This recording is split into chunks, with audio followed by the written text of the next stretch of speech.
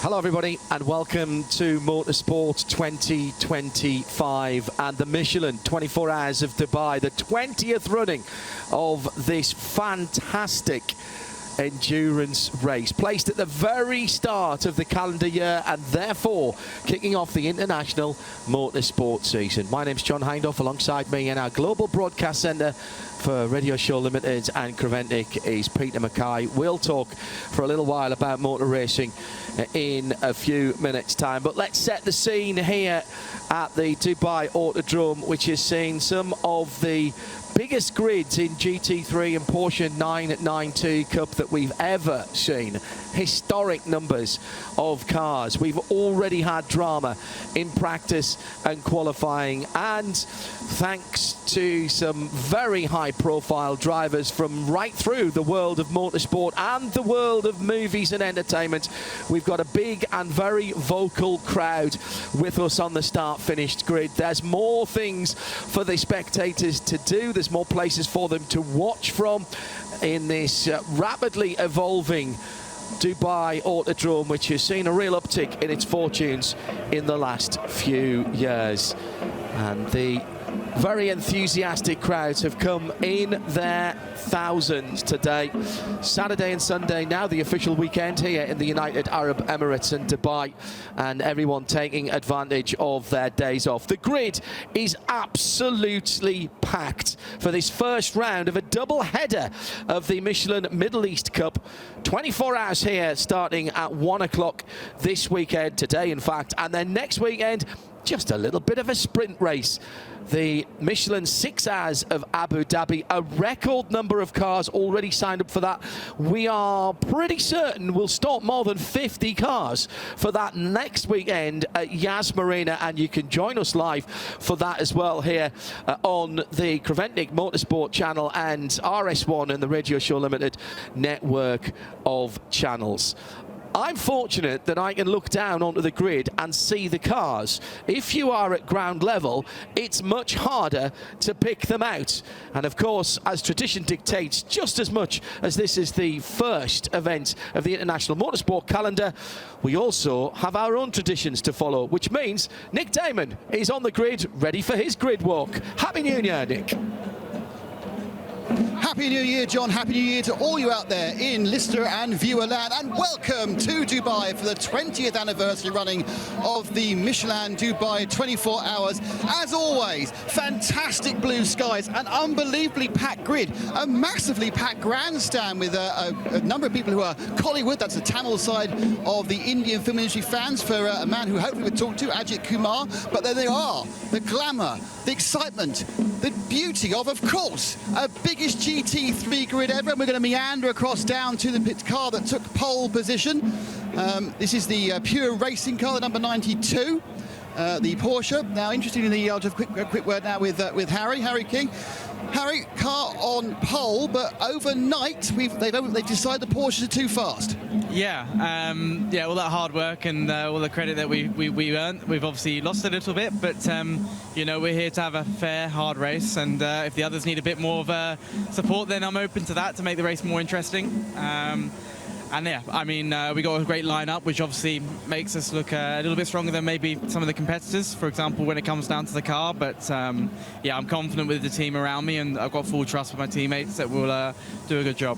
And just for those who aren't completely up to scratch, overnight, because the excellent qualifying performances of the Porsche, an extra 20 kilograms was added to all the GT3 Porsches.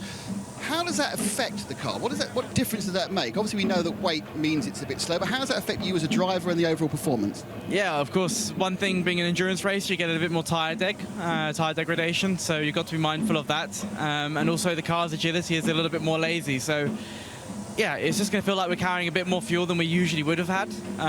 But like I say, we've got a great lineup, and I think all of us will adapt, no problem. Of course, it would be nice to experience and drive the car with this extra weight that we are going to carry, but like I say, we got no other option but to get our head down and carry on. You're in civvies. When do you actually get in the car? Pardon, sorry? You're in civvies. When do you actually get in the car? Potentially during when the sunset begins, but we're open to any solution here, so yeah, don't take my word for it. I never would take a driver's word for it. Thanks, Harry. Harry King there from the 92, the car on pole. Over the other side, it is actually the car that is in pole in GT3 Pro-Am, but on the other side of the front row, and that is the Winwood Racing machine. I think I saw Gabriel Piana over keeping in the shade. Well, lost my cameraman, though they're always looking at the girls, unsurprisingly. Gabriel, so you must be very pleased with the qualifying, put it on pole for the Pro-Am class. How do you feel the Mercedes mixes with the Porsches? We were a bit surprised by the pace of the Porsches because, you know, they were a bit hiding maybe during the test. But I think over the distance we have quite a good package. But, you know, I will start with all the cliches now. It's a long race. There's a lot of traffic. We have to be safe, not damage the car. So the ultimate pace, I don't think will be the deciding factor. Ultimately, being clean, have a sound good race car for the last 6-7 hours would be key. So I'm not saying that we were keeping it easy, but we will try not to be like it's not a sprint race, you know. So. Yeah, it's a good point. I mean, the advantage is you've pretty much got a clear run down for the first couple of laps, is when the big incident happens. Is it a case of really not being too bothered at, you know, at the end of lap 2 if you're 5th or first? It's just whether the car's clean. I'd rather be first than 5th, to be honest, but worst case scenario, we are 5th for whatever reason, we still have then 23 hours and 56 minutes, so I don't think it's the end of the world. And the Mercedes, what do you feel the strength of the Mercedes is here? It's difficult to say because with the new tires, we really didn't see exactly where our strengths and weaknesses are. I feel like overall we have a good package, so we will do our best to see how far ahead we can be, and also of course we keep an eye on the fact that we are a Pro-Am entry after all, so I would expect that over the distance we will not really have a fighting chance against the 92 if the race goes to plan, because of course they have a pro lineup effectively, so it will be difficult to keep up. Any endurance race, it ends up being more about the traffic. Now it's very interesting this year because we've got 33 GT3s, you've got a plethora of 992s that are also quick, and then GTXs, so everyone's sort of there or thereabouts in your speed apart from about 5 cars. Does that make it harder or easier? I tell you this, it is just a different challenge. So when you have a lot of slow cars, everybody has to contend with them. So it is, I think it evens out a bit more. Now with not so many slow cars, if you get them in the wrong place, you can really lose compared to somebody that didn't find them in a bad place. But you know, it's always like this in Dubai. Now it's 63 cars. We will see what happens after, you know, a few hours. We will not be 63 cars no more. Gabriel, thank you very much. And by the way, they weren't cheering Gabriel's very good answers there. It's because our Hollywood star is waving to the crowd, and is basically a roadblock of. Hang on a second. Should we do this now? Because I can see him. Let's see if we can have a quick word with Ajith Kumar, who is the star of the show in every possible way. And let's just see if I can grab a quick word again with Ajith. Were you expecting several thousand of your fans to turn up here? Honestly, I wasn't expecting so much of a turnout, but I love them. I love them unconditionally. Now you're in 2 cars. Are you going to concentrate on the Cayman or concentrate on the 911? On the Cayman, the GT4. So yeah, so get ready for Mugello in March. Try to pick up as much seat time as possible, because I had a bad shunt in the practice session. So I thought the best way to go about this would be to let my team, because they're doing pretty well. I think they qualified 7th, so as to not disturb their groove. And I got myself a GT4 so that I get all the race experience I can, since I have been away from racing for the last 15 years. So I think that's a better way to go about it. And yeah, following all the necessary protocols that, you know. So thank you for your support. Thank you all. Thanks to Creventic and Bascote and everybody involved. And I mean, as an actor, you always have total confidence. You have total confidence in front of the camera as an actor. Do you have total confidence in the car, or do you feel nervous when you're in the car? I think it's all the same. I mean, both acting and racing are very physically and emotionally demanding jobs, and so are other professions. It's just about how you compartmentalize and prioritize things, right? And I hate multitasking, so I wouldn't want to do that. Instead, try and focus on one activity at a time, and it's better. It's better in every way. Now, you've committed to the European season. Does that mean you're going to have a quieter year on the film front? Yes, I have 2 releases coming up. So I managed to finish 2 projects, which are due for release. One would release in Jan, and the other one in April or May. So which gives me time to focus on my racing profession. You see these guys? I love them unconditionally. Yeah. It's amazing. It's amazing. I don't know. Would you like to say something to your fans in Tamil for both the crowd and, of course, for the people on YouTube? Yeah, I will, because I'll do it later. So Okay, we'll get you get in the zone. That's fine. We'll talk about it later. Thanks very much. So Ajith will be on the camera a bit later to talk about that. We're now hemmed ourselves in with the unbelievable entourage he has. This is a bigger entourage than Brad Pitt had at Daytona, which is saying something. I suppose probably in his area, he's probably a bigger star actually than Brad Pitt is. So we're just going to meander back out to the front of the grid to see if we can dig up some. How many we've got? A couple of minutes. So we can just put another quick interview in before we talk to the national anthem. I did see a good friend of mine on the pit wall. 3 minutes. Okay, let's have a quick word over here. Have I got the cameraman? I have. It's a good friend of mine. It's Max Hess. Max, first of all, congratulations on your performance in the German RC Championship last summer. Apparently, you're driving a car here as well. Yes, I am. So you've got the M4 GT3 Evo. You're in the what number? I can't see the number. It's 777. So give me a very quick. What's different about the Evo from the previous version? We have smaller mirrors. Well, you don't use them anyway. No, yeah, honestly, not too much. More like trying for the mechanics to improve the car, working on it. We obviously also brought some upgrades that hopefully make us a bit quicker over the long run. But we had a competitive car in the last few years, so car looks more or less the same for the fans outside, and it's still going quite well. Now, we have a massive crowd here cheering on Ajith Kumar. Is this the same as the massive crowd you had on as your teammate was Valentino Rossi? We were discussing, and I don't think so, no. Now it's more. Thanks very much, Max. Best of luck for the race. John, back to you. Nick Damon down on the grid for us as the intensity is ramping up. If you are just joining us, we are a little over half an hour away from a green flag that will kick off the 2025 Michelin 24 Hours of Dubai and the Michelin 24-Hour Series here at the circuit. Ladies and gentlemen, if you would please, would you stand and remove your headgear for the national anthem of Dubai? Dubai.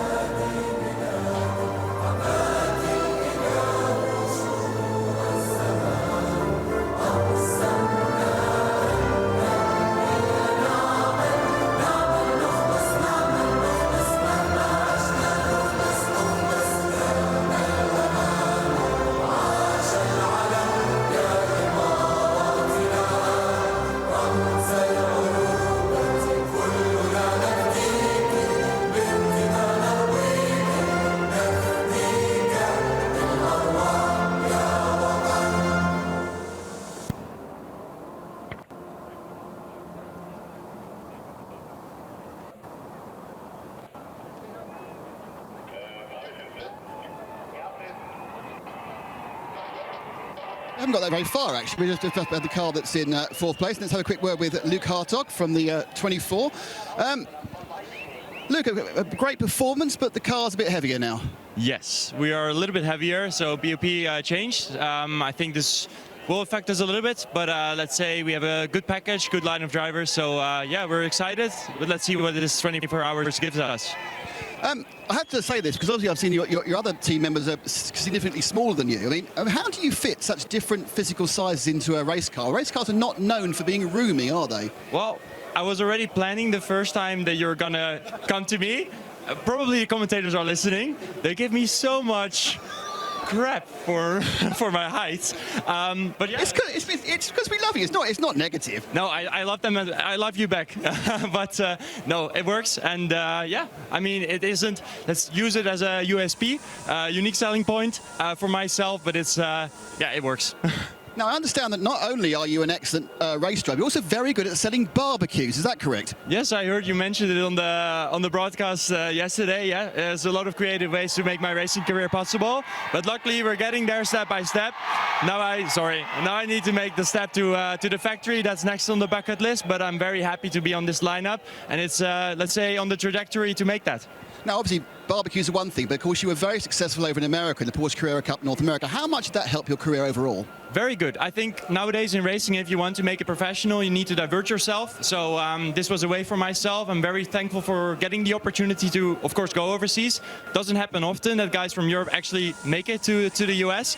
Racing is completely different, but I like it so much. But then again, also doing something like this, a 24-hour race in GT3, is something I definitely like. So I hope to be much more back in the States, but also in GT3 racing next year. It's looking good. So hopefully you see a lot more of me.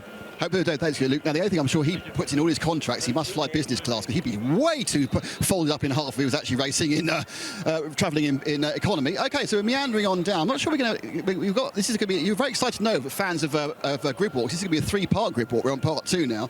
I may try and be a little bit more picking things out. We've got the first of our Ferrari 296s here, one of the Dragon Racing team. Can't see any of their drivers. It's very naughty of them, not having people just available for me. The second of the brand new BMWs is actually the pole in the GT3 AM. This is the red Paradigm machine. That's number 991. Now, have they got any drive? Are they also hiding? There's a bit of people going to say they got too hot. I can tell you Toby Sauer is going to start in this car, mainly because it's his helmet on the machine.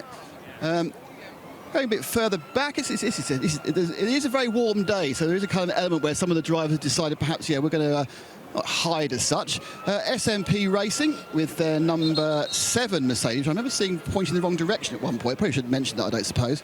And they have a mainly Russian team. Is that the team with Vitaly Petrov in it? It is, isn't it? So let's give a quick word with Vitaly. He's got his son with him. Vitaly, endurance racing, 24 hours in the GT3. Is this a new experience for you?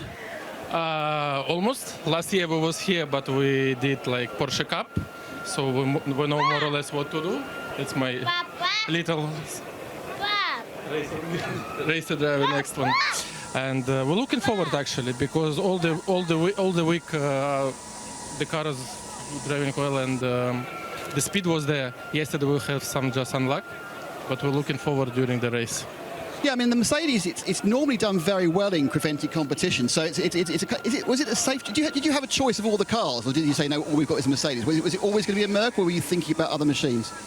To be not really, because I drove just Mercedes, so I don't know how is it Porsche in driving style and everything. So like 2 years ago I drove Mercedes GT3, so this is why we choose Mercedes this year. Number 7 car, starting from 7th. What's the plan for the first half hour or so? So, like normal, survive on the first corner, and then we will see. We have a good strategy what to do in the next few hours, and then we will see how many full course here will be caught 60 and crashes, and then just luck. Team's run by Hubert Haupt, who probably knows more about these cars than anyone else. What's it like working with someone like that?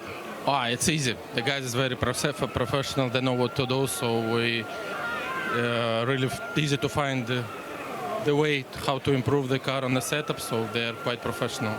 Excellent. Vitaly Petrov there. Right, okay, let's carry on moving quickly, because actually they're clearing the grid of the people, which would take them some time because there are quite a lot of people on the grid.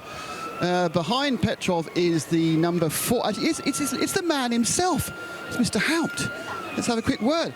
Yeah, Hubert, is this your last run out in the Mercedes before you change over? For me personally, yes. We have another race next week, Abu Dhabi, but I will race with the Ford this year. So how come Mr. Mercedes has moved to Ford? Well, we were negotiating what is best for the future of our team. And finally, the decision is that Ford really wants to push in Europe, and we get great support. And I think it's a great brand, and it's it's a pleasure for us to work with them, and we are really pushing to get this car successful in DTM and at the Nürburgring. Have you received the cars already? Are you already testing them?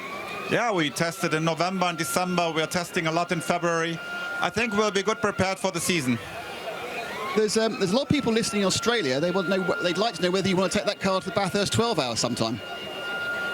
Oh, it's a far trip. Also with the Ford this year for sure not, but maybe in future you'll never know. I would love to race there one day. I've never been in Australia before. If you win this race, I'm going to use the word doesn't exist. You'll become the winningest driver of this event by taking your 4th win. Does that cross your mind? You could become the top driver in Dubai 24-hour history in its 20th year? Well, it's always a bit in mind, but to be realistic, we are with an M car. It will be quite difficult. We need some luck, but you'll never know. Just one final question on the Mustang. The Mustang is also a front-engine, rear-wheel drive car. Does that mean it's very transferable information set up from the Mercedes, or does that not really matter? It'd be the same, it being a mid-engine car. Well, you have to see the Mercedes was developed in 2014. The Ford was developed in 2022, 21, so it's 8 years of difference technology. So there are quite big differences, and the modern generation of race cars is really is very new.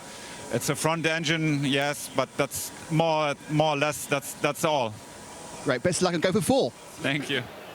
Okay. Oh, I say it's one of my absolute all-time favourite teams now. I just hope that the right people are on the. Oh, they can't see. Where's Fabrizio? It's the Heavy Motors team, the multicoloured Porsche, and oh dear, where's Fabrizio? He just left. Yeah, you missed him. Oh, it's a nightmare. It's great to see you guys back. You missed the back end of last season, but obviously you had some GT3 outing. How's the weekend gone so far? Actually quite good. I mean, I stepped in very, very last minute because Cosimo unfortunately got sick quite badly. Now he's getting better, but he's not fit enough to race, so I stepped in for him. A late call, was that a problem, or is it because you're jumping into a GT3R, it's fine? Sorry, I didn't get that. When you have a late call like that, is that concerning, or is it just is one Porsche like another Porsche, just like a pair of shoes? Well, obviously there are a bit different philosophies in the setup, but yeah, the Porsche is a Porsche. I know the car very well now, so it didn't took me too long to adapt. But obviously, yeah, it was all short notice, and now we gonna have a good race. Well, best of luck, and that is the Heavy Motors machine. That was Patrick Niederhauser, who's the late replacement. I'm seeing there's the only McLaren over here, which is the 33 machine. And I think that's a quick word with Benji. So McLaren for you here, not a family outing anymore, but a McLaren. How are you finding it? Yeah, no, it's great. It's great to be in a McLaren. First time racing in a McLaren. It's really track suits the car really well, and yeah, would have been nice to do with my family again, but yeah, this time with the McLaren family.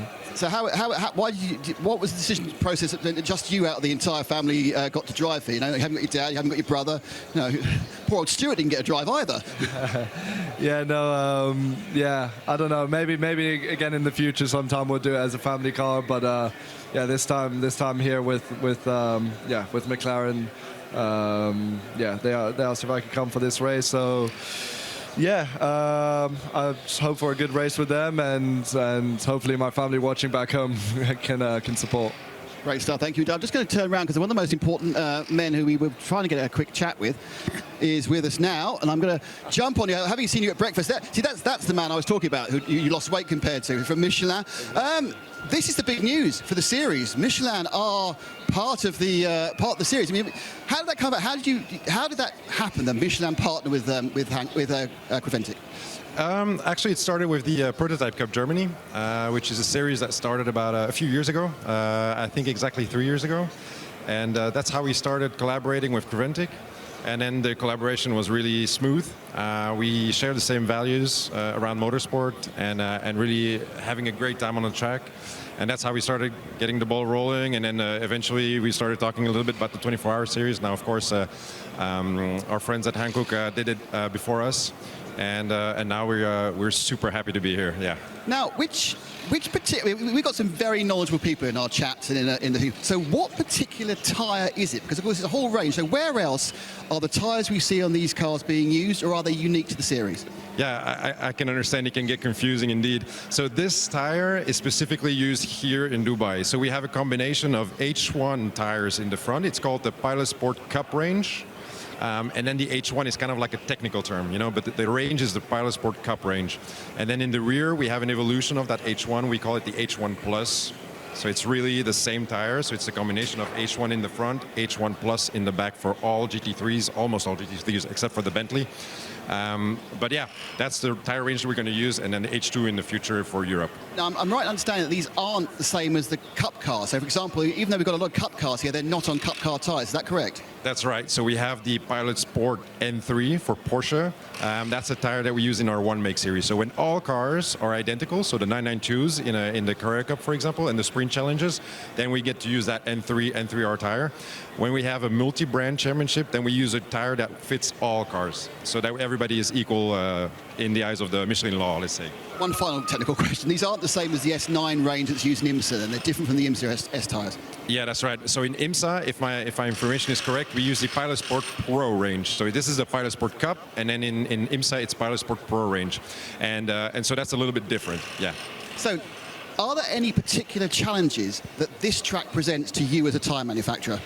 Not necessarily. I think it's really just the same issues that you can find in any 24-hour race. It's managing the pressures when the temperatures cool down in the evening, and then get the right flow in the night. But as far as the race goes, we expect it to go smoothly. Great stuff for Michelin. So no challenges for Michelin, but plenty of challenges for the driver, John. Well, I've been making notes there, and I'm sure our audience around the world have as well. It's brilliant from Charles, who we'll be seeing and hearing a lot about. Well, this track is this is the 20th time we've used this track, and we've always used this layout. 5.3 kilometers, or getting on for just over 3.5 miles. Our average lap times, we've been down around about 2 minutes actually for the GT3s, and 2 to 60 kilometers an hour is 160 plus miles an hour in that particular scale of measurement. Down the front straight, it's downhill to turn 1, so that's a tricky braking area to the right-hander. Flat out through 2, balance the car through 3 and 4, and then through the S's of 5 and 6, and it's basically left, right, left, right, left, right.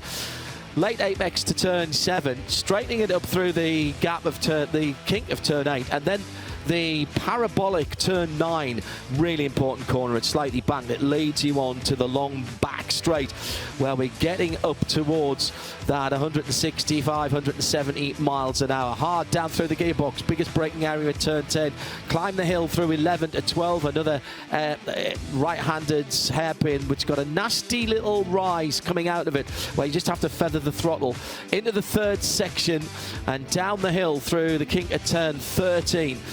To another parabolic corner, turn 14, and again there's a variety of different lines that you can take through there.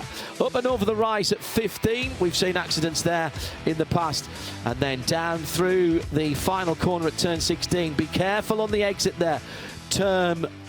Track limits often an issue there when you're riding on your own, never mind if you are racing other cars. And I have managed during that very exciting and controversial, comprehensive is the word I'm looking for. The language has deserted me already. I got down the pit and I come as far as the 992s. Now, I'm with the car that should have been on pole, but isn't. I'm going to ask the man who knows everything, Paul Truswell, why aren't you where you're supposed to be? Well, we are where we're supposed to be. We're on the grid, and we're looking forward to the race. So, unfortunately, we got a 2-place grid penalty because of we hadn't armed the fire extinguisher during qualifying. Nobody's fault, just didn't happen. That is now done, needless to say, and we're looking forward to the race. Now, of course, Greg Hamill-Jordans and yourself, many years' experience of racing the Creventic series, but I suppose for you, it's all changed now with this new tyre. The Michelin tyre was, I should say, a challenge. We got used to it now. It's a very different construction, very different compound. So it's taken a bit of getting used to, but we think we've got a good setup, so it should be all right. So can you be more aggressive on the setup with this car? I've heard it's got a stiffer sideboard. Does that mean you can be more aggressive? You can, but then you start wearing it out. So you don't want to be too aggressive. It's a much squarer tyre, so the sidewalls are much straighter. There isn't as much of an edge on the tyre, so you can't take as many liberties with the camber as you could with the other tyre. But as I say, hopefully, well, there's no question it's quicker. 3 seconds a lap quicker on these tyres than we were last year on the Hankook. So that messes up the fuel consumption calculation. And as I say, we just have to make sure it lasts a full stint. Now, carried over from the end of last season is the change to the Code 60 rules, which, as you as the strategist, must be quite frustrating, because now in a Code 60 you're only allowed to stop once. You can only every hour. You only take 25% of fuel. Is that a frustration or an opportunity? It's the way it is. It's the same for everyone. You stick to the rule. Yeah, it changes the strategy doing it that way, but it's okay. I mean, it does mean that there's not so much of an advantage to be gained during the Code 60. But then again, you don't lose if the other person gets lucky. Because of the length of the circuit, it can take you at least 5 minutes to get around the circuit when the Code 60 comes out. By the time you've refueled, if you're refueling 50%, that can set you back 10 minutes.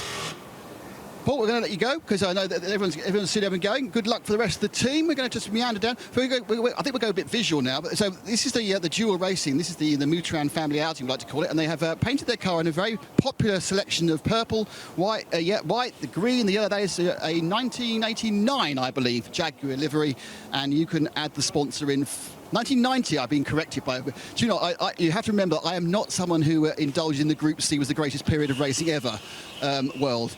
I'm a little more cynical than that. We come back these phalanx of 992s.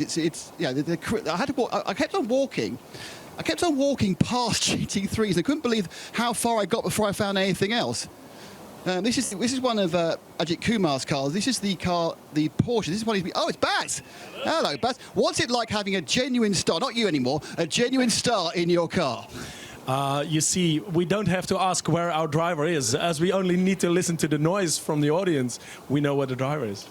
Another year being a team manager. Did you miss being the driver? No, this gives me the thrill for 24 hours. So otherwise, thrill. More than that, it's the advantage, the adventure. I love it. I love it to be on the side, on the computer, on the radio. So how did it come that a Tamil movie star phoned you up and said, "Baz, can I drive for you?" Or did you go, "Oh, I've heard that the movie star's got some money"? No, not about that. It's just about we're here for the sports, and we are here also to bring the sports to an upper level. And this driver came up with this request, and yeah, of course, we try to fulfill whatever he wants, but on a sporty side, on a technical side, that's our thing. Well, best of luck, because it's great to see anyone who brings more attention to endurance racing, and certainly a major Collywood star. I have been told it's not Bollywood, it's Collywood. I was told that by Joe. Joe, apparently an expert in the Indian film industry. We've walked past the GTX pole, unfortunately. That's Brendan Leach and his team of Lamborghini drivers. This is an interesting car on the side there. That's the 111. That's the new version in many ways, the Mark car, the all-Australian. The all-time favourite of all of us, which is the Vortex. That's the V2 in stunning new carbon fibre. The GT4 pole is 495. We just turn around this. I think we're going to get to the end. It's a very long grid, 63 cars. This is the 495. This is the pole in Janetta, and it's got the Tomlinson father and son. It's got Mike Simpson, of course, but of course the person most he's got Nico Prost in the car. I'm not sure who's starting the car. Is it Nico starting the car? Don't know. He's all suited and booted and he's having a bit of a concentration. We carry on going back through the grid, and we get now to the TCR and the TCX. I think the TCE pole is the 102, which is the Cupra. Next to it is the car. First time I've seen this car, which is here, which is the Toyota, just on the side here, the red and white Toyota. Behind that is the second of the Cupra cars, but this is actually, I think we decided, the world's oldest car. Seat Learn Cup car, probably about 16, 17 years old. See if I can grab a quick word. I'm not sure who the driver is. We'll grab a quick word with the driver. You've got 60 cars ahead of you. How are you approaching the first corner? I stay in the line, and I hope so that I can fight with the GT4 a little bit, and that's the reason. Now, we're all thinking this might be the oldest car in the race. Do you know how old it actually is? It's the slowest. Yeah, we do it for fun, and I think the old Cup racer, I hope you do a good job, and hopefully when we have no technical problems, we will see at the end where's our position. Now, quite optimistically, he has an Ayrton Senna replica helmet as well on, so you could channel Ayrton into the first corner. Don't forget, if you don't go for a gap that exists, you're being sensible. Final car on the grid is 127, the 127. That is the Cayman, which we saw in qualifying having an engine change. They didn't take part in qualifying, but of course, Sorgren Sport's still allowed to take part in the race. That is, and I can say this because I've been here for 12 of the last 14 races, that is the most impressive grid I've ever seen here, and it is going to be absolutely stunning for 24 hours. And lucky old John and PMAC get to talk about on the grid. Are we going to see a rags to riches drive from the back of the grid for that Sorgren Sport car at the very unusual sight of a Porsche flat six engine with essential fluids pouring out of it earlier on this week? They will start right at the back of the grids, having not competed in the qualifying session. So at the front of the fields, we've got Pure Racing in their 911 GT3 are on pole position. They inherited that. Remember, the Porsche's sorry, they didn't. They qualified on that. My apologies. They qualified on first position. Porsches are 20 kilos heavier than when we saw them qualify. Winward Racing, who were the quickest cars in the tyre test, the Michelin tyre test in December, they will line up on the outside of the first row. Dynamic GT is another Porsche alongside Alomar Racing by Team WRT. That is the new Evo, different light signature, smaller mirrors in fourth position for the 777. Behind them in fifth position, Dragon Racing Ferrari is the first of the mid-engined cars, and they've got Herbert Motorsport, Kai van Berlo starting the number 91 alongside them. It is a stat that most of these races have been won from the first four positions on the grid in the last 20 years. An incredible statistic. Behind them on row number 4, it's SMP Racing in the Mercedes with Paradigm BMW. Toby Sowry will start that car. Haupt Racing, second of the AMD cars. The Paradigm car is the best of the AMD cars. And then it's Haupt and MP Motorsport in a couple of AMGs. Benji Gotha will start the Optimum McLaren, Singleton McLaren in 11th position from Patrick Niederhauser, Manamauri Energy Porsche, which carries the number 1 for its exploits here last year. Haas RT, we've seen them winning in this championship before. They'll start from 13th position and third in the AM category. Herbert Motorsports car, the Vincent Kolb driven 269 in 14th position. On the 8th row of the grid, Heart of Racing with SPS and their AMG is Ian James. Matisse Lismont for Come To You Racing, Aston Martin next on the grid. Matt Griffin, great to see him back. I still haven't managed to catch up with him yet.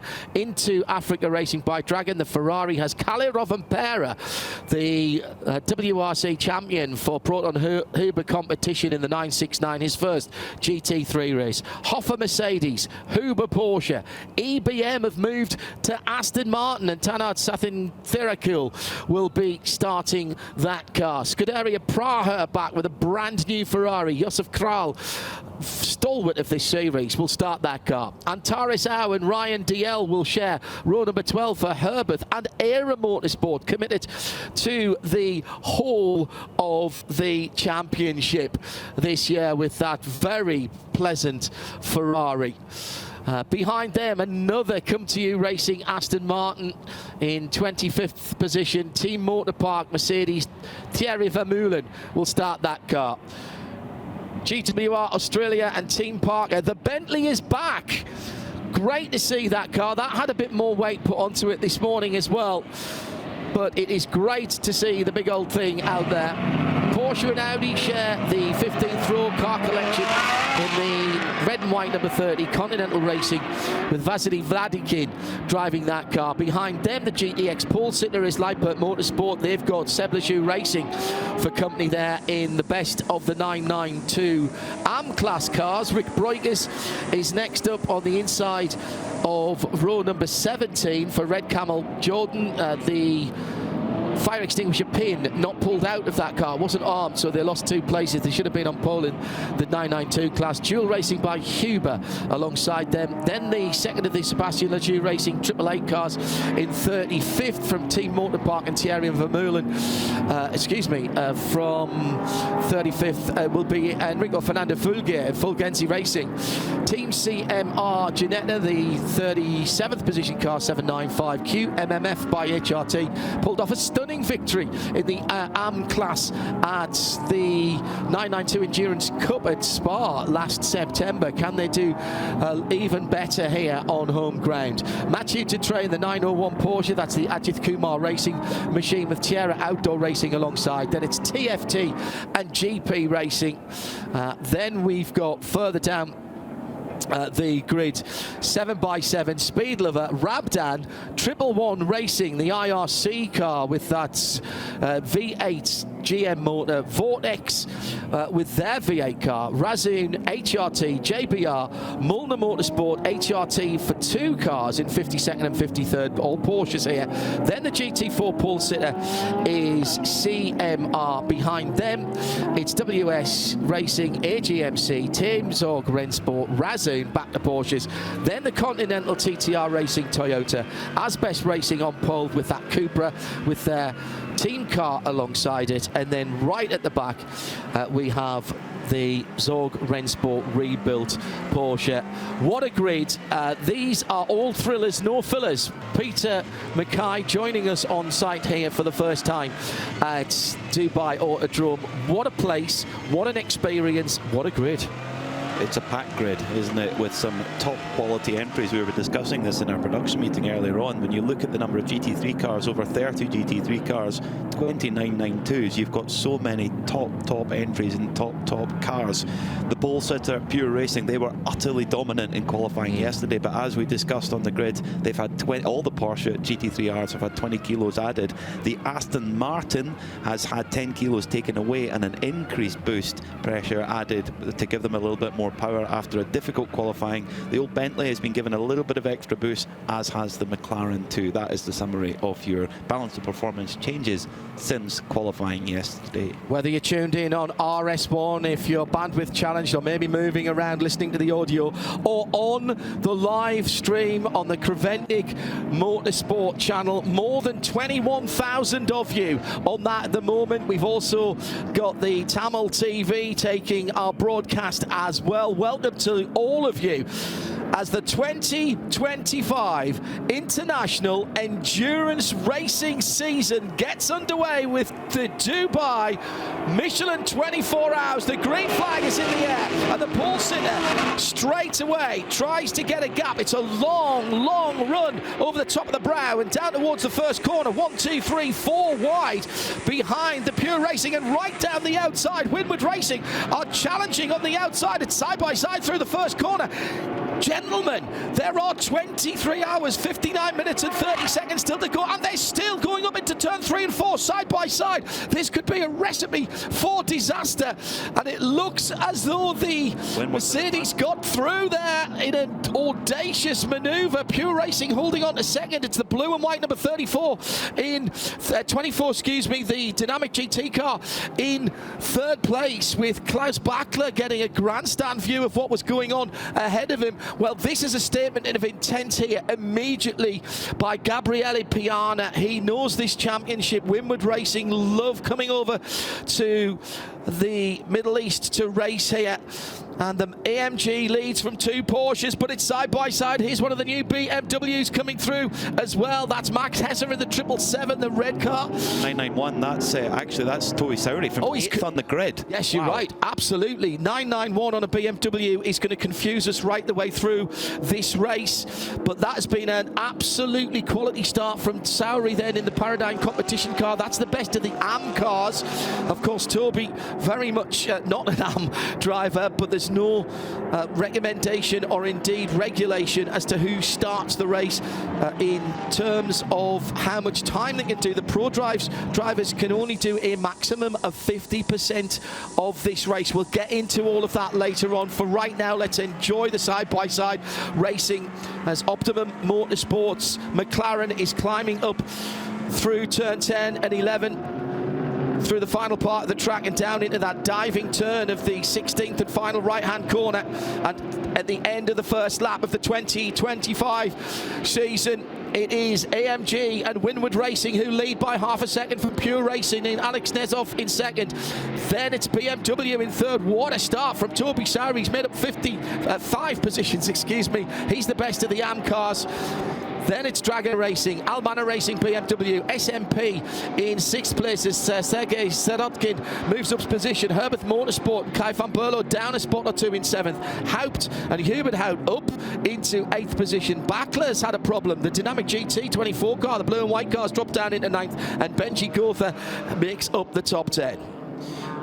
It's like a touring car race out there. Like you said, John, there's 23 hours and 57 minutes to go, but really frantic stuff. But great start from Gabriele Piana in that Winward Racing Mercedes AMG. He has won this race before back in 2018 and won his class 5 times at the Nürburgring 24. He's a peddler. Roman Rusinov is under investigation in the Rossa Graf Racing, the awesome V10 5-litre Judd engined machine. That car in 56th position, being investigated for a false start. They have a bit of a problem with the regulations, it has to be said. That's not the first time they've transgressed various of the investigations this year. We had 63 cars going through the end of the first lap, so I am delighted to see that. Ryan DL's dropped all the way to the back. In fact, come into the pit lane. Yeah, he's pitted before the start. Not sure what's going on there. We've got the team down in the pit lane. They'll find out what's going on at Era Motorsport. A brand new program for them with the Ferrari 296. They've got a great lineup led by Dwight Merriman, the car owner, along with Ryan DL. Jake Hill making his GT3 race debut, and also they've got Oliver Bryant in there as well. But at the front, it's Winward who's starting to just begin to pull away a little bit. A 158 flat. That's the best we saw in qualifying yesterday in the dark. Yeah. So already the teams are really bringing out some extra pace. Alexei Nezov for Pure Racing, 158.3, but the best lap of the race so far, young Toby Sowry, 158 flat. And that was through traffic. That's not like he started at the front. Remember, he was on row 4 as they came to the green flag. At RSL_studio, #24H Dubai. If you want to get in touch with us in the Radio Show Limited Global Broadcast Centre. My goodness, what a start to a race. I'm getting my blood pressure. I can almost feel Dr. Nicholson, my GP, on the text at the moment, telling me to get my blood pressure down a little bit after that. So we'll calm things down a little bit, and as the car's settling in now to race pace, I thought it was a good point, P-Mac, that Nick made on the grid to, I think it was Gabriele Piana actually, about the fact that there are fewer slower class cars here, not so many TCRs and TCE cars, some GT4s, but the GTX cars are pretty quick in terms of their lap speed. So lappery is going to be very different to what we've seen in recent years. Very different, yeah. I mean, when you think about it, over 30 GT3 cars and 20 992 Cup cars, that's almost the entire field. Yeah. There's not many left after that. You've only got maybe another 10 cars. And the GTX class, of which you've got 4 or 5, they're all pretty close to GT3 pace as well. So, yes, it is going to be a quick race. And that's going to make traffic actually arguably more challenging, because getting through a car that's not in your class is going to be more difficult. Phil Anson, who you'll hear later on with Johnny Palmer and Joe Bradley. The distance record was 2012, and I think that was the first year we were here, and the magic number of laps, I think he told me, was 628. Does that sound right? There was a 28 in it somewhere, for sure. Much shuffling of paper. But in the meantime, we've heard from Nick Damon down in the pits. It's a puncture for Era Motorsport with their Ferrari, car number 81. So not a good start to that brand new program for Era Motorsport. We're delighted to have them here in the 24H series. A great addition to this wonderful championship. And we do have an answer on the distance record. I surprise myself sometimes. 628, 628 laps in 2012. That was the Abu Dhabi by Black Falcon team of Khaled El Kebezi, Jerome Bleekemolen, who's here this weekend, of course, the much missed and much mourned Sean Edwards and Thomas Jaeger in a Mercedes-Benz SLS, as they were in that day. The race lap record goes back to 2021 with a 158.6, and that's gone. 157.7 by Gabriele Piana last time around. He hasn't broken that record. He's taken it up to 25,000 feet and thrown it onto the ground and smashed it to smithereens. And that is 0.3 of a second quicker than the fastest time in qualifying set by Thomas Preining yesterday. Absolutely. So the wick has been turned up significantly. Well, there's Evos of cars, and of course we have got the Michelin tyre, as we were discussing earlier on. McLaren down the inside into the bowl. And that was Optimum Motorsport making up a position on the Hubert Haupt car, I think. Benji Gotha, yes, going up into 9th position there. So a puncture on the out lap for Razzle Dazzle, Ryan DL, not the way they wanted to start their GT3 season in 2025. Big commitment from Era Motorsport. They've got the British touring car champion in the shape of Jake Hill, who's been driving with Era in some of their classic competitions, including driving some of the old Can-Am cars that Dwight Merriman and Kyle Tilley run in those classic events. So a 296 Ferrari is going to feel fairly sedate and comfy after that, I would think. They'll be in for the full European series, so expect to see that dark blue and black Era livery throughout the Michelin 24H series. We are on our 5th lap with still just under 10 minutes completed for the 24-hour series Middle East Trophy, the first round of the 2025 championship and the start of the Michelin 24H series. Now we have a tiny little problem on the start-finish line, because on the gantry the logo banner has just pulled off towards the pit end, so that will have to be looked at rather swiftly, I think. Not sure if that's been spotted by the race officials at the moment. Tom Von Rumpoy on the move in the number 40 Aston Martin for Come To You Racing. He's just gone past Vincent Kolb in the beautiful green and white Herbert Porsche in the sort of alternative Salzburg colours, the colours that won the 24 Hours of Le Mans in 1970 in red and white form. Well, they've got it in green and white. They've got the matching suits and everything. The car looks absolutely superb. But speed-wise, it's Tom Van Rumpoy on the move in that Belgian run Aston Martin. Hashtag for this event, sorry, is hashtag 24H series. I think I said something different. At RSL_studio was right. Hashtag 24H series. Thanks to the Sim Racing Bar Stewart. Proves that somebody's listening to what I'm saying.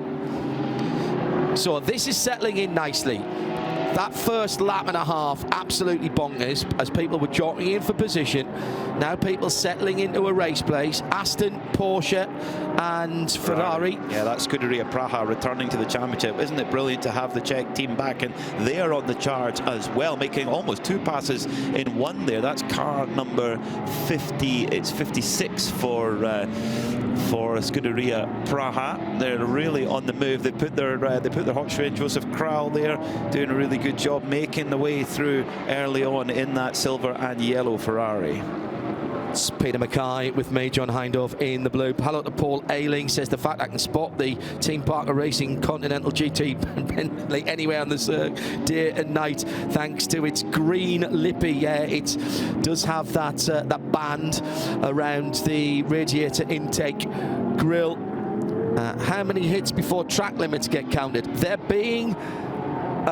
are being counted right now, but I know what you mean, Colonel. He says also he said, why do F1 race its Middle East circuits like Abu Dhabi and Qatar when this stunning circuit exists? It was built for F1. It was built for F1. And there's a whole story. If you go onto your favourite online encyclopedia, there's a whole story about that. But basically, once Abu Dhabi and Bahrain got it, I think there was some Formula 1 testing here, and then they banned out of season testing, and it hurt this circuit and Portimao, actually. Action in the midfield already, Peter. Oh, it's not the midfield. This is the battle for the podium. Toby Sowery's moved up into second in that new GT4 Evo BMW for Paradigm competition, and Max Hessler, the BMW factory driver, has moved past Alexei Nevov. So our pole sitter, Pure Racing, they've gone from first to fourth in the early 13 minutes of this race, and those new Evo BMWs are looking really strong. Yes, they have two strong drivers aboard, but it's looking good for that new Munich machine. If our RFID information is to be believed, there is some very different tyre strategy at the front of the field. With Michelin comes the RFID. I'm not sure that that's right at the moment, so I'm going to wait for that to clear and see how that comes in. But at the moment, it would seem that quite a lot of people started on tyres that had done a little piece of work. Now, I believe that. I think you might have wanted to scrub off the release agent. There's a silver oxide that Michelin used that gives that shiny look when they come out the moulds. But I'm not sure that we've got tens of laps on tyres before we started. We're on lap 7 at the moment, so 8 and 9 and 10, yes, I believe. 46, I'm not sure about. So it's certainly not the car that's pulling away at the front of the field to 3.5 seconds. Either that or they've found something about the tyres that nobody else knew. Exactly, its peak is not at lap 46, that's for sure. It does look like that late balance of performance change for the Porsche. 20 kilograms added on, that is really hurting them on the straight. The BMW of Toby Sowery there got a good exit out of turn 9, to be fair, but just blew by going into turn 10. So the BMW is looking very strong. And for Toby Sowery, to me, I mean, he's been climbing up the single-seater ladder. He's raced a lot in America in the NXT, etc. But he really came on the radar in sports cars at Daytona last year, driving for CrowdStrike. He was awesome, and they put him in the car a lot on the Sunday morning, and he really put them in a strong position. They just missed out to Era Motorsport, but Toby Sowery, I think he's found his, not his niche, I think he's found his home in sports car racing. I completely agree. Hello to Jesse Young. The fact that it's only 10 minutes in and we've broken the lap record, what stories await us over the next 24 hours. What indeed, Jesse. And that was a lap record that went back to 2021, let me remind you as well. Also, hello to Harry Chandler, our cyclist extraordinaire. He's on the turbo trainer but tuned in and watching at the moment. So good to see the Bentley back in competitive action. Of course, he's not biased at all at working as he does at a certain British car manufacturer based in Crewe. Exactly, yeah. Hello, mate. They're quite good at stitching leather. Yeah, very good indeed. Say hello to the family for me as well, Harry, will you? At RSL_studio, if you want to get in touch. The Porsche is really struggling on the straights. The number 88 Ferrari of Dragon Racing just, well, making it look quite easy there. But Alexei Nevov is trying his best to try and fend off the challenges. He's good on the brakes, good around the corners, but they're just losing so much straight line speed with that extra 20 kilo.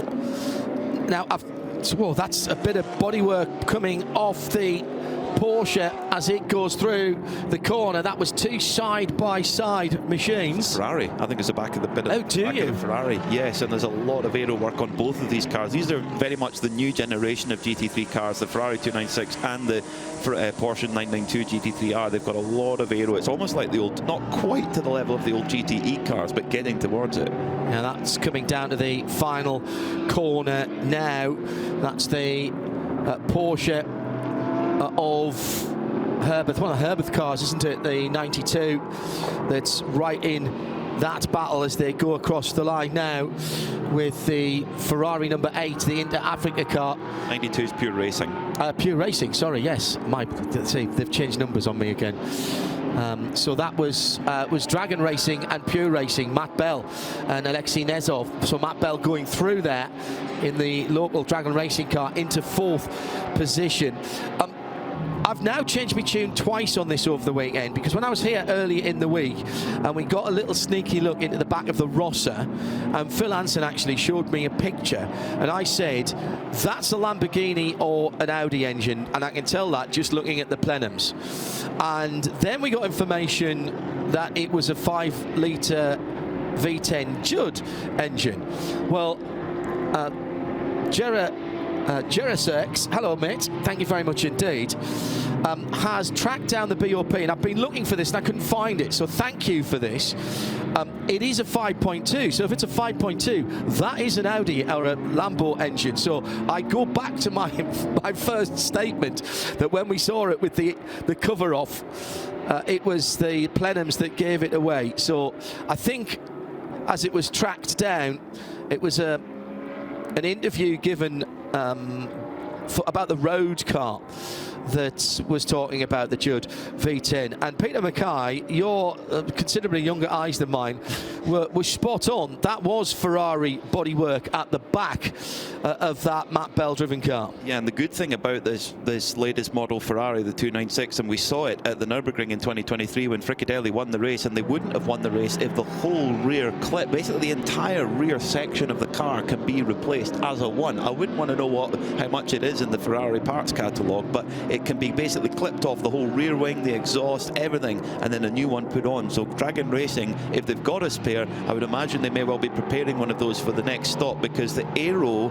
work on the rear of the car is so important for stability. The Lappery has already begun, despite having such a fast field and a very little number of solar class cars. Already the Lappery has begun after just 19 minutes of racing. It's the first of 4 international endurance race weekends that we have for you live and free through Radio Show Limited, our audio and visual channels, along with our partners Creventic and IMSA. We'll kick off IMSA Radio and IMSA TV not next weekend but the weekend after with the Daytona, Rolex Daytona 24, Michelin Pilot Challenge, Mazda MX-5s as well on the high banks. Looking forward to that. And then the weekend after that, the Maguires Bathurst 12 Hours, back to the mountain.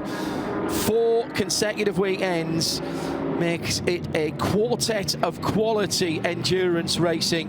4 fabulous race weekends, and it's all live and free on the Radio Show Limited network of audio and visual channels. A variety of voices that you'll be hearing over the next few weekends. This is going nicely as into the pit lane. Not going nicely for Aston Martin and that very bright green and yellow, the MC platform sponsored car. This is the number 41. Come to you racing. Yeah, they've got 2 cars here. Big effort from the Belgian outfit, and it's being wheeled back into the garage. The Aston Martin GT3 Evo. And Nick Damon down in the pit lane is somewhat perturbed at what he's seen as he makes his way back towards that come to you machine. Yeah. It's just, you've probably got the P button somewhere. One of the Ferraris just trundled down the pit lane, and I think it's Ferrari. Yeah, went straight for fuel. Yes. Is that the Era car? They're obviously trying. I think you know what it is. I think they're trying to get themselves out of traffic again. I've just had a really interesting conversation with a driver who knows an awful lot about Creventic racing. Been doing it for a number of years. Asked to remain anonymous. And it's kind of apt now we're getting to lapping. He says one of the big differences between the Michelin and the Hankook is the Michelin is, he said, much more attractive to pick up and takes much longer to clear the pickup off. So, just so you know, people are going to be less inclined to go offline, because apparently you can take 3 laps to get the pickup off the cars, which wasn't the situation with the Hankook tyres in previous years. Yeah, insight, well done. That's compound. And you think, in general, a Michelin road tyre is renowned for its actually softness, but durability at the same time. You put your Michelin tyres on your road car, you know, which I have to say, all of our cars at home are all Michelin tyres. Make it sound like you've got this big grand collection, but all 2 of them have Michelin tyres on. Hang on, let me think. You've got more than me. No, well, yeah, but all bar 1 are on Michelin, and the one that isn't is on Hankook. There you go. And that is bought, by the way, those tyres. That is likewise. Absolutely for the Hankooks was absolutely because of what they did in racing, and they actually won Summer Tyre of the Year at one stage. A couple of people asking what time it starts to get dark here. Well, actually, we've got under 5 hours of official daylight left now, believe it or not. The sunset tonight is 5:49 local time, and it's 21 minutes past 1. And then the sunrise tomorrow will be at 4 minutes past 7. So you can do the darkness on that. This race and the Rolex 24 Daytona vie for the longest amount of time between sunset and sunrise.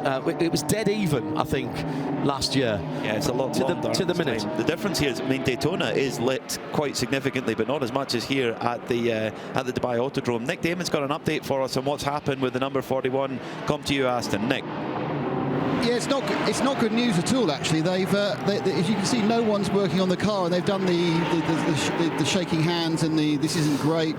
The cameras here, but you cut up yet, but they are not very happy about what's been going on. Yeah, if we could cut the camera up, and what you would see is a rear drive shaft and differential system that's already been taken apart. They had some drive shaft problems from the differential as well, and they've done it again. It's blown again, and I think that's it for them. I think this car may well be parked. I'm not sure. I think Nicholas. I'm not sure if Nicholas was in the car at the time. Did he start the car, Nicholas Baird? Just so I can grab a quick word with him. Nicholas, were you in the car? Yeah, I was in the car, but we didn't take the start because we had a small issue yesterday evening during the night practice. The whole crew tried to repair the car and find what was the exact problem on the car. Sadly, during the warm-up this morning, it looks like we didn't really find what was happening. And now, before the race starts, we just also had the same issue on the out lap to go on the grid. So we spent, I think, now more than 1 hour trying to find out and repair. And that was, let's say, our last hope. I mean, that's racing, we know. So I was told it was a drive shaft, but this is a mystery drive line problem, is it? Yeah, it's something related between the drive shaft, the gearbox, and the diff. We need to inspect further to really know what's the real problem. And it looks like you guys have scratched the car. Yeah, is that it? Yeah, it will be difficult. We are missing some spare parts, so it's like this.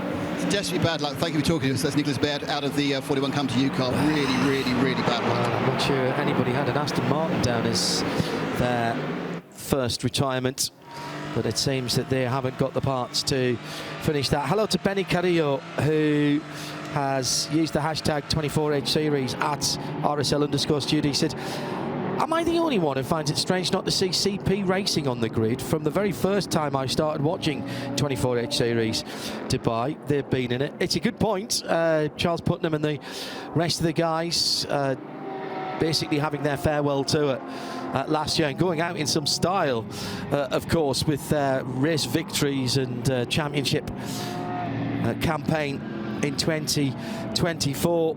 It is a bit of a miss. There have been a miss, in fairness, one of the stalwarts of the teams. However, you know, racing moves on. But we've replaced them with people coming back, like Scuderia Prague. Yes, that's very true. No, CP Racing will definitely be missed. They're great crew. A bunch of American drivers used to make the journey over for the whole season, and they were just, every family has a member that's the glue of the family. And the 24H Series family, CP Racing, were that glue. They were just such a joy to have around. They were a joy for us to work with. We always had great fun with them. Shane Lewis, one of their drivers, had the most amazing pair of sideburns. He does have the most amazing pair of sideburns, and we even measured them on air once. They're great fun and greatly missed. Hopefully they're tuning in. If you are, guys, we miss you. But what great years they were. But you're absolutely right, John. There are so many great teams returning this year, and some new faces too, which we offer a big welcome to the 24H Series paddock. But at the front of the field, it's Windward Racing who are just marching on. 2.8 seconds to the good right now. Gabriele Piana putting in an excellent stint. Then it's Toby Sowry for Paradine competition with their new BMW, and then another of the new BMWs, Max Hesse, for the 777 Almanar Racing Team by Team WRT. So proper factory stuff going on there. Then it's Matt Bell, number 88, for Dragon Racing Ferrari. Alexei Nezov in the pole sitting Pure Racing Porsche. They're going to have to fight hard. They sit in 5th. Sergei Sorokin, the former Formula 1 driver for SMP Racing, is 6th. Then it's Kai van Berlo making moves forward in the 91 Herbert Porsche. He's being chased by Klaus Bachler. Bit of a mystery, John, Klaus Bachler, because he started up a little bit further up the field. He's dropped back to 8th. Hasn't been the best weekend for him. He had a difficult qualifying session yesterday as well. Well, you can't write them out though, can you? Nor that car. And we've also seen with people like Ralph Bourne how there can be tyre whisperers and how that works. Throughout the second part of the race, there's been some discussion up and down the pit lane about double stinting tyres, even potentially in the heat of the day, but double or triple stinting the Michelin Racing slicks here in the cooler of the night, depending on which table you look at. I've got sunset at 17:49 tonight and sunrise tomorrow at 7:04. That would be 13 hours and 15 minutes. But that's a very long official darkness period. And it's not a dimmer switch here, it's a light switch. It goes from daylight to off. Problem for the number 127. This is the SRS Sorg. Is this the car that started last? It did. It's running in the TCE class. It's a GT4 Club Sport machine for SRS. And they'd moved up to second place in that TCX class and moved up a couple of positions at least for Yutaka Seki, who started that race. They've just had a little stall or something, and spin there. They just it was a spin, was it? Yeah, yes, it was a spin. I saw the recovery. Didn't see the Yutaka. He's been with SRS Team Sorg Rennsport in the past. He won his class last year at the Nürburgring 24, and he's won his class twice at the Nürburgring 24. So knows how to get the job done in 24-hour races. So they've got ahead of the Asbest Racing Leon Cup car, and they're trying to chase. They've been trying to chase down Christian Ladurner in the Asbest Seat. No, that's the other way around. Yes. Right. So the pole sitting car from TCE was the Cupra, the full TCR car. That's down in 3rd in the TCE class now. The Leon Cup car, which I think is a 2017 version of that car, wasn't the original version. That's now leading, and it was being caught by SRS Sorg Rennsport before they just put a bit of a slow lap in with that spin. So that's going to be a battle. Porsche against the Cupra and the Seat right through in TCE. 3 cars having a good old battle, but there's a great battle going on between 2 Porsches. This is the battle over 7th position, Kai van Berlo and Klaus Bachler. Van Berlo in the multicoloured Herbert car. Herbert coming out with another great livery. They had a black and gold sort of late 70s Lotus throwback last year. Now they've got this real multicoloured effort. It looks fantastic. Chasing down the Visit Dubai back dynamic GT Porsche of Klaus Bachler. So both cars, your die-cast model maker's dream there. I wonder how long it'll be before we see one of those, and maybe even a Skeletrix model for Joe Bradley to add to his collection. So that's your battle over 7th position, those 2 Porsches. It's difficult to judge too much about the pace of the Porsches after that late balance of performance change. The pure racing car does appear to have its pace blunted a little bit with that extra 20 kilos. Of course, all the Porsches carry it. It's not down to one specific team, it's down to the car itself, and they're being chased by the McLaren of Benji Gota, who's made a great start to the race, moving up the field. He's up to 9th, and the McLaren was one of the cars that was given a little bit of extra boost pressure overnight. Hello to James in Waite Park, Minnesota. Have no clue what early hours or late hours it is with you. I can't do that arithmetic. 5 in the morning? Yeah, it's going to be quite early on, isn't it? It's 9:30 GMT at the moment. Minnesota, I think, is -5 to that. So could be 4 o'clock in the morning. James, thanks for joining us. Jesse asking, do we know how many are doing the Dubai Daytona double, or the Dubai Bathurst double, or the Daytona Bathurst double, or the Daytona Dubai Bathurst triple? Ryan DL's doing here and Daytona. I'll need to go through the other entry lists. But we've got Abu Dhabi next weekend as well, of course. 3 wide, a moment or two ago, going into turn number 7 and coming out at the front of that as everybody breathed in just a Benji Gota. Little bit was Benji Gota. Flying, isn't he? It's a young Benji. Went past Kai van Berlo there in the Porsche. It was a big slide coming through one of the little switchback sections there. So the McLaren 720S of Optimum Motorsport, the British crew that run the Inception Racing team, you might have seen them at Le Mans, etc. Pulsators actually at Le Mans last year, but they're brilliant. They've got brilliant hospitality there. When you go into the back of their garage, they've got a coffee machine with the for those who have watched the Ted Lasso series, and Ted Lasso is all about positive thinking, and they've got the sticker above the coffee machine that just says, it's got a picture of Ted Lasso giving the double thumbs up, and then it just says believe underneath. So when you're in the middle of the night at 3 in the morning trying to fight back, that's for a little reminder for the team to keep on fighting. And boy oh boy are they fighting at the moment, as Benji Gota's up to 8th place and does not show any signs of slowing down at all. Team CMR Ginetta being spotted by Calibra 95, going slightly slower than it did yesterday, only 2 seconds quicker than the GT4s. Yesterday in quali it was 7 seconds quicker, lost almost 20 seconds at the start. From Spain, that's coming in. We'll see if there's a problem there with Rodrigo Gion, just ahead actually of the recovering Ryan DL in the ERA Motorsport car, who's already made a pit and a fuel stop.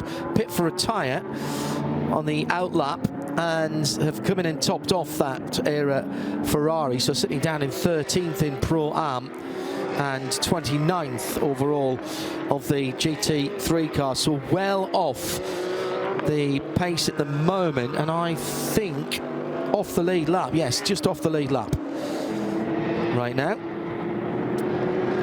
with Winward Racing's Gabriele Piana just holding it, what appears to be just holding his pace at the moment, lapping 2:01.1 last time around. So Toby Sowery took a couple of tenths away from him, but around about 1.5 seconds, that gap between first and second, Peter. That's the closest it's been for a little while, so Toby Sowery is really good, and this is something that the BMW factory have worked really hard on with this new BMW M4 GT3 Evo. On the outside it doesn't look a great deal different, but a lot of the changes are underneath the surface. It's got new front and rear anti-roll bars, it's got a much finer and easier to adjust differential. The whole target with it is to reduce the tire wear and to reduce the brake wear. It's actually got slightly larger rear brakes as well, so as we get deeper into the stint, the longevity of the tyre is so important, and that appears to be working for BMW. Devi Awema from Sportscar 365 is on site. Believe it or not, though, we've been here for a few days. I haven't managed to bump into Davey yet. They posted over 20 stories on Sportscar 365 yesterday between Jamie Price, Davey Awema and John de Geese. Incredible stuff from as far afield as here, Japan, and back in the US.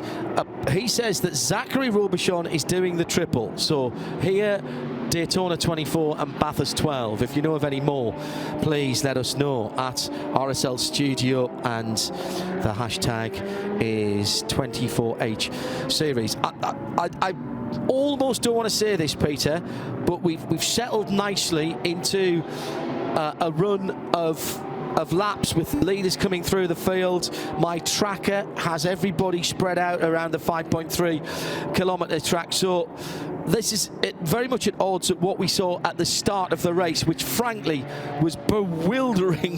There was so much going on at the start of the race. A brilliant start to the 2025 season. So it was like a touring car race at the start. And the thing is, when you have a racer's mindset, a racer's brain, you just do not want to give the best to your rivals. And always you're going to have the team on the radio saying, keep it calm, keep it under control. Toby Sowery in the bright red BMW started from the outside of the 4th row and didn't actually get a blistering start. He was up into, well, no, he was still 8th at the first corner, but he managed to pick his way through. It was the side-by-side action at the front of the field between the Winward Gabriele Piana car and the Pure Racing Paul sitter, and Piana just about to squeeze through turn 2, but then he was on the wrong side at 3 and 4, and I thought he was going to lose that there, but he hung it out. So by the time he got to 5, he really attacked that curb on the left-hander, and 6 and 7 he was in the lead. But where and how did Toby Sowery get through? He just absolutely carved his way through. Now he's going to make a move for the lead now. He does. So Sowery to the front. He's run down Gabriele Piano, who's maybe gone a little bit too hard too early, taking a little bit of life out of the tyre possibly without setting that lap record early on. But Toby Sowery for Paradin competition goes to the front of the field in that brand new BMW M4 GT3 Evo. I would imagine the folks at Paul Miller Racing and Turner Motorsport who are expecting delivery of those cars for Daytona, they're probably getting a little bit of a wry smile at the moment, thinking we have got a good car on our hands. Again, it looks pretty similar on the outside, but underneath they've made some improvements, and Toby Sowery is doing an amazing job. To the front of the field he goes, ahead of former winner here, Gabriele Piana, and of course Max Hesse has gone onto the scene as well. He's right there in 3rd behind Piana. I think it's very interesting the way Toby Sowery's gone about this, because he didn't make the big jump off the start line. He was still in 8th at the first corner, still in 8th as he came through turn 9, and then he just started picking people off as they were having their scraps. It wasn't the side-by-side that was going on at the front of the field that eventually netted Gabriele Piana in the number 16 Winward Racing AMG the lead. But the top 3 now absolutely together as they ride the left-hand side curbs coming down to the final corner. Ahead of them, a whole gaggle of 992 Cup cars. They cross underneath our feet right now and head towards the first corner. Grandstands full of excited fans, and we've had even more this year thanks to our Tamil movie star. There is a big Kumar fan club here, I think it's fair to say. And whether they know about his racing exploits or not, I'm not sure. So the top 3, well, they do now. Also, by the way, I should say that Dubai 92 have been running ads, and I think Dubai 92 are doing a live broadcast from here as well today. I was listening to them in the new Porsche Macan. Thank you to Porsche Middle East. Is it the electric one? Yeah. What do you think? You'll have to wait to my real-world road test. Testing the infrastructure as well as the car. I wonder if it's going to be as good as the Bentayga. Wow. It gets quite a good review. It just did it really. I rolled onto my back there. This is wonderful. Battle at turn 10 for the lead.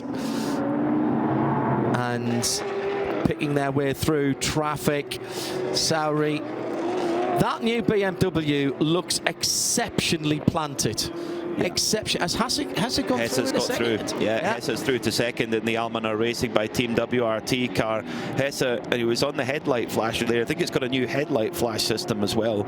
And of course it has. I'm not going with that joke. That's too easy. But yeah, Almanar Racing pair up with Team WRT, a team who have had a lot of success here. Very good, but into the pits.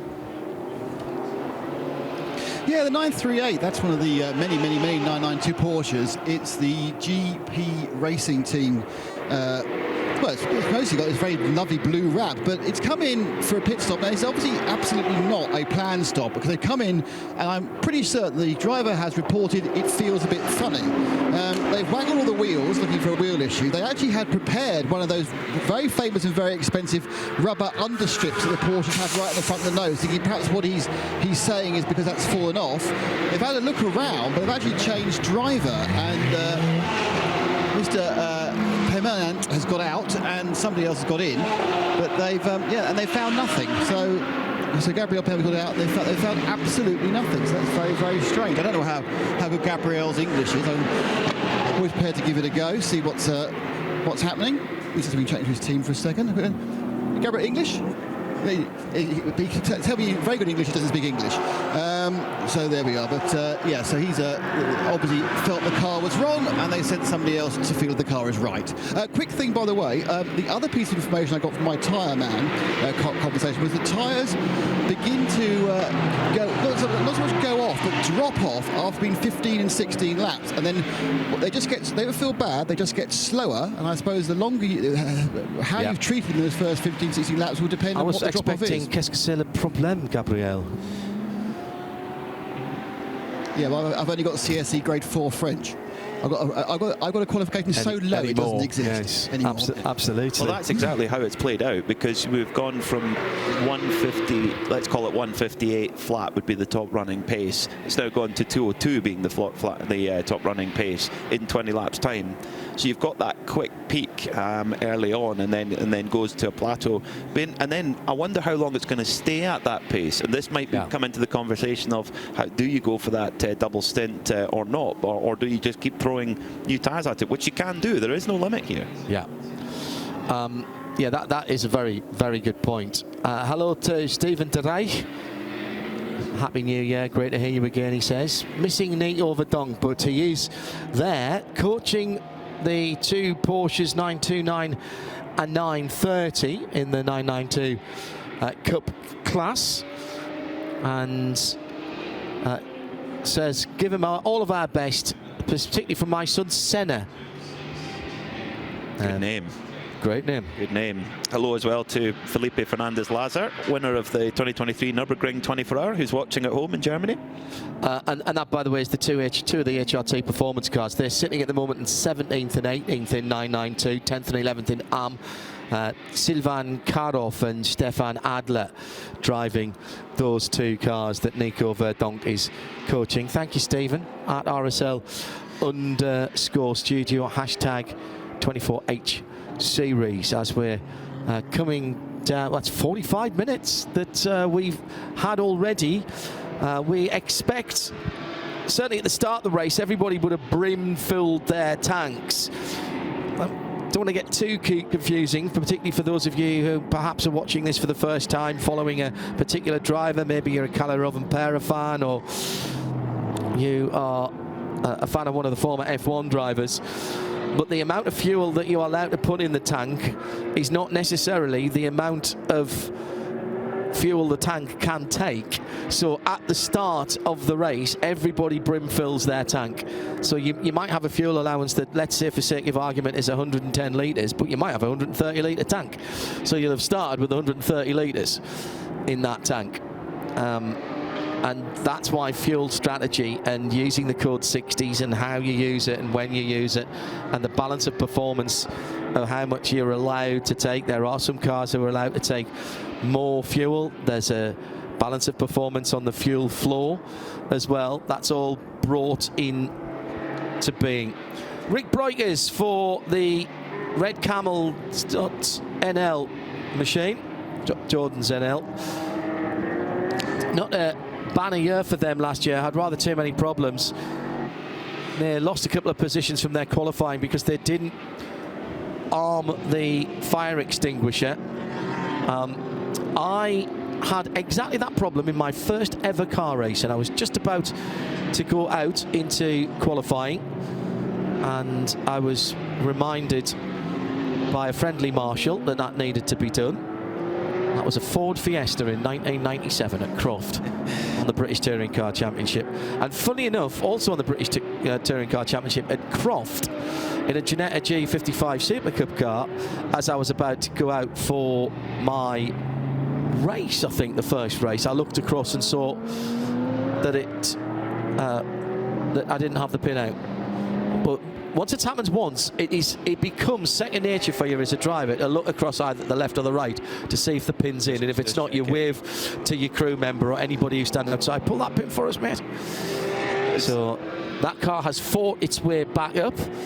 And Rick Broik is now about where they were, because they qualified on pole and they dropped 2 spots, so they're exactly where they were. Interestingly, though, 10.5 seconds off the lead. Yeah, they were only a sort of, not that long ago, they were only a kind of 1.5, 2 seconds off the lead, and they dropped back quite a bit. It's Paul Meyer who's actually leading the 992 Cup category in the number 992 Seb Lejeune racing machine, which is actually an AM entry, but they're leading 992 overall. It's Paul Meyer that's at the wheel right now, the semi-pro graded driver. Hoop van Eindhoven in the number 912 TFT racing, Tierra Outdoor racing car, and then it's Red Camel Jordans in third. Hello, Dave Alcock, who is in a snow-covered northwest coast of England. Hello, Dave. One of our regular listeners and viewers. Watching in 1080p with 60 frames per second. Loving it back in the UK, bringing a bit of sunshine from Dubai to you wherever you are in the world. If you have to leave the TV coverage and move around, or you're getting in your car, we don't want to be distracting you, or maybe you're a little bit more bandwidth challenged, then don't forget the audio is available over on the RS1 channel at radio-show.co.uk or radiolemans.com, so you can take us with you right the way through this race. As the battle for first rages on, let's head back down to the pits and Nick Damon. Yeah, so second of all, perhaps actually the third of our stoppers out of sequence. It's the 7x70, the Japanese piloted Porsche 992. That's car number 989. They've come in, they've done the driver change, but they've actually got an issue. It looks like it's electrical. They've taken off the electrical cover box which sits in the passenger footwell. They are having a real poke about with the electrics. And maybe it's simply trying to see if there's a fuse gone or not, but they've taken the front right wheel off to have a bit of a chance to see what's going on. There's a man with a screwdriver trying to screw down the edge of what I suppose in a normal car we calls the fuse box connector. So they just obviously aren't getting power through where they want to go. Bonnet goes down. I think they've got a successful element to it. I'll tell you what, the one thing I would say, there's a huge amount of lead screwed into that car. I assume that's being a 992 car, that's nothing to do with the change of bop we saw for the GT3s. Oh no, they were very confident. Now they stopped again. Just trying to undo. They also got an issue with the bonnet not closing properly either. That is the front cover. Obviously, there's no engine under there. They're taping that down as well. So a couple of annoying little niggles already for this 7x7 car, but I think they'll be going out very soon, John. Nick Damon down in the pit lane. The 20 kilos added was only for the GT3 cars. Yeah. Didn't affect the Cup car, no. Cup cars. No. That would be a bit pointless giving the whole field the same balance of performance adjustment, wouldn't it? Because of course the 992 field, they've all in 992 Cup cars. And I'll say it now, 992 Paul Meyer is in 29th position. Those cars go an exceedingly long way on a tank of petrol. They do. It's often when the GT3s take their first stop, you'll see the 992s forced to the front of the field, which at the moment is led by Toby Sowry. He's doing just such a good job, isn't he? He has raced in IndyCar in the past. He did a limited program with Dale Coyne last year. He's won races in Indy Lights, now known as Indy NXT. But right now, he's matching pace toe for toe with a BMW contracted factory driver in Max Hesser, who's been through their junior program, won several races at the Nürburgring Langstrecken series. Moved to the Nürburgring, didn't he? Yeah, moved there. Yeah, he won. Him and his teammates, along with Dan Harper, who's in this race as well. They won the 50th. Sorry, start that again. BMW's 50th win in the NLS. There we go. Yeah. We got there in the end. Problem though for the number 30 car collection Porsche seems to be going a little bit slow and is actually about to drop a lap down. That car is running not where it should be right now. It's running quite a bit down the order. Car number 30 for car. It's running down in 33rd position. This is Matej Knetz, 12th in the Pro-Am, 28th GT3. Has dropped off the lead lap already.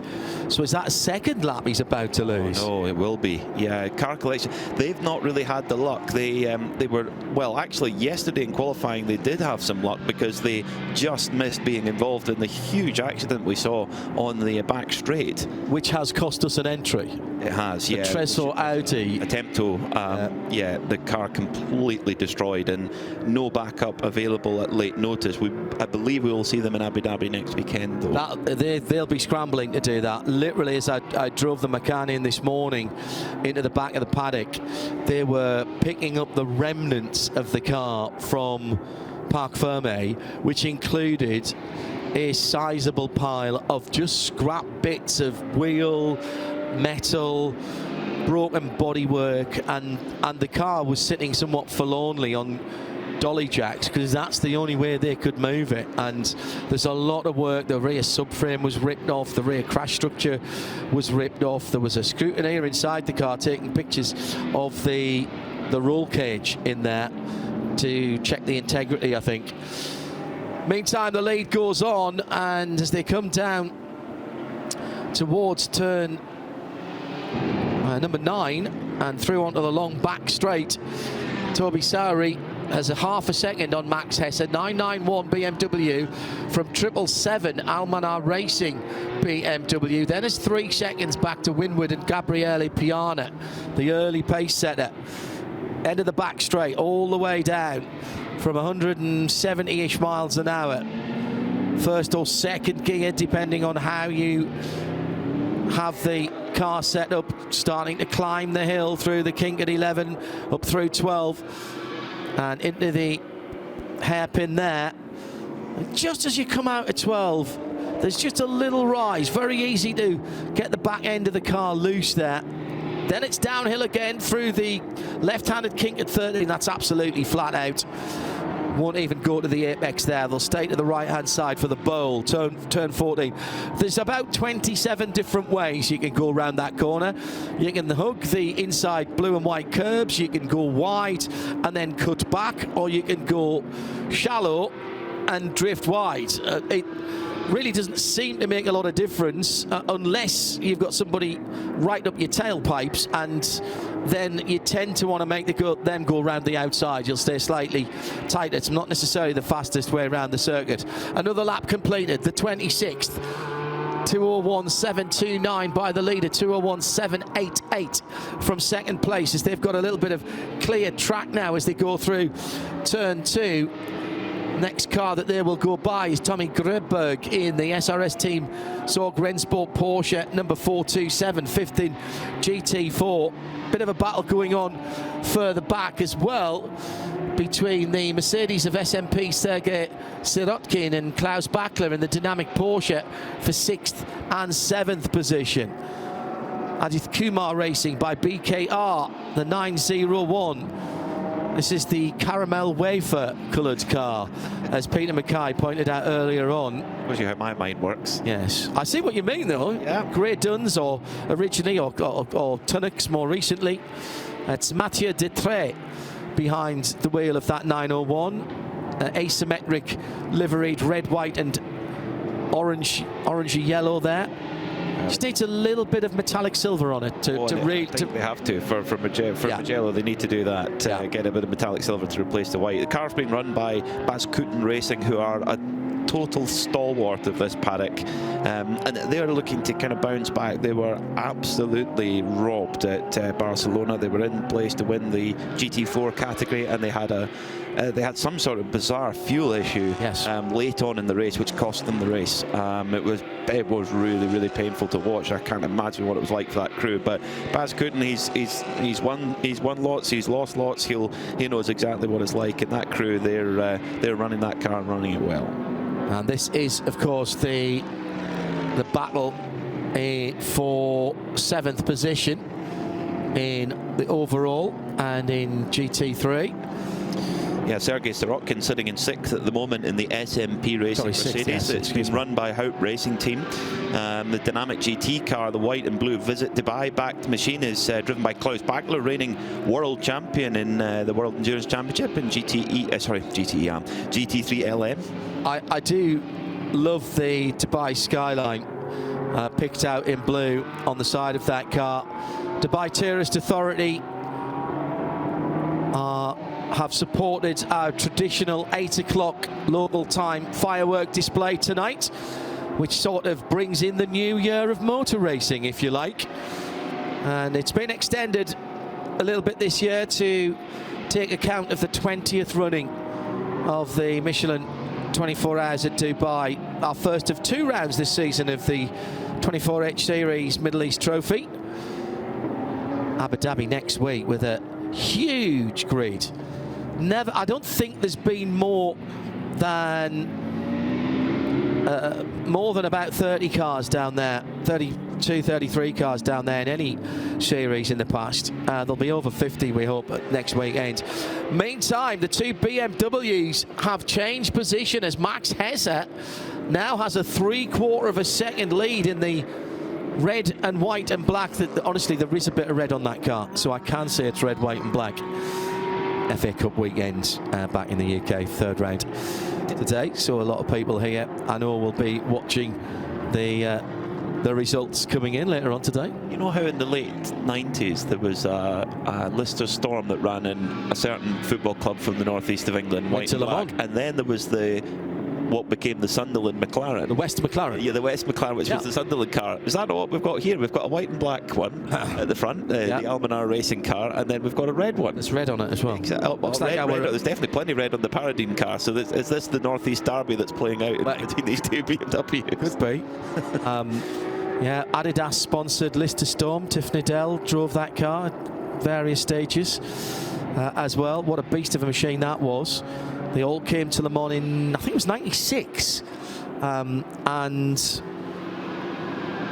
Freddie Spencer, son of Freddie Hall, son of Sir John Hall, who was the owner of the club at the time.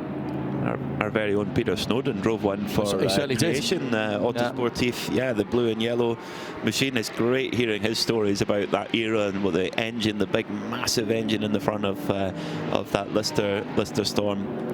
So 2 BMWs marching away at the front of the field. It's always an unknown with a new car what it's going to be like, but BMW is certainly looking very strong. Nick Damon down in the pit lane. Nick, what have you got for us? Well, I was about to say, here comes the Rosso LMGT of Graf Racing, the 797 car, coming in for its first pit stop, but actually it stopped at the penalty box. It's got a penalty. I would like to say that if anybody was to say that's a Maserati MC12 just not quite so wide, I would accept it. It is very much a tribute machine. We know now with a Lamborghini stroke Audi V10, it comes to a halt. Getting into the car will be the Cypriot-based Evgeny Kriev, and they come off and actually the first whiz of the tyre. Just going past me now is the GTX leader. That's the 710. That's the Lippert Lamborghini. That is stopping as well, and that is getting tyres, but not a driver change. I think the tyre degradation is such that certainly in the sun, it's not worth trying to double stint them because you just lose too much time. Just the final bit of cleaning going on for the LMGT. A very big sort of huge number of people taking pictures left, right and centre. Very popular machine to look at. I think it was Roman Rizanov who ran that first stint. They are having a little bit of a fit. I think they might be taking the rear deck off. I know, tightening up the rear deck. They were worried that was coming loose. General checks around. Remember, this is the 5th day of racing for the entire history of this car, and obviously by far the most important. And they pulled into the pits, I think, quite a way down the field, but they are moving their way from the back of the grid, of course, because they were penalised in qualifying for not reading the rules and putting a pro driver in the first session when you have to put your AM driver in. But they are away. First competitive stop has been completed. Just going back to that, that Adidas black and white Lister Storm. Was Freddie Shepherd, who was Sir John Hall was the owner of the club. Freddie Shepherd was the chairman at the time, and their 2 sons were at Le Mans. And Joe Bradley and I, being staunch Sunderland supporters, there's this great battle going on at in the Porsches, second place. Mackler, we're going straight past Sergei Sirotkin. Yeah. Sirotkin just got a little bit stuck behind the car collection Porsche. Yeah, and that's, I mean, the thing is as well, as Klaus Bachler is driving multi-class racing almost every weekend, whereas Sergei Sirotkin won't be yeah, but of course a very, very quick driver in his own right, raced in Formula 1 for Williams, so, there's quite a lot of ex-Formula 1 drivers in the field this weekend. Yeah. Maybe not just quite reading the traffic of where the car collection number 30 Porsche was going to go. And Backler taking the opportunity there through the switchbacks of 4, 5 and 6 to make that position. Just want to finish this thing about Brothers and I. So we decided that we were going to adopt that West McLaren as the son of McLaren. It had a red and white striped roof, and it was red and white, but it was the red and white striped roof. And of course, John Nielsen drove the car, and John Nielsen's helmet was also red and white striped. And some years later, I sat next to John at a WEC banquet in Paris, and John didn't speak a lot or any French, and so I was helping translate what was going on. And we were talking about those days, and I said to him, "Did you realise what we were doing?" And he said, "Oh yeah, because we got, you know, in Scandinavia at the time, we got a lot of British football and the English leagues, so we absolutely knew. I exactly knew what you were talking about, and every time I got out the car and heard you on Radio Le Mans, I was having a chuckle to myself when I saw my red and white helmet when I was on the air blower. So it's all very good. In the pit lane, Nick Damon. Yeah, I'm just sad there's no Gillingham cars for some reason. Oh, that's right. It's because we're rubbish. Yeah, well, yeah, I would not want to put our quality and fortune upon any other driving car. Trade a player for a set of tracksuits? Tony Cascarino, was it? Not a player. Tony Cascarino, our best ever, well, equal best ever player, who obviously later sold with Steve Bruce. We are in the heart of the pit stops now. And when you were going to come to me, there were 2 cars that had been in. I'm now going to tell you the 91, the multicoloured Herberth car's gone past me. There goes the IRC. That's the big Australian single team. So far, I think everyone has stopped for tyres. There's 69. That is one of the Audis. There is the MP Motorsport, Mercedes as well. In fact, the only car that's not stopped for tyres is that big Australian Bruiser, the 2IC, the 111 machine. But apart from that, we had just a minute ago, we had the Bentley came in. That was the 31 Parker Racing machine. That did a full service and driver change. And we had the faster, the GTX Ginetta also came in. All of these so far have been absolutely trouble-free. These are not checking for problems or all this is an issue. They're all just running to time. But the interesting thing is, I think, is that people are just not wanting to double stint those tyres at the moment in these temperatures. No, it doesn't appear that way. The IRC, it might be, because it's quite a light car, the IRC. It does have a big engine, but it's because it's a tube frame, it's only 1,100 kilos, so it might be that they feel they can get those tyres to work a little bit more.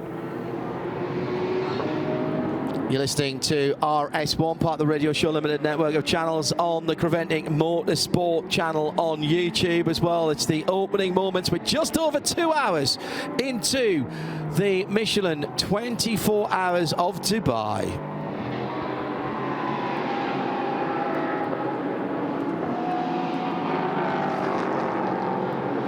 Peter Mackay and John Hindhaugh in the booth.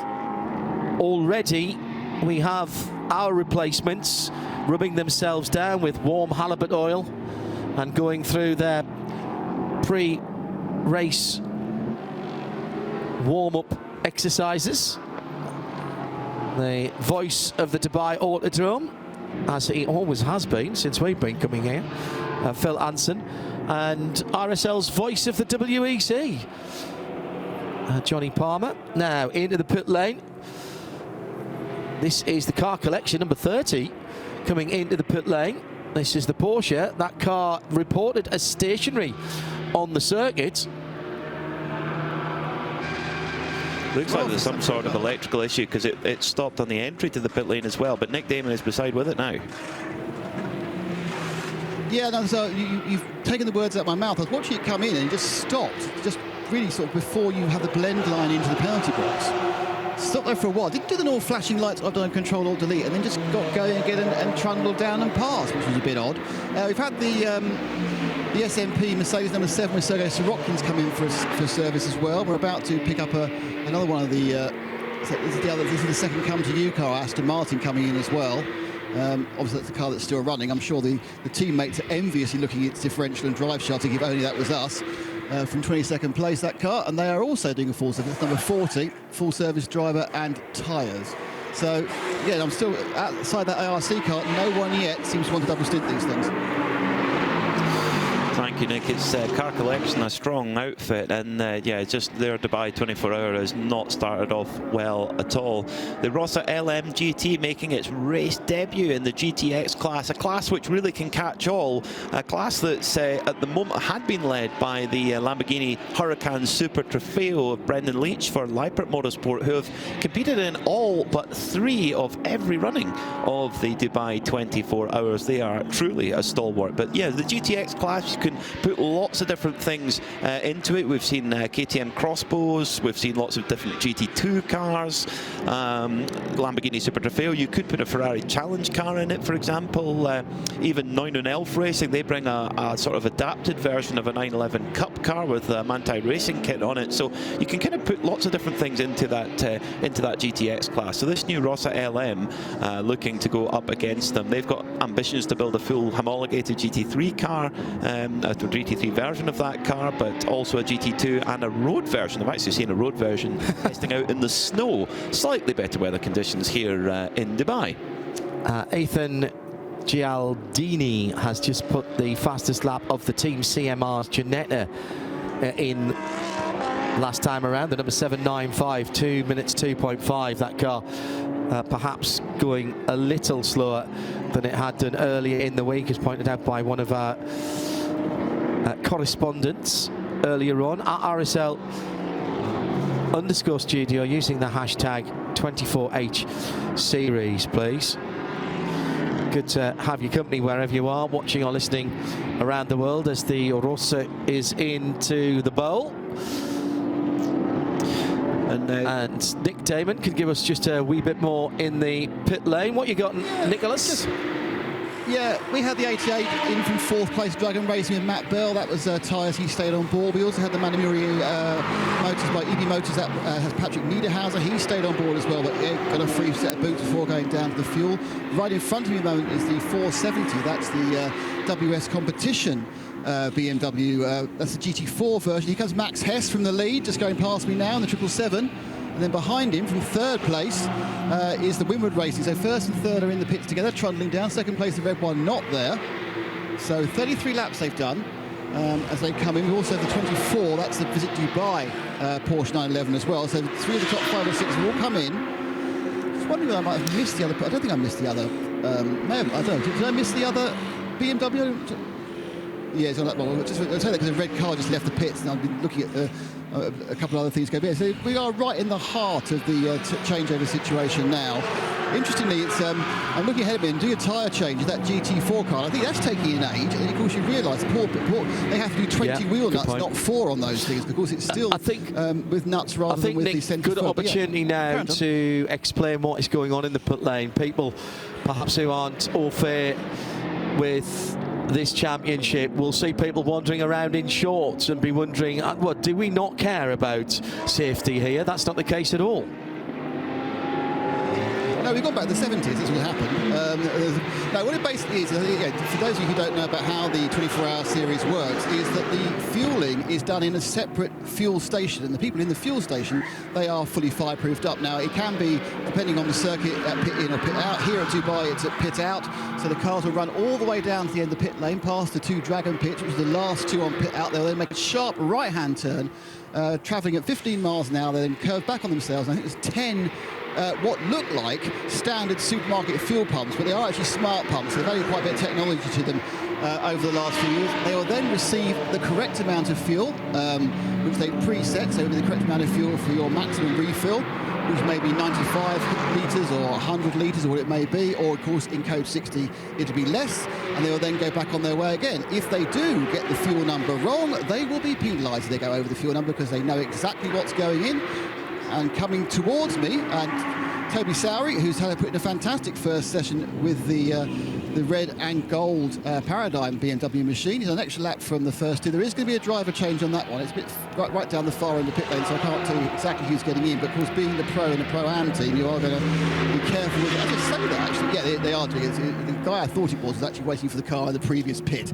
But there is a third driver change going on, as we have a couple of cars coming towards me now, which I believe, one of which looks like the Optima Motorsport. It is the Optima Motorsport McLaren with Benji Goater on board, and that comes to a top we had the team motor part Mercedes that came in from 5th. Of course, that's out of sequence. It won't be 5th when everyone's finished their run. We have on the front of the car, we have both the positions when it came to the pits. It says 004, for example, Optimum, and the first 3 letters of the driver. They are going to run through, and we have another Aston Martin, and are about to run away. It looks like a pretty standard. Sorry, just for the Optimum, they're having a little bit of a look around the rear right as well. It's not quite as straightforward as the others, so they are perhaps worried about something on that car. They've now got less worried about it. They convince themselves it's okay, and that back left tyre's gone back on again. But we're right in the thick of the pits. down there in the pits as the Optimum McLaren leaves. Nicely done.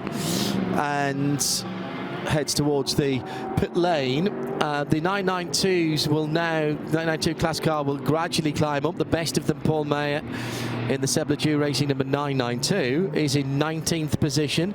I think next time around, James Winslow will be scored in the lead for Haas RT. Certainly if he doesn't come in, he will. And it might even, well, Josef Kral might be in 2nd place for Ferrari, but they've not yet made their fuel stops as far as I can see. James Winslow coming round towards the last part of the circuit now in the number 21 Haas RT Ferrari. 2nd in the AM class until he crosses the line. Paradigm Competition is the leader, but that car stationary in the BMW, and there goes into the pit lane, but scored as the leader, so he's got into the pits just underneath our feet is the timing line, and the Haas RT then scored as the leader at the end of 35 laps. So that's another manufacturer who have led a lap. There goes Kalle Rovanperä. He'll be scored in 2nd, so he might be leading next time around in the 969 Proton Huber Competition Porsche. He's the best of the Pro-Am class at the moment. So that, now there's a headline coming in 5.3 kilometres time, Peter. Rovanperä leads in Dubai is what we're going to have. Yeah, absolutely. Who would have thought being a WRC driver would make you really good at fuel saving? Very good. Yeah, very good. He hasn't got to worry about hybrid here. Well, they won't have to this year either, in fact. No comment. Kalle Rovanperä, yeah, great to have him here. I mean, he impressed so much last year, dovetailing his WRC commitments. He did a limited season in WRC last year and raced in Carrera Cup Benelux with the Red Ant team, who aren't here with us in Dubai this year, but a real stalwart of the 24H series as well. He won actually some races in the Carrera Cup Benelux straight away, and he's now stepping up to the full GT3R and has his sights set on some more GT3 racing. Well, as we're talking about newcomers to GT3 into this form of racing, and we've got a new member of our team back in our London production studios. Hello to Pete, who is pushing the buttons for us there, and also to all of the team in Cologne, audio engineers, sound engineers, directors, vision engineers, graphics. Hello to the full team there, Ulf, Natasha, Florian, all the rest of you, hi Flo, and all the rest of the team. Good to have your company. And of course we got Flip here as well. So, big team making this happen for you in sound and vision. Tim Gray up in London as well for us this Saturday morning in the UK. Well, coming round, Peter, to 2:15, so 2¼ hours or sorry, 1¼ hours, should I say, since the start of the race. A couple of hours since we've been on air. Your initial impressions of what we've seen, the pace of the various cars at the front of the field, and while you're doing that, I'll swap over with Johnny Palmer. It's been very interesting. I think the BMW factory will be delighted with their new GT3 Evo, the BMW M4 GT3 Evo, both in the hands of Paradigm Competition and Almanor Racing by WRT. Very, very strong so far. The pace looks ominous. If they can avoid mistakes, if they can avoid issues, they're in a really strong position. I would think that Pure Racing with their Porsche, they might be a little bit disappointed. They, shall we say, showed their hand in qualifying. They showed what they could do pace-wise. All of the Porsches were hit with 20 kilograms of additional weight this morning, actually, before the race, and that appears to be holding them back for now. But we are such a long way from the end of this race. But one thing, well, I never thought I'd be saying, but I'm very glad I am. Kalle Rovanperä, the double WRC world champion, is leading here at the Dubai 24 Hours and proving himself to have one of the quite key attributes of being an endurance racing driver is being light on fuel. So he leads after 36 laps. Only Ian James in the Heart of Racing Mercedes has been able to do that same length of stint. So an amazing job so far from Kalle Rovanperä. He was quizzed by Sportscar 365 over whether he'd be up for driving a new Toyota GT3 if or when it turned up, and he said, yeah, it would be natural for me to drive it when it comes out, as he comes into the pit lane right now. Joining us now in the commentary booth, Johnny Palmer. Johnny, what do you make of this? Double World Rally Champion at the front of the field. It's not a surprise, in all truth. I was lucky enough to call Kalle in a couple of Porsche Carrera Cup Benelux races last season. I know he did an awful lot more than just the two at Imola, but he is just a mean force behind the wheel of any kind of racing car, whether it be on a single lap stage or around the Dubai Autodrome. So very, very capable pair of hands. He's going to get out of the car then after that superb couple of stints, and the 969 car scored as the race leader. It is all change in our global broadcast centre at this point, because in just a tick we'll have a chat with Phil Anson back on the airwaves, but Joe Bradley is in the pit lane taking over from Nick. Good afternoon, Joe. Afternoon, everybody. What a great way to start my Dubai 24 Hours with the World Rally Champion handing over the 969 numbered Porsche from the lead of the Dubai 24 Hours, and he's handing it over to his teammate who has a disability with an arm. So it's not a straightforward driver change, an actual steering wheel change as well to assist the new driver. Which I'm not quite sure the name of the driver, because it all happened very, very quickly and I was screened from seeing it. That is done, and that car is on its way. So all very, very neat and tidy, even with a steering wheel change to boot. Kalle Rovanperä's teammates in the 969 in the Proton Uber competition car, Jukka Honkavuri, Yanni Kekela, Joel Monegro and Bashar Mardini to make up three Finnish drivers, a driver from the Dominican Republic and from the UAE. So that is Bashar Mardini. We'll find out precisely who's been put into that 969 just as soon as it's exited the fueling area. Oh, big problem though for the treble 8 Porsche Cup car, which has spun, and there are other cars involved as well, although that machine looks pretty straight at the moment for Sébastien Lajou himself. Seb Lajou Racing have brought two cars here this weekend, and the triple 8 was right up there during qualifying that Phil Anson and I called yesterday. So Seb Lajou maybe just stuck in the wrong place at the wrong time there. Amazingly comes out of it unscathed, I think, but just lost a lot of time in that whole process, Phil. Yeah, he did indeed, and obviously got a lot of dirt onto those tyres, running 19th and 4th in the 992 AM category. Sébastien Lajou at the wheel of that one, and that was a lose on the exit of turn 4 going into turn 5, which is commonly known as Porsche corner. And it's when you have to get off the throttle in the middle of a very, very high G corner, and it's not the way that you want to exit that. But I think he stayed out of trouble and not hit anything, and is moving again, which is very, very good to see. Yeah, just waiting for his... it's come through now, the first split time, so it cost him about 25 seconds, that spin. I'd expected it to have been a little bit more than that, but 4th position in the 992 AMS, ultimately trying to hunt down Ben Pack, who's just brought the TFT Racing Porsche in from 5th position overall, and the lead in the 992 AM division. 992s without the ambit afterwards, led by Oop van Eindhoven in the 912. And if he continues to stay out, because the Porsche Cup cars have slightly better fuel consumption, there is a chance he might even take the overall race lead. He was 90 seconds back, for example, when Kalirov and Pera pitted.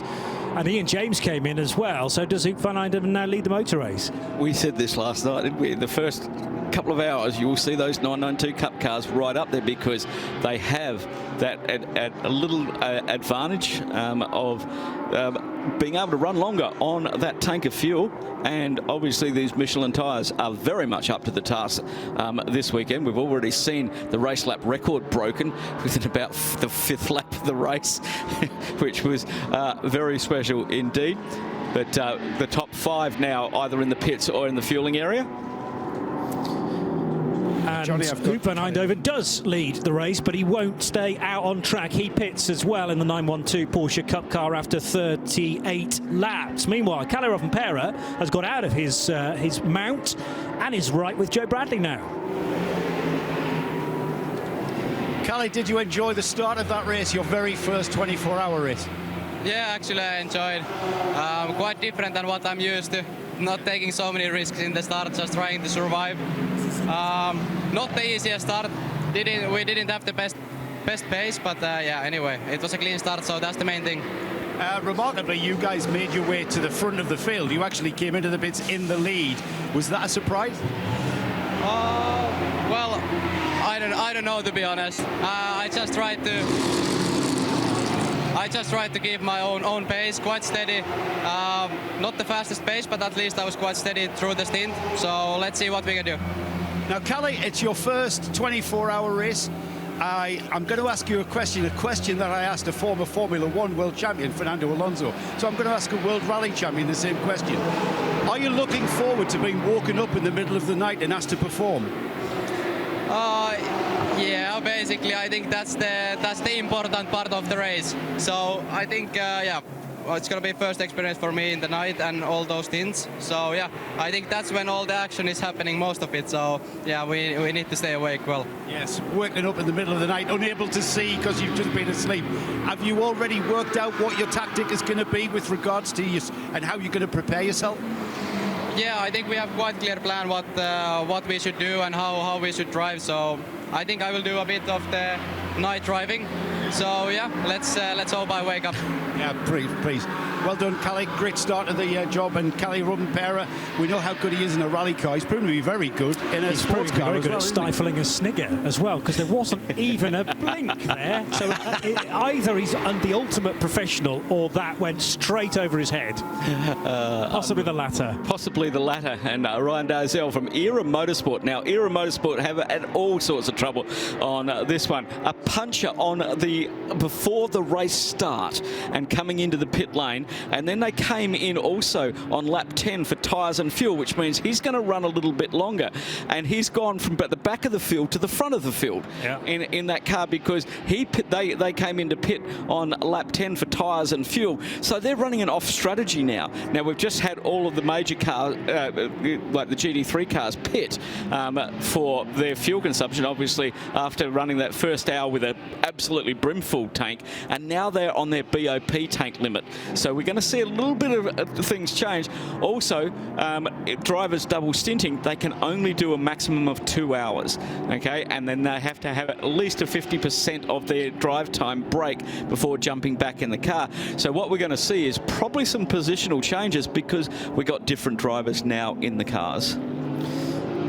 Is there ever going to be a scenario with these new, the most latest regulations, where you can get to the full amount that your tank will allow? Because you can't come in twice within a code 60 unless it's longer than 60 minutes. Yep. So at any point can you, and under a code 60, you're only given 25% of your fuel, with the exception of some of the other AM Advantage cars and a couple of junior cars. I just want to, is anybody going to get a brimful on their tank other than the start of the race? That might. Well, I don't think so, because the limit is done for BOP purposes and they do it with fuel flow and capacity, and then your team lineup also dictates what what you get. So if you're running full GT3, you -5 off the BOP.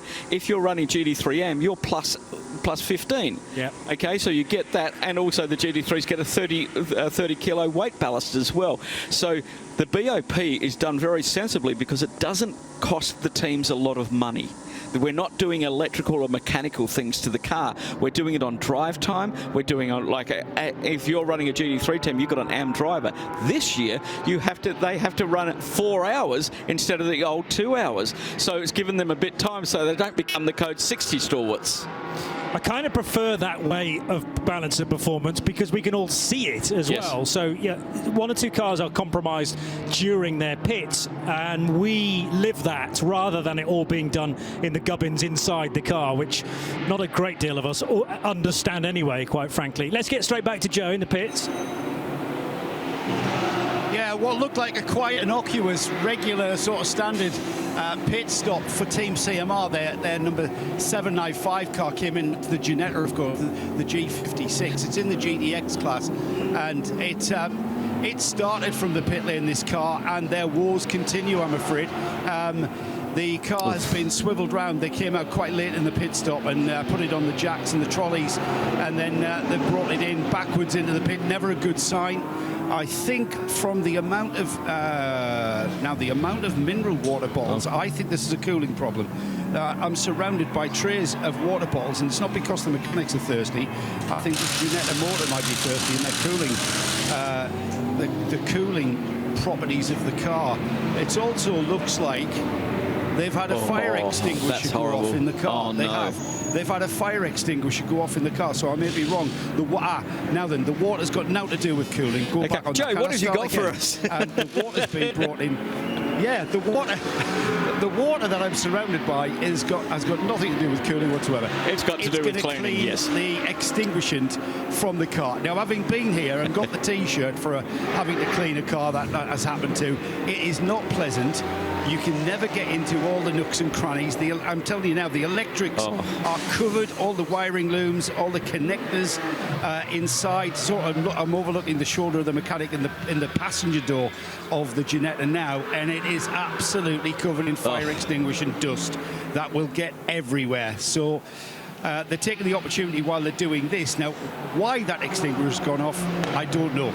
I've had a driver pull on the fire extinguisher instead of the ignition before we pulled out the pits, but like I say, it's never pleasant whenever it's gone off, so that might have caused consternation. I'll try and get the inside from the driver who's just got out and see if that blew up in his face. Did it happen before when they were in the pits, because it can be activated from the outside as well, so it's inside and outside. So that's right, yes. And they're push buttons these days, not the old pull handle. So yeah. No, the outside. It still is the pull handle. The outside has to be a mechanical operation. Yeah, because you can't. But the push button one in the inside is definitely fumbling fingers. Thank you, Joe. Yeah, leave it.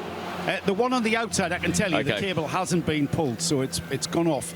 It might have gone off itself. Thank you very much. I'll look into it. Joe Bradley down in the pit lane, as we only have 22 hours, 32 minutes and 15 seconds to go in this, the 20th edition of the Michelin 24 Hours of Dubai.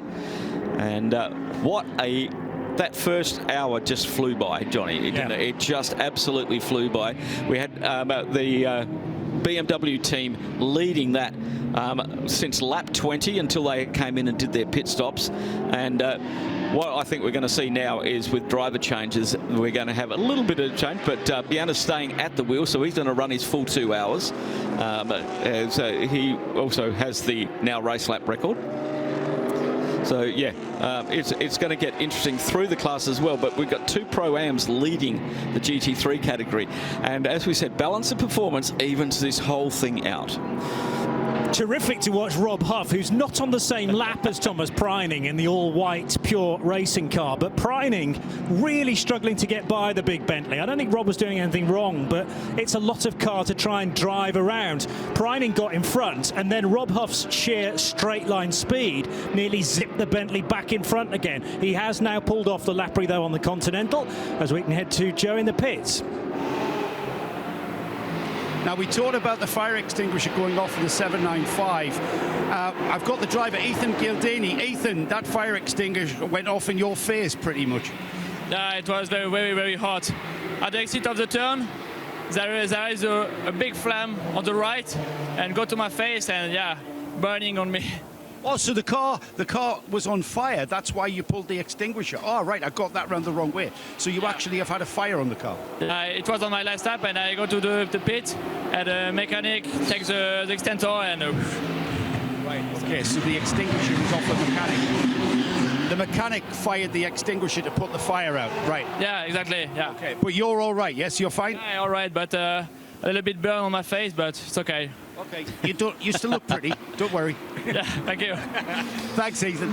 Thanks, Ethan. That's, guys, why these guys wear fireproof overalls and balaclavas and helmets and the like. He is getting, and as I say that, he's getting some drops in his eyes, so he's obviously been what a frightening moment. Oh, definitely. Quite know. I mean, it's all very well talking about it now to Joe, but in that exact moment, he didn't know the resolution of it, and did quite the right thing to pull the fire extinguisher. It's made a mess of the inside of the car, clearly, but far better that we keep our drivers as safe as possible. And one of Joe's favourite phrases is that you have soap operas happening behind every single garage door. Exactly. That was a little bit more than a soap opera. Indeed. Unfortunate for the 795, the Team CMR Ginetta GT X are running this 6.2 litre LS3. Sounds amazing, that car. We first saw that one in Kuwait last year, and what a beast that was. We just had a spin behind this Porsche in the bowl. Just trying to pick up that car. It's going around again. It looks like it's one of the Caymans that's just coming back onto the circuit. Just have a quick look at that. I just caught that out of the rear end of that camera shot as he's now making his way down towards turn 16. And we have a replay here. Yeah, just lost the rear end of it. Coming in under brakes. It's a good spot, Phil. I'm now on my feet to just see whether we can pick it out going through 487 possibly, which has rotated and rejoined. That may be the SRS Team Sorg Rennsport 427 or 27. Yes. Yep. Yeah, got one of the. I got two of the digits. Got 2 out of 3, man. You're good. That's a pretty good hit rate considering my previous form. Ryan DL, fresh out of a car as well. Now talking to Joe. Ryan, you've already got a textbook of stories to tell us. I mean, that, early pit stop put you right on the back foot. Yeah, as soon as we left the grid, we had a puncture. So it's one of those, like, do you take the risk, take the start, see how bad it is, try and kind of get off sequence, but unfortunately we had to go off sequence lap 1. We couldn't fuel, so yeah, it was fun though. At least I got to play some catch up. It's been a while since I started a race and I still didn't get to try and start it, so I guess we'll try again in the next one. A little bit different to perhaps the regulations that you used to across in the IMSA series. No full course cautions. We're now under code. We've got to work those tactics through the code 60s. I think it makes the job harder. What's your thoughts? Yeah, it does. We knew that coming into it. I mean, we had a big discussion at the end of last year as to where we go race with Dwight and a Ferrari, and it was between this, obviously, and European Le Mans, but we felt like for seat time, this was the place to be. We knew the limitations with the FCYs, but, it is what it is. We're clearly pretty quick. Ferrari seemed like it's pretty good on a long run, so, we're going to use this as a learning experience. It's obviously not part of the European Championship for us, so this was definitely the, put us into the deep end, see if we can swim. Pressure's off, mate. Enjoy the drive. Big incident on the main straight here at the Dubai Autodrome. We are not yet, just an hour and a half into the race, and the 990 Porsche has had a big crash. We think into the wall on driver's right. 990 is the JBR entry of Japan. Where in the order, and who was it battling with? It's Kawumu Katayama, who has had a crash with the 7x7 racing car immediately behind it on the timing screen. I didn't see the incident as it happened. I'm sure with plenty of camera coverage there, we can speak through it in a second, but not a nice place to be sitting, Phil Anson. No. Off the racing line, admittedly, but about a quarter of the way down the main straight here. Well, we've seen this happen on the exit of 16 where they get out over that rumble strip on the left-hand side and come around and near where the main gate is. And we just hope that he is okay. We are under Code 60, our first of Code 60. Just on the Code 60 regulations, 25% refueling, except for those AM Advantage cars. We have one car, which is the TCX, the Team Grand Sport, that can take a full load under that. No penalties to be served, and you have a 2-hour moratorium on your penalties. So if it happens, your 2-hour expires during the Code 60, you don't have to do an extra pit stop. You just have to do that at your next scheduled service. So Code 60, a lot of regulations, no penalties, 25% from the majority of the field. They can top up their tank. They use smart cards down there, JP, and the team have to flash the card up against it under a Code 60. It'll see what the card is, it will see what its BOP is, and only give it 25%. And the amazing thing for me these days is that if the track goes Code 60 after you've started the refueling, there is then a point where it goes, oh, well, the fuel allocation has still not been reached, but we're Code 60, so all you can get in addition is the 25%. But not, and it still won't allow over your 100% of BOP. So if you're at 80% of your allocation and we go Code 60, it'll only give you the further 20%. It doesn't give you an extra 5 in that scenario. If you've not seen Creventic /24H series racing before, you'll probably be wondering what on earth a Code 60 is. Well, it is a way of neutralising the track almost instantly, slightly less instantly than we used to have, because there is now a countdown into this phase from the race director, or at least somebody from race control. However, once we get to the proper Code 60 kicking in, everybody must circulate at 60 kilometres per hour. That's the 60 in the name. And it's a bit like a virtual safety car in Formula 1, therefore, only we won't end it with a proper safety car. There is no safety car procedure in Creventic racing, just this 60 kilometres per hour speed limit. And once the issue is solved, it might take 5 minutes, it might take a couple of hours in some cases if a barrier has been damaged, but it is all dealt with under this speed limit. And then once everything is safe to go racing again, the Code 60 is released, withdrawn, and everyone can go back up to racing speed again. Needless to say, you can't overtake under a Code 60 either. In fact, you can't overtake before, just at the point of announcement of the Code 60, which is when the flags and the lights are illuminated. Yep. I still think there's an element of confusion there, which might need to be ironed out over the season, because everyone's going to see a Code 60 flag, even though the speed limit hasn't actually been brought in yet. That only happens at the end of the countdown, and we're there now. Exactly. So I think it's time to give the drivers to stop them jumping on the brakes, because they'll get picked up at the next microsector, and that's where the Code 60 comes out. You're flat out down the back straight, you hit that microsector under Code 60, you're going to get done for speeding under Code 60. So they may put a couple of sectors together to allow that to happen. Now they're doing it with a countdown. We'll also get a countdown the same as when the Code 60 will be lifted. We'll get an indication up here in the commentary box that they're less than 1 minute, but they will have. Yeah, they will have in their car the Code 60 on the illuminating display. There'll be a countdown to when it gets released as well. You won't have the voice of Eduardo Freitas like you do in WEC, counting down to the end of a area, but here it's this Code 60 has been a revelation to motorsport. Yeah. About keeping gaps, keeping things together, and controlling the pace so that we can have people on track doing things.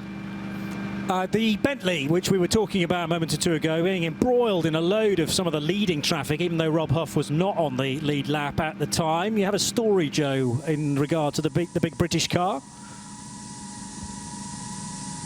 The story is it's not Rob Huff now at the wheel of that car. It's Sean Lynn. And they're aware that the driver ident has not altered to show that Sean's in the car. I can confirm that is the truth because I've just seen Rob Huff, and he's definitely not in the car. He's at the back of the garage, just relaxing. So Sean Lynn at the wheel of the number 31 team, Parker B. Okay, thank you for the clarification there, and ultimately they'll try and solve that driver ID. I'm sure whether that can be done mid-stint, we'll have to wait and see. Now, Big crash for the Porsche that we've been talking about on the main straight. Oh, he's gone straight into the wall. He tagged the car that's coming towards us with the lights on, and he just tagged that and got basically head on into the wall as it's coming back into with the track. And good news is Katayama has got out of the car and has made his way to the ambulance on his own 2 feet. Very thankful that that's a hard impact, because there was contact between 2 cars as he moved across, and they basically it flicked him to the left and straight into the wall that's actually coming back in from turn 16 onto the main straight. So a nasty head-on impact for the 990, and that is well, that's not going to be racing anymore this weekend, and it's a big shame for that Japanese team. 2 Japanese teams here this weekend, the JBR, Taku Bamba, Noriyuki Chaga, Kaomu Katayama, who was the driver there, Yasutaka Ando and David Tan, the lone Brit in that Japanese entered Porsche 991 GT3 Cup car. Katayama, still relatively new to motor racing, certainly from an international perspective. He began racing in 2023 in the GT World Challenge Asia Championship, but this, I think, is his first ever Dubai 24 hours. It might be his first 24 hours full stop, and not the way that they will have planned it out, to have had a big crash halfway through the second hour. But great news that Kiwamu is out of the car and straight into the ambulance, the rescue unit, to be attended to in the medical centre, I'm sure. So had there been contact which sent him into the wall? I have to admit, I was looking away for a second time. There was another car there. I couldn't pick up the number of it, but he just glanced off of that, and then it pushed him. He just glanced off it and went left. To the outside wall. To the outside wall. So he ended up near the inside wall, but he got thrown across the track because he hit that outside wall as it comes back in on turn 16. So he head on to that wall and then bounced out and ended up underneath the start-finish gantry. So that's a very, very large impact. But these cars are built very, very solid. All the cars are being told to keep to extreme left because there is a lot of debris across the circuit at the moment. If they really need to clean that up, I wouldn't be surprised if well, it's hard under a code 60 because you have to do direction on track. If you were a safety car, you could just take them through pit lane. Yeah, and we've seen that many times. Indeed. Which is a great idea. I'm not sure who first came up with that, but the pit lane, although not part of the racetrack, is accessible because there are so many start line incidents at the beginning of a motor race. Thankfully, we avoided that and managed to get through just about the first 90 minutes before this first code 60. The front left corner of that Porsche, sadly, no longer there. It's still in the wall, I think, and you can see it here. The car on the centre of the track stays there. He moves across, and he may have got flicked on the back end of that curb. He may have caught the back end of that curb, which has brought him back across the track. One of the Cup cars really, really hard on the brakes to avoid that incident and all of the debris that is associated with it. As the yellow flags were already waving for our exceptional track crew here at Dubai Autodrome Circuit. Now they're leading the cars off the circuit, and you can see where he impacted the wall. There, as the cars are going off there, right on the Union Properties sign, who own this area of land. Union Properties own Motor City and run Motor City, and that's going back into the pits, but sadly not going to take any further up. Joe's down there with the 7x7 team.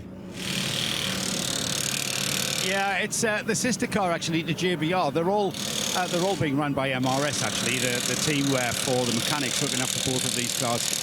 Right now I'm talking about the 989. It's the bright yellow one with the black bonnet. It's the 7x7 Racing. Again, full Japanese driver lineup. That's in for taking advantage of this code 60. I'll try and get a word with the driver. You guys can tell me which of the drivers it was that jumped out of this 989. But again, this is now the sole car that everything's depending on from this garage. And still waiting for word and still waiting for that car to return just to assess the damage, because you never know. It might not be over for the 990. It's when they get it back, they might be able to one repair argument it. for that is it's not the business end of the car, the engine right on that rear bumper. It was Kiwamu Katayama, Joe. Katayama, the driver, and out rather swiftly to the medical centre. So it might be a few minutes before he's heading in your direction. I think that's a bit too much of a hopeful wish for Joe Bradley to see that 990 car back in the race. I don't think it's a wonderful thing. I think once he gets a look at it, he may. It's almost a replica of a different end of what we saw for the Audi yesterday. There could be structural damage, which makes it for Joe. That's going back into Parc Fermé, just behind the technical bays, as they're making their way in there now. But good work from our team here at the Autodrome. Thank you to all of our Orange Army all around the circuit this weekend. They've got a lot of hours to put in, and they've been putting them in all week since Monday, since they've been having a track. The track was open to put your race car on it, and for all of these teams. Only the official stuff started on Thursday, but this was all happening all week for the teams to get used to the Michelin tyres.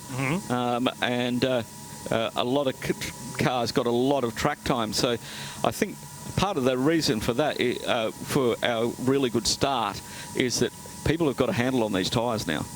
Yes, and they take a little bit more unlocking, shall we say, to get the real pace. Some of the AM drivers are happy to sit at their delta time, but then the pros really want us to know how to switch them on, how long it takes to do so. Rick Breukers was the real star for me, in that he was able to do that in a single outlap, do an incredible time. I think the best time across all three sectors in the 992 qualifying sessions, a 2:01, the only driver to get into the 2:01s, and then he parked it. So, you know, when he did an in-lap first, he did an in-lap and parked it and handed it over, and it was almost as if those tyres hadn't even been used by Rick. Yeah.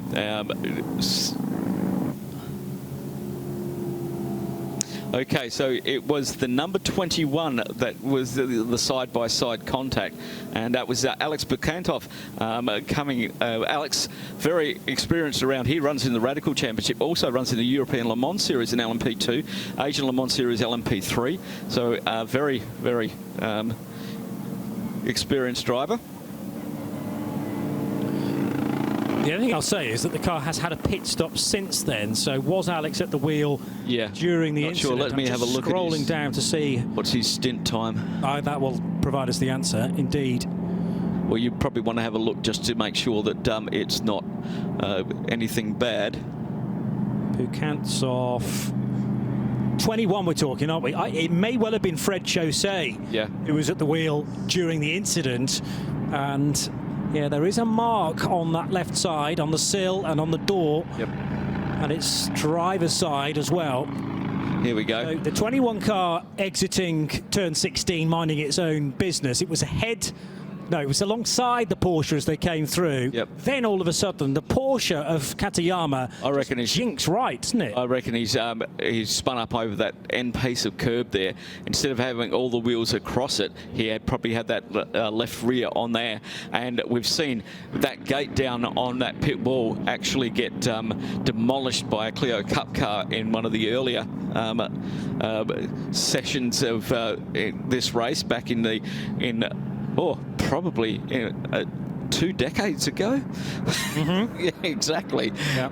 When the field was full of them. Yeah, you can see the mark on the door there of the Haas, the 21.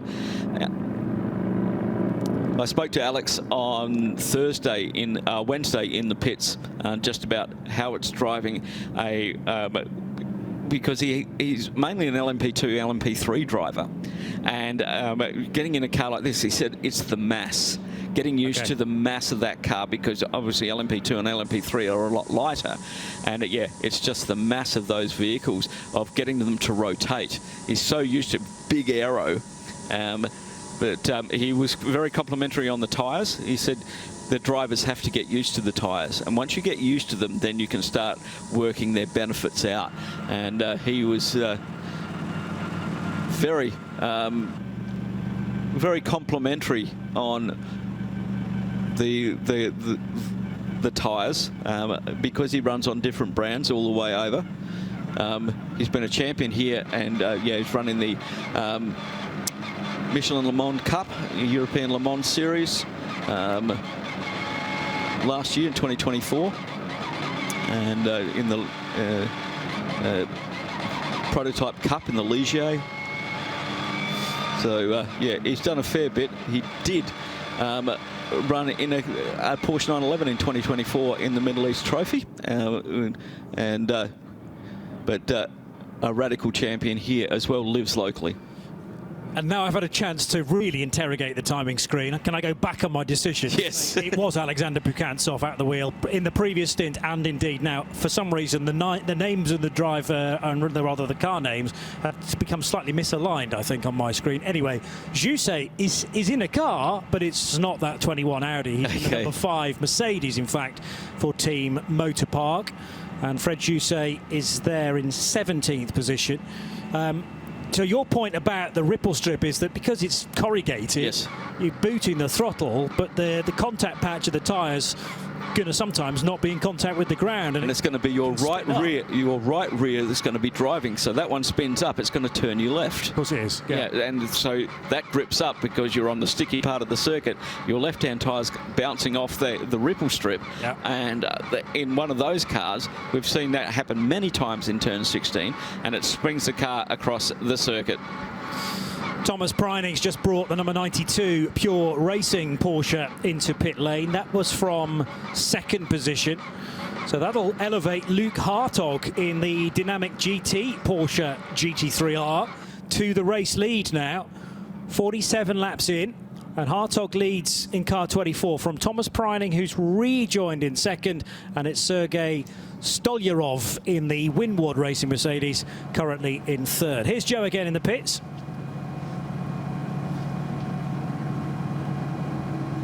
And Sean Lynn's identification showing on the windscreen of the car. So they clearly have sorted out the driver ident there.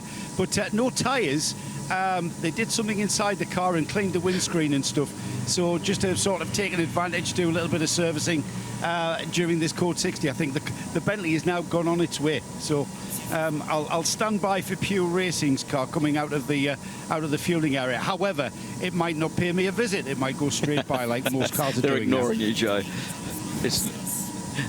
Yes, they are. So with all of these pit stop, it's Dynamic GT Porsche leading the GT3 field. Loic Hartog at the wheel of that. Thomas Preining in the 2nd position in the Pure Racing Porsche. So it's Porsche's back at the top, 2 GT3 cars and 2 GT3 Pro-Am cars. Matt Bell in the pits at the moment from the Dragon Racing Ferrari, and Sergei Stolyarov in the Winward Racing Mercedes is just gone through. Dustin Blattner has jumped in the room behind the wheel of the Dragon Racing, and yeah, we've got positional changes a lot at the moment because everybody's jumping into the pits. They can do their pit stop, but they can't take the full amount of fuel, and we may see some AM drivers getting in, but we're looking pretty good down there at the moment. We've got a lot of fluid down, but it's off the racing line. It's on the right-hand side, drivers right, as they come underneath us, so they're putting the drivers through to soak up a bit of the quick dry that's gone down. And now they're working on the other side of the track, which is the racing line. So they're getting that all cleaned up now, but with a bit more, but yeah, they're getting on with it. It's an Audi. So the 21 Haas RT Audi has been getting plenty of attention because of it being involved with that start line incident. Not at fault, I would say, as far as Alexander Bukantsov is concerned, but a little bit assaulted by the wayward Porsche. Another driver in that 21 Audi is James Winslow, now with Joe. Yeah, you guys know what I used to do for a living. If only my work was as easy as this. And I'm walking past the Haas RT pit. James come out, he says, "It was me, Gov. I'll tell you all about it. I was a cop for 30 years, James. That's what I'm on about." So, mate, what's your confession? Oh, yeah, I saw the incident. Alex has jumped in. Obviously, this has caused a code 60. There's so many track limit warnings and stuff around this circuit that You can see the Porsche, and everybody at turn 16 is trying not to break the track limit. So they're getting very close to the track limit, and then they hustle in the car, trying to keep to the right of the white line, and then once they've just made the track limit, the car surges to the right, and that's what's happened. Alex has given him enough room, but as the car has over-surged to the right-hand side, it's just clipped him, and it's caused the other guys to end his race, which is unfortunate. What you're doing is talking about checking momentum, isn't it? And sometimes you've got to let the car breathe and just take the penalty, I suppose, rather than that can result in it. And do you think that's down to inexperience? I think it's there's so much lap time. Being too harsh, of course. There's so much lap time around here from being right on the very edge of the track limit at every single corner. Like there's 16 turns, and all 16 turns there's a 10th in being right on that cusp of the track limit. So I think from the driver overtaking, you have to give them extra room. You have to be you have to expect them to do this surging and make an error. I obviously started the race.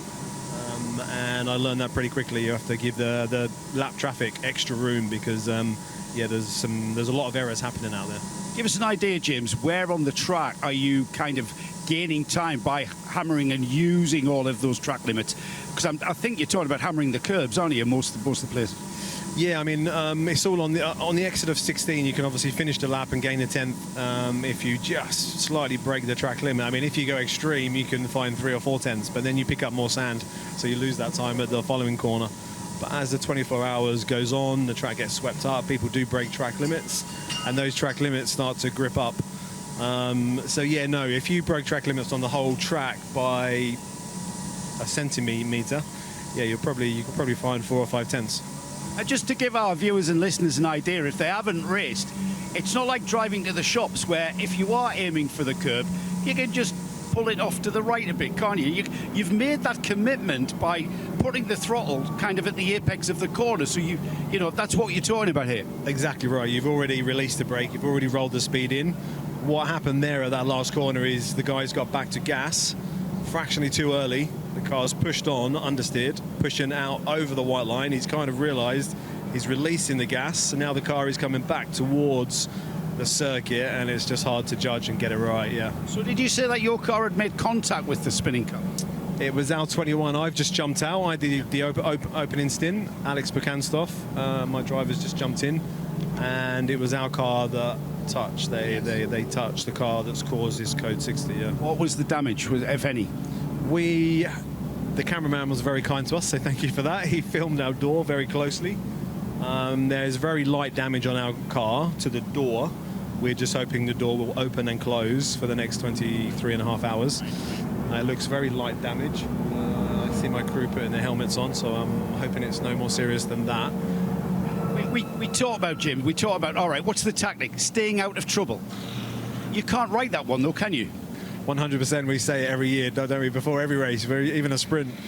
But yeah, you are driving at that 99.9% for 23.5 hours, and how many we have, 70 cars here, and there's 3, 4 or 5 drivers in each car, so that's a lot of human beings trying not to make errors, so they're going to come. Normally by tomorrow, when I always think the danger zone's over once it's got light tomorrow morning, the same at Le Mans 24. You feel like you've got over a major hurdle when the sun's come up the next day. Everything calms down. The people who might make mistakes generally have already, maybe. And it's a bit more of a calmer, cleaner race. We just got to survive until it gets light tomorrow morning. Here's a one for you as well. As the race progresses, do you kind of get to know the personality, let's say, of the cars that are out there? And can you actually recognise which driver's in that car, giving it that personality? Exactly that, yeah. You start to trust the car, and then you realise it's one of the other drivers in there, and that you shouldn't trust him. So yeah, then you speak to the engineer and you say, who exactly is in that car in front? So, but yeah, you have obviously the top level pros. Everyone knows each other, and we know that we can generally trust each other. But there's some names on there that we don't know, so you have to learn. And so your attitude towards passing or racing with is variable then. I think so. I think the same as like in Formula 1. We know that some drivers some drivers who win the championship every year are just not going to let you pass that, at all cost. And some drivers are sensible, smart guys who have careers for 20 or 30 years in GT cars. Generally, if you've made the move, he's going to give you the position because he knows in 23 hours, it probably doesn't matter at all. Yeah, sensible racing driver. That's oxymoron, that, mate. Thanks, James. Thanks for that great insight. James Winslow, everybody. Yeah, James Winslow explained it perfectly, actually, and I'll take back what I said. It was the release of the throttle which caused the car to shift back the other way. It's the Porsche momentum thing with it behind there. So it's taken the weight off the rear end, and if you've got any lock on at the wheel at all, it's going to pull the rear end the other way, which is what pushed the car across the track. And then from that impact, he's obviously steering away from the impact, which has pushed him straight into the wall. Yeah. Yeah, the initial change of direction was only very, very slight, but unfortunately it steered the Porsche towards James's Audi, driven by Alex Bukantsov, as he said, and then the bounce off that, the ricochet, has sent the Porsche directly into the scenery, and that's the bigger impact. So initial loss of traction, glance off the Audi, bang into the outside wall, and that sadly finished the race for Kuamu Katayama. As we go back to green now, almost bang on 2 hours into the race, 22 hours still to go.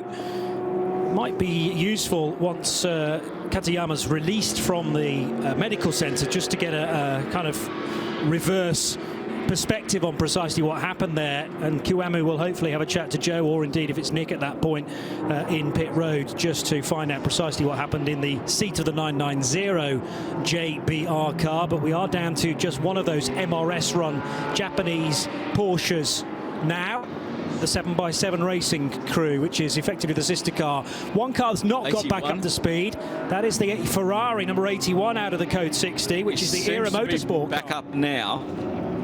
Era Motorsport were leading the race, weren't they, a few moments ago? Or certainly with Dwight Merriman at the wheel of that Ferrari. Before the last cycle of pit stops, at least. And that car has taken its time to maybe release the 60 km/h. Well, they get it on the Lumarang display when it goes off. You don't have to wait for a flag signal. You're going to get it on your Lumarang. But however, they did in the supplementary regulation say the flag signals do override the Lumarang if it doesn't work. So, which is a fair call. But also the car, the mechanism's got to obey as well. It might have just been a glitchy button, or actually we're going back into Code 60. We've got another car stopped. I'm just trying to work out where that is. Oh, more than stopped. There's a Mercedes in the wall. Is that early on in the lap? Turns 1 and 2 in the background, possibly.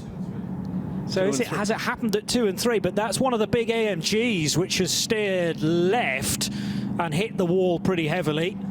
We're in that phase of the race where almost the Dubai 24 Hours is deciding how many cars it wants to have running in it. And whether that was a misunderstanding with a fellow competitor, or it was the fact that the tyres had cooled during the Code 60 and the grip wasn't necessarily there. Exactly. But it's turns 2 and 3, and we're trying to identify precisely which Mercedes it is. But one or two drivers taking advantage of this pit stop window. They won't be able to, well, mind you, we're into another Code 60, so you could take another 25% worth of fuel. We're hearing that it's the Team Motor Park car, which, now I'd already mentioned Frederic Jousset's name as being potentially involved in an incident, and I'd got the car wrong. Is this a classic example of the commentator's curse, therefore? I was effectively an accident ahead, because now Fred Jousset is involved. And he's going to come straight towards me now for the blame. But that car has connected with the wall on the left. Yeah, it's just gone through turn 2. That's turn 3 to the right there. Turn 2, too much curb cold tyres, or losing the back end on the exit of turn 2. We don't know when where that car was on the Code 60 when it was released. So spinning up a little bit more. So we'll wait and see, and hopefully Frederick's okay. But we're back under Code 60 after a 27-minute Code 60 for the 990 crash on the main straight, and straight back into Code 60 on lap 49. So we started Code 60 with the first one on 44, released it on lap 49, back into it on 49. So that's at a turn 2. and back under code 60. So you're correct. They can refuel again another 25%. You're only allowed to do it once unless the code 60 goes over 60 minutes. Yes. Okay, so that's one of the newer regulations. You can't come in and keep topping up, which was what was happening previously. Now it's a different scenario. But when one code 60 ends, and then a new one begins, even if it's 30 seconds between the two of them, then you get a new allocation of fuel. It's not the same code 60. So we're learning all of this because it's new this year. Imagine if we were working on the, I mean, perish the thought, Phil, but if we were calling the shots on the pit wall, you really do need to know your regulations back to front, because that might have been your car coming through 14, 15 and a split-second decision. Oh, it's the slow car. Is it the Era Motorsport Ferrari that's caused the problem? He's trying to get out of the way and lost the rear end of the cold tyres on the back of that AMG Mercedes as he was really hard left to try and avoid the back of that slow car, and that is what has caused that. There was no I didn't see any contact there. I didn't see that slower car move as the Mercedes went past, but it's just 27 minutes running at 60 kilometres an hour. He's got no heat in those rear tyres. So Dwight Merriman in the 81 car, we knew that he'd got an issue coming out of the first code 60, and the 81 Ferrari had not got back up to speed. And then coming through that area, Fred Jousset in his Mercedes number 5, the motor park entry, was aiming towards that part of the asphalt and realised, I can't go there, there's a slow Ferrari, jinked left, and maybe just that rapid change of direction or collision with a car on his left has sent him, speared him directly into the wall early on in the lap. But this, Joe Bradley, provides everyone else a chance to get into pit lane and take advantage of it. Yeah, I've got both, two of the leaders. Firstly, we had the number 24, the Dynamic GT Porsche came in the lead. The second place, Pure Racing Porsche, that's what you can hear in the background. All pretty straightforward here, taking advantage of another code 60 straight off the back, but this time taking on tyres.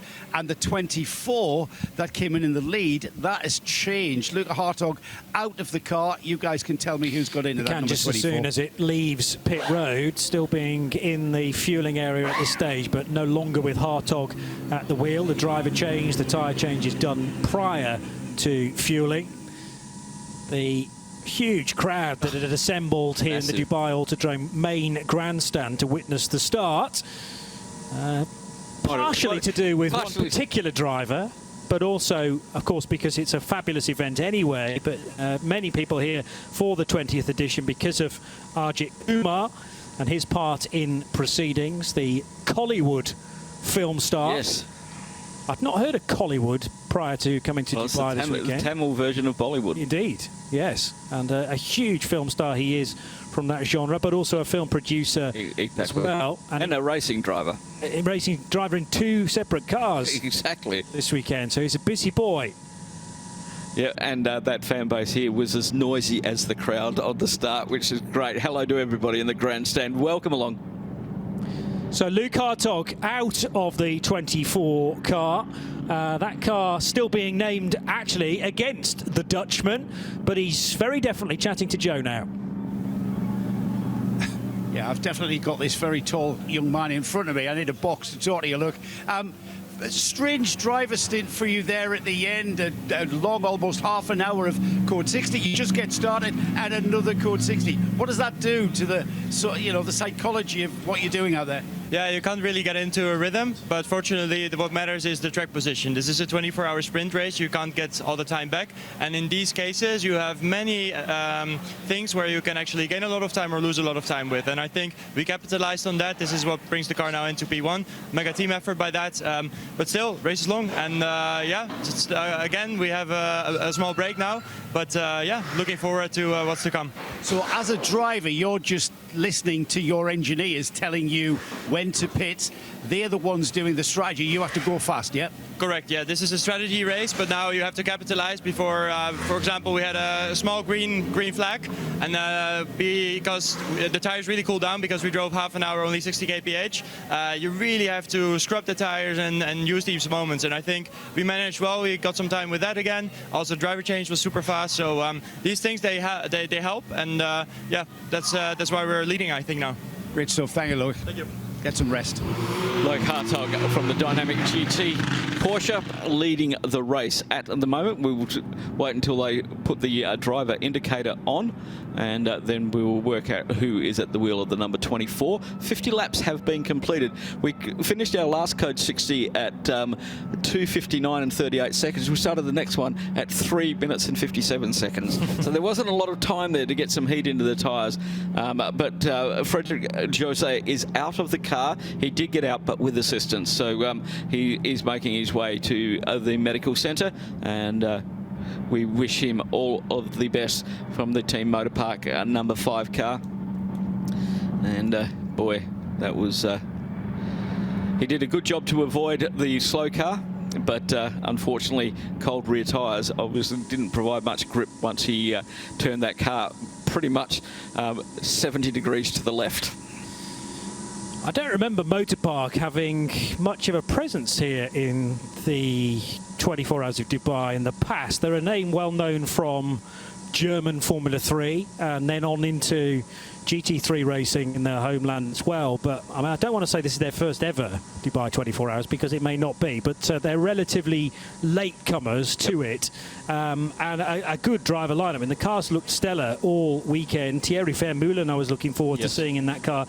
Sebastian Alvarez, the semi-pro, but Fred Jose, sadly, he regularly races Ferraris in the ACO rules racing, and was getting more and more used to his Mercedes, but unfortunately, kind of through not a great deal of fault of his own. I mean, you could say that there will have been white flags. I would hope there will have been white flags because of the slow era motorsport car. That doesn't tell you where the slow car is on the racetrack, though. No. And when you're surrounded by other machinery, it's really difficult. And he was coming out from behind another car as well. That's why he was blinded, and there was a car just basically parked in front of him. Yeah, unsighted by it. And once you've jinked out, yeah, you know there's going to be a problem, but there just isn't the time to slow down and avoid.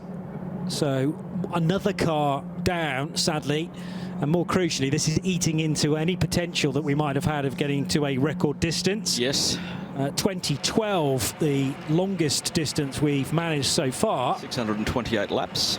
And we think that is rapidly going south now because of this additional Code 60 so soon after the first. We've broken the lap record. Yes. Because we're in the 57s, almost 1.1 second quicker than the old one. That might be repairable. Okay. Front left. And in this championship, in this race, you can get back to the paddock using outside assistance. Yes, and still there's no penalty. We will tow cars back to the pit. Luckily here at Dubai Autodrome, they've got so many cut-throughs that they can get a car back to the pits and be repaired. That's the beauty of Creventic racing. You get the opportunity to fix any damage if it isn't really bad. The car has to be re-scrutineered. Yep. Obviously, for safety purposes, that there is no kinks or anything there. And Creventic have got an amazing scrutineering team who have to scrutineer 63-odd cars. Yeah, you have to get it re-scrutineered, but it gives you the opportunity to get out there and re-compete. We've had many years here where cars have broken axles and stuff like that back in when we had the Aston Martin Vantages running here of the local teams, and they used to have a race to see how quick they could change the axles between the two teams back in those days. But you know, we have one of our rescue vehicles had 54 recoveries in 1 year, had to be refueled, which is the way it is. But just going on about how Creventic and the way they do this balance of performance, we can see it now. We've got a Pro-Am car leading. You know, we've got all of the good things of the BOP, and what's happening, this isn't going to be a long Code 60, so they're not going to throw their AM driver in. Yeah. Because it's not a long Code 60. And a Code 60, your Pro is as quick as your AM. It doesn't matter. You're all doing 60 kilometres an hour. Joe's working very hard in the pit lane to gather together drivers to have a chat to whilst there's no racing going on, and the 797 crew have brought a very interesting car to this year's 24 Hours of Dubai with Michelin, the Rossa LMGT. Let's get to Joe. You've stolen exactly what I was going to say to Evgeny here. You've got a very interesting car here that the fans are loving. What's your thoughts so far early in the race? Well, car is doing surprisingly well, given that the first time the car ran was Tuesday this week, first time it turned the wheel. So for us, essentially coming here, it was a big call, but we really treat it as a test for the car. But so far, car has proven itself quite well, and I think we could be in a fight for a class podium at least. We're gonna do our best. It's challenging. There's a lot to learn about the car, but I'm sure, well, I hope we'll manage, and we'll do our best to bring it home safe. So you guys are saying it's a development, but from a driver, are you pushing hard out there? I would say we're probably at 90%, 95% of the car. We're trying to save it, and given it's an endurance race, it's so early in the race to push. So we're trying to save it, manage the traffic, manage the heat and the car, and hopefully we'll get to the end. Yeah, the checkered flag. Is anyone in the team concerned about the smoke that the car blows out when the car pulls away from its pit stall? We've noticed twice now, a lot of smoke. Is everybody aware? Well, given I just got out a couple of minutes ago, I'm about to find out whether they're concerned or not. You maybe have to report that, yes. Tell them the pit commentator noticed smoke. Sure. There must be... I'm sure they're aware of this. They wouldn't bother telling you. All right. You're just the driver. Thank you, man. Thank Pleased to meet you. Great to meet you. Well done. Interesting car, this, guys, isn't it? It's we always like new innovation, and this is certainly that. And, you know, it's got the pace. I think with development, it's got good funding underneath it, which is the main thing. Hopefully we'll see it back in the... Yeah, Harrison knew he's part of that driver lineup. Roman Rusanov, who many of us will know from his many entries into the 24 Hours of Le Mans and the European Le Mans Series as well. Nikita Mazepan and Evgeny Kiriv, who races on a Cypriot licence this weekend in that really striking Rossa LM GT car, the number 797 from Graf Racing. Yeah, currently running third in the GTX, 48th overall.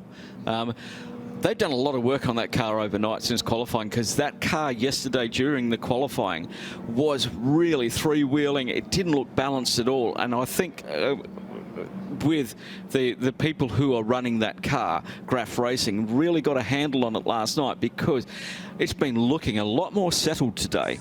It's quite a stiffly sprung car, because obviously it's aero and it's very 296-esque in its design, so it uses a lot of aero.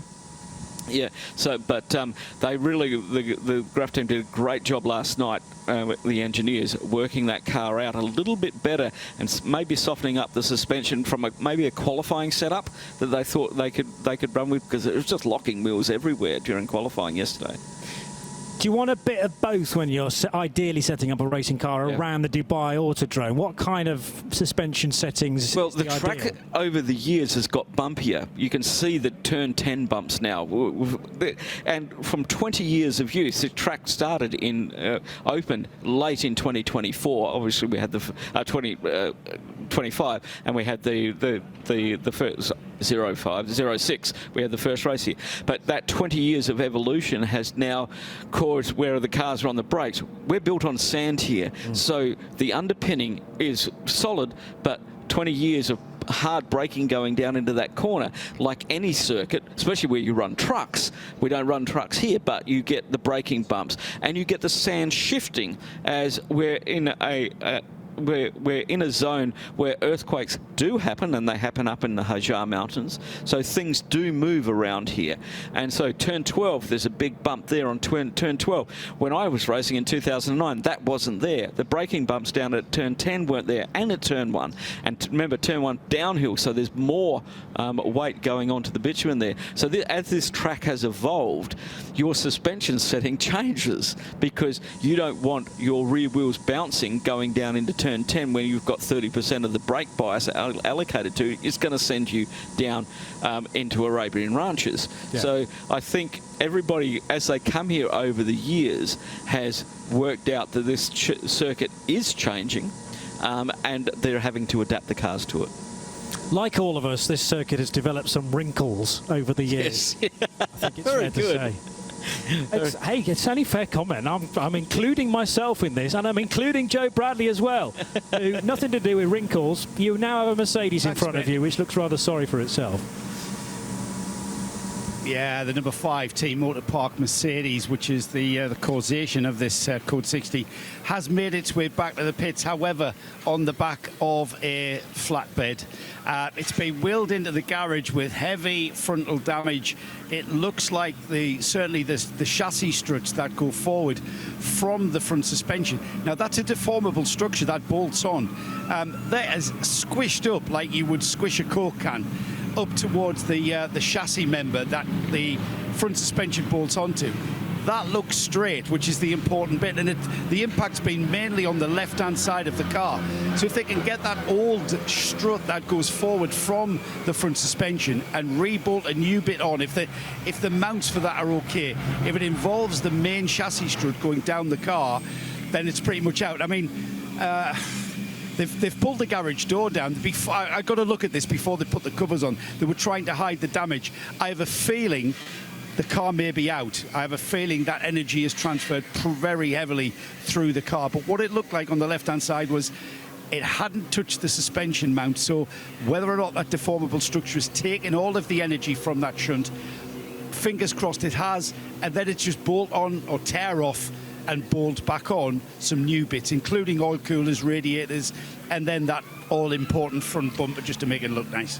So we'll keep an eye on the Team Motor Park team to see how that job's going. For wanting to do their investigation work behind closed doors, in fairness, because, you know, they may want to reach a decision in private, but we've got to give them at least half an hour to assess the car and work out whether it is recoverable. It's very difficult to do it in the middle of a motor race. At the same time, if you think you can do something, if you can do it in 4 or 6 hours, there's still a big chunk of the race to attack. 21 hours, 39 minutes and 30 seconds left to go, and you've got drivers who've paid to drive. Yeah. You know, and they've come here with the expectation of getting 4 or 5 hours of driving in, and for their experience and for their licenses and all that sort of stuff. So, you know,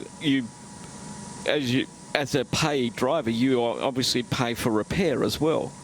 And that's part of that's part of how, you know, buying a drive works in a lot of series. So it's going to be interesting to see what they do.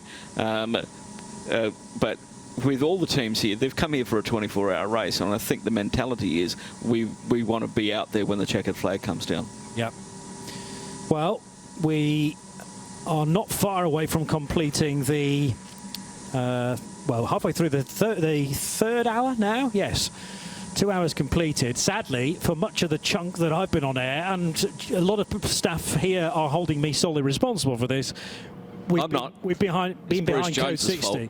It's Bruce's fault, is it? He's not even here. Exactly. But I built up a bit of a reputation over the last couple of years of just arriving on air and going, we've had a long segment of this race without any caution, and then the yellow flags came out within 5 minutes. I didn't even have to say that this time. It just appears that my mere presence has created a couple of Code 60s. Well, we have blamed you for the flood in 20. Yeah, that was my fault as well. Exactly. Yeah, the list is continually growing. Here is the leading car of Sergei Stolyarov, the Winward Racing Mercedes number 16 then, and leading by 40 seconds, but they are times under Code 60, so they will condense considerably when we get back to green flag running. Thomas Kiefer has now been put into the Dynamic GT Porsche, number 24, and Dustin Blattner drives the Dragon Racing Ferrari, number 88. So that is your top three within GT3, but a couple of those cars are Pro-Am lineups. Obviously, the full Pro-Am lineup will not take effect until you've cycled through your 4 or 5 drivers. So every opportunity for a Pro-Am and indeed an Am car to be right up there in the standings this early on in the race. Well, remember those cars, the subcategories of GT3 and 992, are eligible for the outright as well. They compete in GT3 even though they're GT. The only one that doesn't have a subcategory is GT3. You can only win that as a GT3. You can't win it as a Pro-Am or Am, but you can win this race as an Am, as GT3 and GT3 Am. Yeah. So you can be on the podium twice, which is a great thing. The same with 992 and 992 Am. And that's the right way around to do it, isn't it? It is. You enter as an AM lineup, but if things get better and you can benefit from others' misfortune, if you like, and others possibly lacking pace, and obviously the more Code 60s we have, the less opportunity there is for the quicker cars to stretch their legs. So the more that we can keep the slightly unfancied entries nice and high on the timing and scoring, the better for me, because it creates an unusual dynamic. Loads of penalties being issued at the moment for Code 60 procedure violations of exceeding the speed limit during Code 60. 974 888 914 40 269 438 438 again 19992 701 and yep, 701. They've all been issued, but the penalties are like 2 seconds, 1 second, etc., which you can get out of the way at your next pit stop, but you can't do them now because no penalties during a Code 60. Less than a minute to the end of the Code 60. Around about 35. We started this at 3 p.m. We are now at just on 3:24. So around about 24 minutes under Code 60 for this particular Code 60. We hope it's the last for this race. That would be good. I'm trying to undemonise you, Johnny. I mean, there's being optimistic, and then there's hoping that that's the last Code 60 of the race. I mean, I do as well, but the way things are going, obviously unfortunately, each of the Code 60s has denied us a car. Yes. Because the Porsche that Katayama was driving is not going to rejoin. Joe didn't sound particularly hopeful about the number 5 Motorpark Mercedes either, but with that the track becomes very slightly quieter and perhaps therefore less likely to generate the next Code 60. They have both happened because of cars tangling with one another. The Motorpark car actually did a good avoiding action of the Era Motorsport Ferrari. Now, the next question is, has the Era Motorsport Ferrari got back up to speed? Because that was the difficulty for number 81 coming out of the first Code 60. Yep. It was whether the limiter could not be released, literally could not be released, or the signs had not been seen. But, I mean, Dwight Merriman was at such a slow speed for the bulk of the lap. That can only be in a car problem, I would have thought. Yeah, trying to get the limiter off. Yeah. Good point. Cars weaving down the start-finish straight, trying to get heat into these Michelin tyres. As we have completed 54 racing laps now by our race leader, Sergei Stolarov. Winwood Racing 8 seconds to the better of Thomas Kiefer in the dynamic Porsche. Running in the GT3 category and in the Pro-Am category, Dustin Blattner for Dragon Racing. Local-based team, Garage 12 here in Dubai, have been winners of their class here at the 24 Hours before. Running a couple of cars here into Africa by Dragon Racing, is also being run by Dragon Racing this weekend. They don't have the Ghost Racing with them this week, or Stewie Hall, who normally race with them. But Benji Goth is in another car this weekend. Yes, he is, and it's been fascinating to see Ben Goethe come through the ranks. I mean, I remember going around the paddock. It feels like about 3 years ago. Quite clearly, it wasn't, but he was racing that year junior single-seaters here. And Ben Goethe now is with Optimum Motorsport this year. Tom Aiken, Mikey Porter, and Morgan Tilbrook in their McLaren 720S. That's the only McLaren we have here this weekend. Is it really? Yeah. There have been many years where we haven't had a car from Woking at all, so brilliant that car can be with us. One McLaren, 33. One McLaren, one Bentley. Yeah. And then everything else is from Germany. Which will go down to that way of, is there ever going to be a race? We've had 20 so far, and every race has been won by a German manufactured car. We've got the IRC GT from Queensland, Australia. Vortex of France. So there's one or two there that maybe have never entered Germany. There are others that purport to be cars from other nations, and quite probably most of their components are manufactured in Germany. Over the line, a Porsche Cup car and a GT3 Porsche. Nice to be able to compare the two. Much wider car in behind, carrying all that extra aero, and the lights needing to be flashed by the race leader. it's a wide track through turns 3, 4 and 5, but there's really only one racing line, and when you've got cars that you need to get by in a hurry, i.e. those that aren't on your lead lap, very difficult to do that. And you've got to be confident, as James Winslow was saying, that whoever you're about to lap has seen you and is providing enough space. Well, in the race director's instructions and from the team meeting, as well as the supplementary regulations, the regulations for Creventic are very simple. The overtaking car has to find a way around. The car being overtaken is to hold. Oh, the Rosso stopped in pit lane. He stopped on the entry to pit lane. 797, we've been quite rightly putting quite a lot of attention on this car, but there is room. The cars can get into pit lane and get around the outside of the Rosso. It's pulled to the left-hand side. The team are running down there at the moment, but they may have to get marshals down there first because that is an active part of the circuit until they get to the pit lane line. So they can't enter the circuit. The marshals are telling them to stay out of the circuit, and there's marshals running down there to try and push that car into pit lane. The door's going up on the Rosso at the moment. Nikita Mazepan in the car, and as he sits there, the number on the Lumi rank in the top left of the windshield as we look at it is going down and down as he loses places. But crucially, if your car is in need of fuel and potentially a driver change as well, that can be very, very tight. In fact, the pit entry is being called as blocked at the moment. Yes. Well, we've got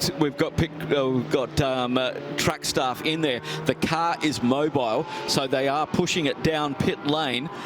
There are no other cars coming in at this time, and that is the pit lane is blocked, which means if any cars need to come in, they're going to have to do it under the speed limit before they get to the speed limit sign. As they're pushing that car down, drivers right down the pit lane, there is enough room for a car to get past it under its own steam. Yeah, now it's being pushed to a safer location, but it was right on the apex, wasn't it? It was indeed. They'll get that back into pit lane near the penalty box, which is down in front of us. Drivers right in the pit lane as the cars go right to left underneath us, looking across towards the pits from above the start-finish straight. The job of the marshals, because of the location of the car, as soon as they get to the white line, though, that begins the speed limit of pit road. There's a heap of guys standing there in black helmets and black overalls from Graf Racing who are going to take that car back to the pit box. So 3 marshals doing a wonderful job. There was then also at least 2 flag marshals, one before the corner, one after the right-hand dogleg that brings you onto the main straight via the pit lane. But so important to be warning anybody that was coming into pit road, as you say, at racing speed, because you don't need to be down to the 40 kph by that point. And the last thing you expect is a car to be stopped right on that right-hand bend that brings you into pit lane properly. It's been removed. The Graf Racing mechanics, what we got 4 of them now on the back of that car, so they've got one more than the marshal power. And it is. And our driver is sitting half out of the car, half in. Yeah, so Nikita Mazepan was not expecting to be arriving into pit lane via manpower, but he will get there, thankfully. Well, as when Joe was discussing it with the team, they said this is a test series. This is a test for us, and the car was running really good up until that stage, and Joe put the mocker on that one. Well, I did mention the fact that it was spewing out oil smoke every time it pulled away from its pit garage. I don't know whether I was a harbinger of doom. The car now being pushed to the very back of the garage. That's purely because it's sharing with the Huber Motorsport Porsche team. That let's see if I can get in. Hopefully my mic string will stretch this far. It's backwards in there, and there's a lot of activity around the... this is a mid-engine car, of course. There's a lot of activity around the middle to the rear of the car, which is where the important bit is housed, of course. Nikita Mazepin went straight into a conference with Roman Rusinov, probably, reporting, how it manifested for him. Sometimes for a driver, they can tell you very little. It's basically, it can be as basic as the engine stopped working and the dashboard lit up.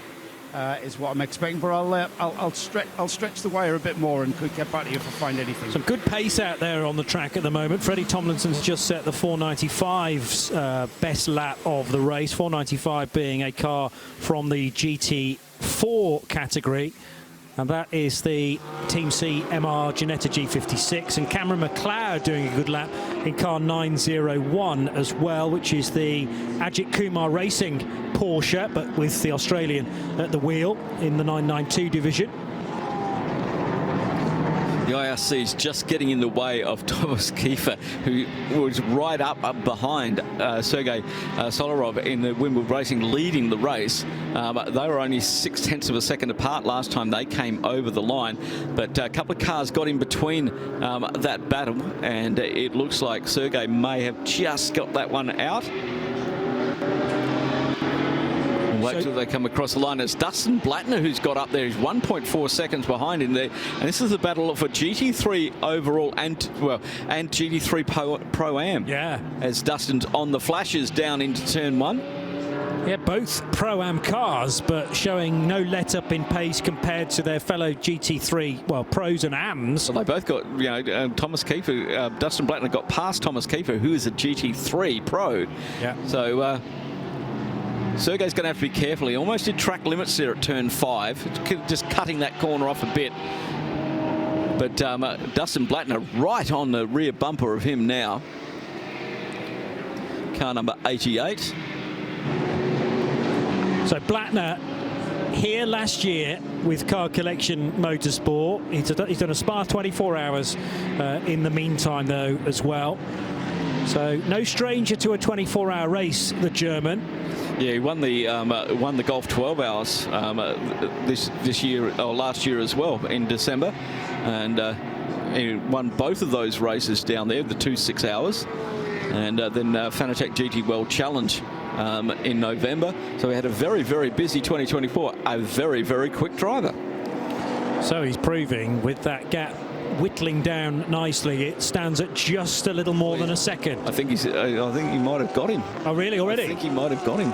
Okay. And just wait till we come into the next. Yes, you're right. He has indeed. Yellow door mirrors on the Ferrari and is ahead of the Mercedes.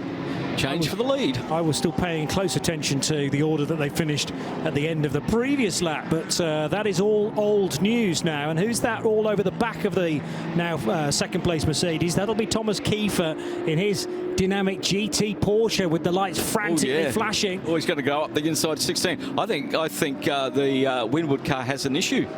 I think that has an issue. It shouldn't have been that easy for both of them to do that. So in the 16 Mercedes, Stolyarov is of what grading? Stolyarov's one of the two AMs in that car. So you've got Rinat Salyukov, the other, Gabriele Piana, who started the race, Victor Scheitar, who I don't think's done any laps in that Mercedes to date. But yes, the Dragon Racing Ferrari and now the dynamic GT Porsche have made sharp work of that Winward Mercedes. No, there was another Porsche. There was the 269 that got past him. So okay. It wasn't. Kiefer's still in third. Kiefer's still in third position. Yeah. I'll get these right in a moment. No, it confused me as well. We'll do that in a second. But Joe Bradley, who have you got this time? Well, we saw the 797 being pushed in, the Rosser car being pushed in by the McGann. Never a good sign. Nikita Mazepin, you were at the wheel of the car. What happened exactly? Well, I haven't been in the car for long. I went out, it was code 60, and then we started pushing. And unfortunately, we discovered on data an issue with an exhaust, which we were monitoring for a bit. But out of the last corner, I lost all the power, and I realized the car is not going to make another lap, so I had to pull inside the box. And as soon as I pulled inside the box, the gearbox said goodbye to me, and the car stopped, so I had to push it in myself, and the race is long, and I think we're going to change the engine and get back out. However, our competitors are getting an advantage now. That is the spirit of endurance racing, though, isn't it? I mean, we came into this race, you were telling me, this is a development on the Rosser car. This is all part of development, I suppose. We would like to develop with a trophy in our hand, but let's see where it goes. We have a day to go, so we have our hopes up. Yeah, they call this character building, Nikita. You've been around motorsport so long. I think you have enough character, would you say? I think that's one thing I've got for sure. Yeah, absolutely. Well, fingers crossed, good luck to the team. What do you do now as a driver while the team repair the car? How do you keep that mental approach? Well, I was a third driver in, so I haven't really had any laps done. So I think I've got to keep my helmet ready. And if it's going to be looking like we're going back out, I have to be the one in. Great stuff. That must be hard, though, because you don't know when you're going to get back in. So what do you do? How do you do that?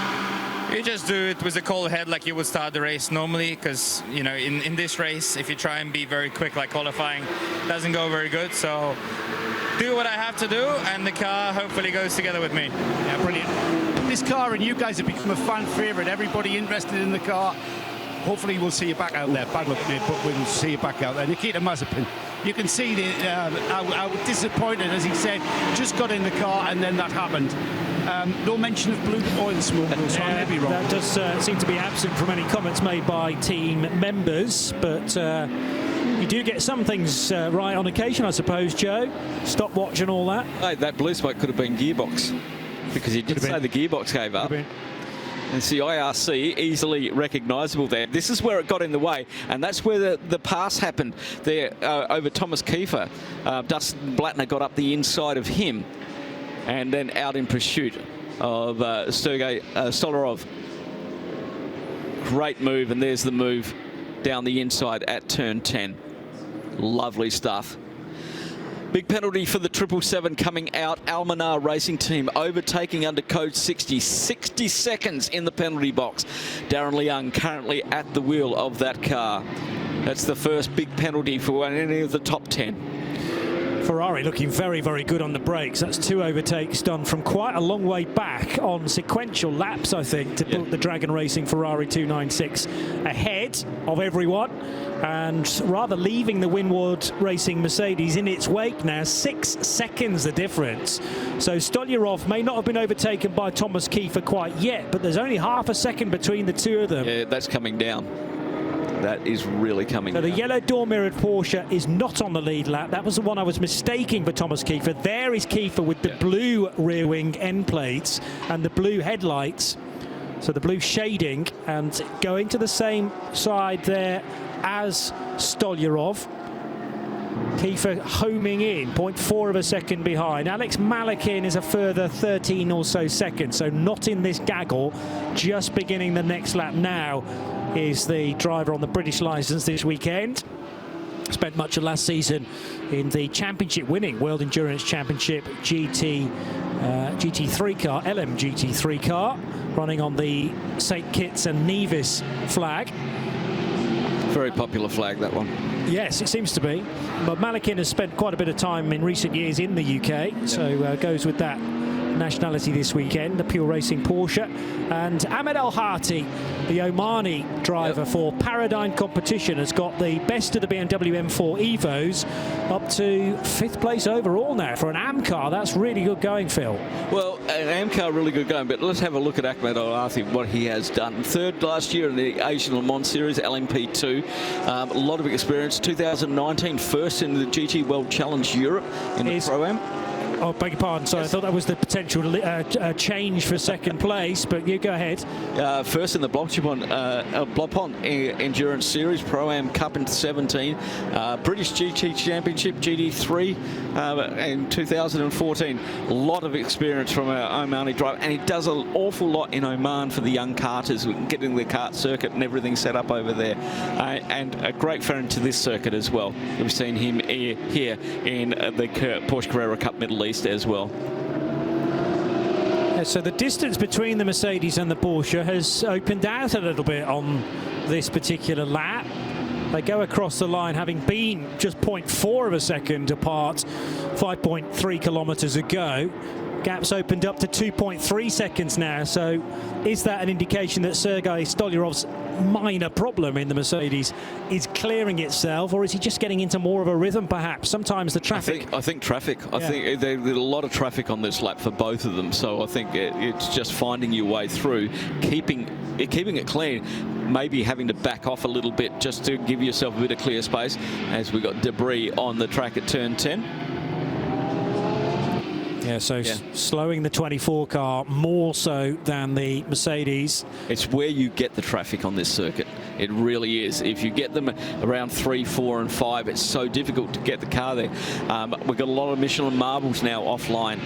And normally when we have a very split field of slower cars, and like TCX GT4, and split 50-50 with the GT3s and 992s, there's normally 2 racing lines around here because there is a constant side-by-side. We're not seeing that down there, and there's that debris on the exit of turn 2 looks like a guard, just the outer part of the guard has come off. And they've just run over it. If it's carbon fibre, you have to be a little bit careful.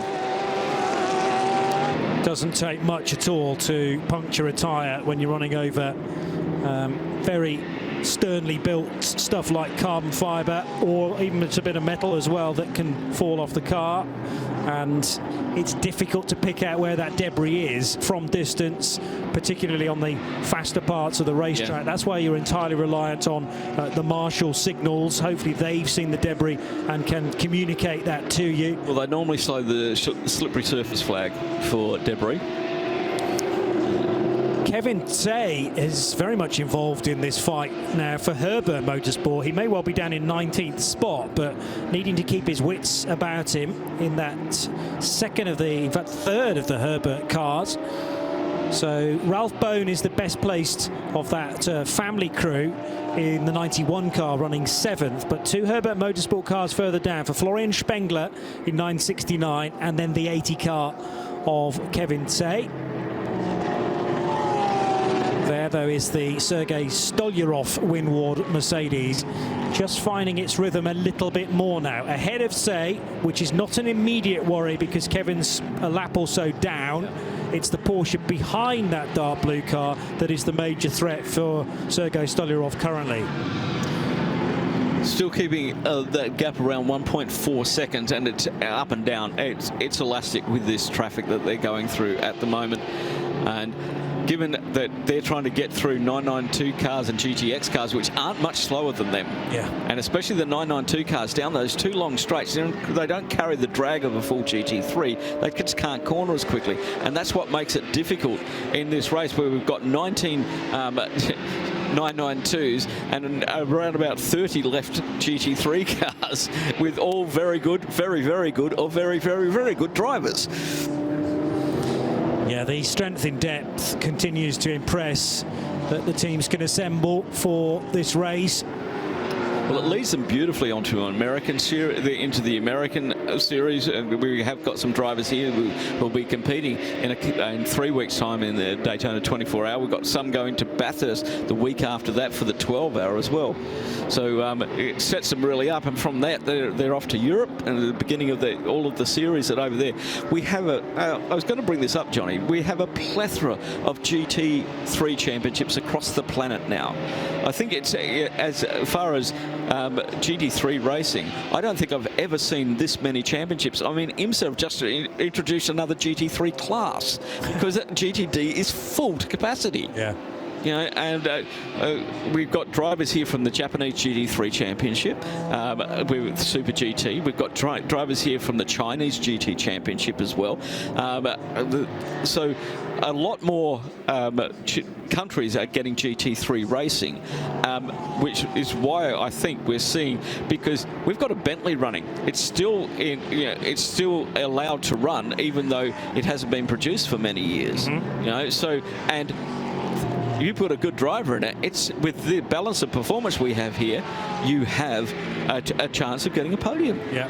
In a car that's, last time I saw a Bentley here was Michael Ammermuller driving around about 2014. Generally, there's a 9 or 10 year life cycle, I think, for GT3 cars. Yep. And when you evoke them, that gives them a bit more life still. So the current Continental GT3 car, which came into homologation on the 1st of April 2018. That's still fine until the end of 2031, which we will get to in about 10 minutes' time, probably, the way things are going. Exactly. You know, every time we appear at the current year of Dubai 24 Hours, there's always an advert on the back. I haven't checked this yet. There isn't an advert on the back of the programme for next year's race, but that's often where we see the date of 2026, which is a full year ahead, clearly. So, Joe in the pits, you're constantly wishing your life away. What have you got for us this time? I never wish my life away. I've got Justin McMillan, who's just got out of the number 96 GWR Mercedes. Justin, your first time at Dubai, is it? No, I did the 24-hour back in 2018. Oh, right, that's a long time. Yeah, a long time ago. Yeah. Remember the track? Hasn't changed, has it? I remember the track. It's good. Last night's practice was better than 2018. We've got a few more lights now, so that made life easier. And I much prefer to be in a Mercedes this time in GT3. I was in a KTM last time. It's better to be in a fast car than a slow car. You were in a KTM? Yes, last time in 2018. Completely different. Completely different, yeah. So how is your race going so far? You guys, what's the tactic? I think we're all right. We're just going to get, you know, we've got Mike and myself, who are probably the slowest two drivers out of the way. That was a good stint for me with the Code 60. And then we'll get the three fast guys in to go through the night and see where we end up. I think we'll do all right. I mean, we see teams using their AM drivers tactically with Code 60s. Was that deliberate to plug you in the car? Yeah, I was always going to go second. So, always going to run second. So it was just... From a tactical sense, that was pure luck on the team. Worked in our favour. I just got a little bit bored and a little bit hot. Yeah, that's hard to do. Did you get any fast running at all? Yeah, we did at the start. I think I got 5 laps, and then towards the end, probably another 5, but not many. But you know, I was lucky to miss that second crash. That's for sure. I was right behind those two when they hit. Yeah, so yeah, it was good. I was talking to, I think I forget who I was talking to, and we say about what's the tactic? Stay out of trouble. But as you've just said, that was pure luck, wasn't it? That was luck. Look, I could see it coming. They were being quite erratic, so I backed off a bit, coming through too, and then sure enough they crashed. But even then, you know, on a restart, everyone goes a bit crazy, so I just took my time and got into it. Like, it's a long race. I've done it before. You need to be there at the end. So again, can I ask you, Justin, as an AM driver, you come into this race, and do you look at it from the sense of you know who you are? We know you're not the pro driver. So you look at this race and you're happy with being tactical with how they use you? With the tactic? Yeah, with regards to you being an AM driver. You said yourself, you're not the quickest driver in the team. So are you happy to have them plug you in when they plug you in? Yeah, that's fine. I don't mind. Look, I've done a lot of racing. You know, to be honest, I'm probably only a second or two off the other two AM drivers, and then Mike's probably a couple of seconds off me. We're all very similar, but we're just utilising the fast drivers as we can. And again, those two Code 60s worked in our favour for our race. And you're obviously enjoying that AMG Mercedes. Oh, yeah, I do. Your face when you see that. I raced Lamborghini for many years, since 2010. The Mercedes is a nicer car to drive. What makes it a nicer car to drive? Oh, I think it's more gentleman. I think the balance of the car, where the engine sits in the car, but it's a really nice car to drive. When you get it in the window, it's a beautiful car to drive. Yeah, well, I drive a Mercedes on the road, so I know exactly what you mean. When are you next in the car? Sorry? When are you next in? I was going to do a night stint tonight, so I don't mind the night. I was actually as quick as I was during the day last night, so I'll do a night stint, and not sure when yet. They'll pick. Thanks for talking to us, Justin. Continue enjoying it. You clearly are. You're clearly loving this. I like that. Yeah, Thanks, if you're Justin. listening on radio, Justin had a big smile on his face throughout the interview there with Joe. Real enthusiast for the sport. And this sounds like a rude comment, but he knows his place in the team. He knows he's not the quickest driver. He's not the slowest, as he'll admit, though, as well. And there's somebody else making the decisions as to how they deploy their team in the right way to win them a trophy. Well, as he said, he's done loads of motor racing. He knows how this works. But, you know, and he knows if it's a long Code 60. Now, we don't know officially what this Code 60, we believe it's debris related, but it's not accident related. We don't have any issues on circuit with vehicles, but we think it may be, we had some debris down at turn 10, and it's a difficult turn to get to for the marshals because there's a long runoff area past that. So we'll just wait and see, but we got a little bit of a notification of that one. So when they give us a notification, this is a planned Code 60 to either get something fixed on the circuit. Yeah. And very often that can be incorporated into a Code 60 for something else. But if it's right on the racing line, and if they think it's going to cause damage or punctures to other cars, race control have little choice, really. And unfortunately, this is another Code 60 that goes against my name. Exactly. I do have the list here. Eve's actually keeping count. The responsible adult is in the room, and this will go down against your name again. Yep. She's on page 7, apparently. Yeah. Yeah. Half of those are made up, though. Come on, don't fall for it.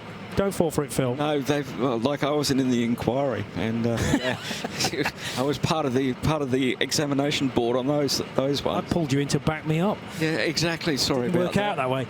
Bruce Jones paid me not to. Dustin Blattner's come into pit lane in this Code 60. Again, 25% of fuel you are allowed for the Dragons Racing Ferrari. 66 laps in the books for that particular car. There'll be a few moments before the Windward Racing Mercedes completes this current lap, though, for Sergei Stolyarov. And he does indeed come in as well in the number 16 car. I'm still trying to work out in my mind whether he had a problem or whether that was just a dip in pace because of traffic. But he opened the gap back out again to Thomas Kiefer, and that's slightly more comfortable now for the Windward Racing Mercedes in second. Yeah, and so they can do a full driver change under Code 60. They do the tyre change. It's just the fuel load that they are limited on as a part of the Code 60. No penalties can be served under Code 60 as well, which is a change from previous years. So you just used to double the time when they did it. They don't do that anymore. They just said no. And then people would say, well, we have to make an extra pit stop. And they went, no, you don't. Basically, you can do it if you run out that 2-hour window and it's under Code 60, you just do it at your next scheduled stop. You don't have to take an extra pit stop to do it, which is fair. You know, and for all of our teams, as we can see, lots of people in the fuel bars. We've got 6 of them, and they're all full at the moment. And there's about 12 cars down there waiting to get filled up. Now these are smart Bowsers as well. All the team refuelers are down there. They refuel down there in their full fireproof overalls, but it's gun type fueling like you do at your normal service station. It's not dry brake fueling like we do in other championships, and they have a card which they put up against the machine, and the machine will say will register your number. It'll work out what your BOP fuel load is, and then give you 25% of that. And then possibly if you started this one, and because anybody smart would have seen it on there that Code 60 start in 20 seconds. Get into the fuel bay now. Get into the fuel bay and get started before it goes Code 60, because then you can get a bit more, and then as soon as it hits 60, it's only going to give you your 25% balance on the back end of that. Yeah, I've been thinking about the kind of race for fueling that we used to have when a car was off the track and a Code 60 was inevitable but hadn't kicked in yet. Get into fuel, get the nozzle attached before the Code 60 comes out, and then you used to be able to get your full fuel allocation whilst everyone else is circulating at Code 60. Is there almost now going to be a race to work out when the Code 60 is going to end? Yeah. Because to get in and then to get a full tank afterwards, but then it will only go green on the smart tank as the rest of the track goes green. Exactly. And you can't get any more fuel total than your allocation would allow. So there's no sort of cheating or bending the rules in that respect. No, over the course of the years, they have tightened this up. And because it was an area, you used to be able to come in every lap and top your tank up. And so this is the biggest change we've seen in refueling with these smart Bowsers and how intelligent they are so the teams know that they can't out-trick it anymore of doing it, and it all gets fed back in to race control of what people are doing. But yeah, we've got a lot of people just leaving the fuel station now. Now, we do have a vehicle down at turn 1. Was that turn 1? Where are we now? Yeah, it was turn 1. It looks like we're doing some debris cleaning all around the circuit at the moment. We did have some debris down at turn 2 where the marker boards got taken out by that previous Code 60. And I think this is with 21 hours to go. I think it's a good time to have a little bit of a track clean, get everything back into green, because this is quick. As our Optimum Motorsport McLaren, the 720S GT3 Evo. One of the quieter cars out there, as I've been standing outside of here and listening to the car. The McLaren is really quite quiet compared to the Bentley, which actually shakes the grandstand. So that's when you stand in front of our little booth here in the open air at the top of the grandstand. I mean, the car noise has always boomed back and forth off the garage buildings and also the main tribune here, but is the McLaren more of a whistler? Yeah, it is. It is. It's a much quieter sound compared to, say, the AMG GT3. The Vortex. The Vortex makes a lovely noise with its LS3 engine in it. You'd expect a Vortex to go kind of... Yes, indeed. As well, doesn't it? But it's a real thunder, deep throat V8 sound. It is. Against its name. Oh, yes, and it does look spectacular these days in the Vortex 2.0. We're going to see 2 of them next weekend down at the Yas 6 Hour, the Michelin 6 Hours of Abu Dhabi, and that's happening on Sunday, qualifying on Saturday. Over 50 cars entered already, and pretty much 8/10 of the, or 4/5 if you like, of the 992 grid are going down there, because for the Middle East Trophy, which is race 1 of, and race 2 next weekend, in order to be eligible for that, you have to compete in both races. Okay, previously it was 2 of the 3 when we used to do previous 2 years where we used to do Qatar in December, not this year, and so both of these races to do that. So let's have a look at some of the results from 22-23. Herbeth Motorsport won the GT3. Phoenix Racing won GT3 Pro-Am. GT3 Am was run by our friends in the 85 CP Racing. Willie Motorsport by Ebby Motors in the 992 category won that. 992 Am HRT Performance. GDX 714 resumed More Than Racing here this weekend, running in 992, and I think they're in GT4. Century Motorsport won in GT4. TCR Wolf Power Racing. Last year, Manamari by Abbey Motors won the GT3 class and won the championship. They're here this weekend. Century Motors run the Pro-Am. CP Racing once again. Not having Charles here and having the CP, I know John covered off on this in the first hour, not having the CP Racing team here is a real thing. It's exactly 4 o'clock in the afternoon here in the Dubai Autodrome, and we've had 3 hours of the 20th edition of the 24 Hours of Dubai right here on the Radio Show Limited network of channels. Dynamic GT have just called into the pit lane on the 67th lap, soon to become lap 68 for that race-leading crew, but we're at a phase where we're kind of cycling through 3 different runners at this stage. They're on very slightly different strategies as well. So Thomas Kiefer in the number 24 Dynamic car stays on board, and we'll head down towards the first corner once again with a full... with 25% of its fuel allocation now on board. Ahead of Dustin Blattner's Ferrari, the Dragon Racing number 88. And then a whole slew of cars have just come into pits at the same time. Sergei Stolyarov's Mercedes for Winward Racing. Alex Malikin's Porsche, the Pure Racing number 92, along with Paradigm Competition and Simon Traves in his BMW number 991. The Treble 7 Al Faisal Al Zubair BMW driven Almanar Racing car. And then the 91 of Jake Pedersen has also come in as well. And if this Code 60 continues to being 60 minutes, then that's all the fuel that those cars can take. It doesn't stop them coming into pit lane for other reasons, tyres or a driver change, but that's the only amount of fuel you can take on board in any one Code 60. Yep, 12 minutes so far for this Code 60 as the rear tyres are cooling down as we're getting into the afternoon here. Just gone 4 o'clock locally here in Dubai. Shadows starting to creep over the track at turn 1 from the old race control tower. I can see I think there was a course vehicle out there as well, maybe race direction, and having a quick look around. It's not unusual to see them head off as they're making their way around the circuit. Some cleaning still going on, but don't have official results, but cars are getting pinged for code 60 infringements exceeding the time as the penalties continue to rack up. Quite small margins. 912 has got a penalty for 60 seconds for overtaking under code 60. They're pretty hard on that this year. Sean Lynn's just brought the Bentley into the fueling area.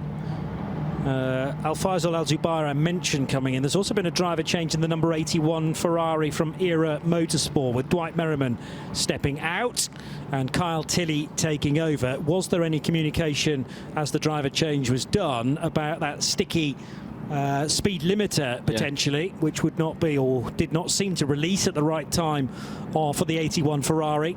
And consequently, as it continued to go around and shake that problem, the Motor Park Mercedes arrived on the scene, and there was nowhere to go for the 5 car, spearing left in avoidance for Fred Jousset, and sadly, we think out of the race for Mercedes number 5. Yeah, the guys in pit lane will keep a close eye on that garage to find out what's going on and that repair. We do know that the 990 probably won't start, but on that first accident under code 60, caused our first code 60 and the JDM car, and that will leaves us, I think, with around, we had two cars that didn't start the race. Come to You Racing didn't start the race, as well as the Tresor Attempto car from that first qualifying on the outlap of for Q1 yesterday, which I think will leave us with a field of 60 still running.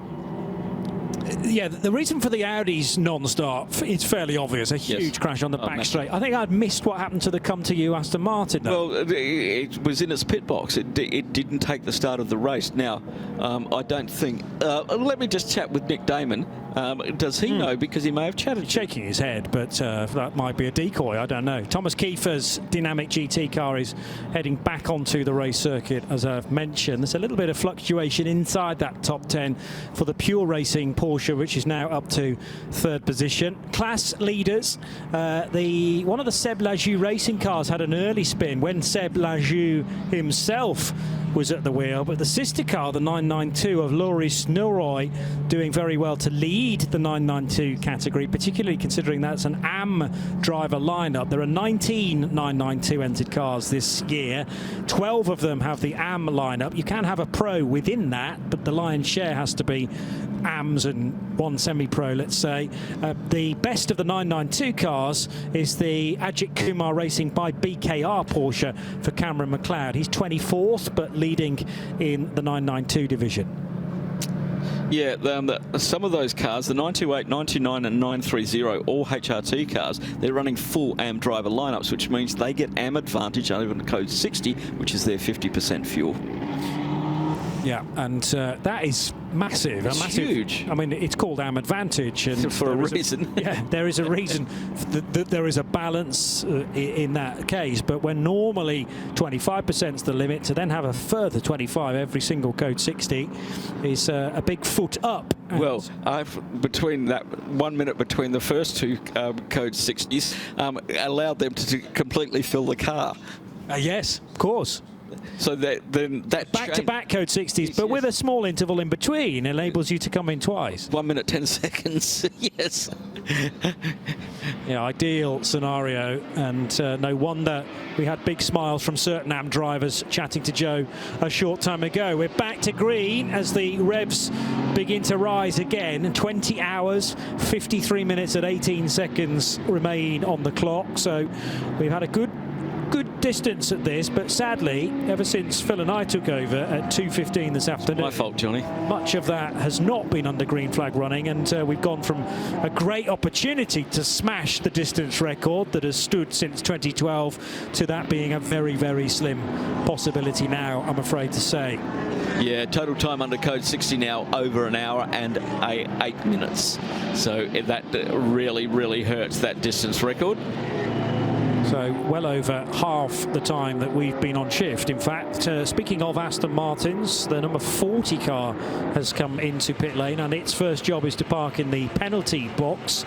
Mathis Lismont in his Come To You racing car. So Come To You are still represented on the grid, but not with their the other car had an issue at the rear end, either differential or axle, that couldn't be repaired. That is why they went out, came back and never clocked a lap, because they were just out and back into the pits again. Yeah, when you're dealing with the end of the car where the drive is meant to appear and it doesn't, that can mean all manner of things. 2-second penalty was served by them, and that was for exceeding the speed limit during code 60 before they came down to the box. Car number 40. Lovely sounding car. Yeah. Although now turbocharged, of course, so I mean that goes towards the road engine as well on certain Astons with the Mercedes tie-in, but it's a little bit on from the old normally aspirated V12 that the old GT3 Astons used to have, but still sounds great, looks even better, and heads on down towards fueling now for that car to be serviced once again. Not mentioned a great deal about the Lamborghinis in this race, but JJ Song, in his Lippert Motorsport example, leads the GTX category. Leading from the get-go. Yeah, that car, a lot of different drivers go through, leading that one. He's got Grant Donaldson in the 111 racing. The IRC car is second in GTX. They're running 26th and 28th overall. So there's could be a good battle shaping up there for the GTX lead in the upcoming hours. But given that one is a V10 powered, one is a V8 powered LS3 engine in the 111 Racing IRC car made in Queensland, Australia, my home state. And this is a direct competition to the Mark cars, which we have seen many of at 24-hour racing, the Mazda 3, the Ford Focus and the GT in later years, and a great series for silhouette races back home in Australia. And this IRC, its first visit out to the Middle East, and they're doing a great job at getting that into second position with about 20 hours and 50 minutes to go. They're just going to keep it there. Mark cars, I always associate Norwell. Yep. A Mark car. I've never been to Norwell, but Norwell. Yeah. Now, do we know where IRC are based within Queensland? They'll probably be at Logan Home, which more the whole thing with the motorsport park in South Australia, in Queensland, that's based on the Gold Coast. Okay, Norwell Motor, and it's run by an ex-Bathurst winner and his family. They have driver coaching there. Jack Dillon was there driver coaching over summer. Okay. So really, really good setup there. They run a heap of drivers in a Hyundai series, etc., etc. It's not a full-blown racetrack. It's like a testing. It's got a spinning wet wheel. It's got all of these sort of things. And a great place to be. You have done some. They've got V8 supercars down there that you can take out on the track. It says it all. This is a casual arrive and drive situation. Yeah, basically there. But great setup there. Paul Morris is the boss of that from Siramay Wines, and also he has really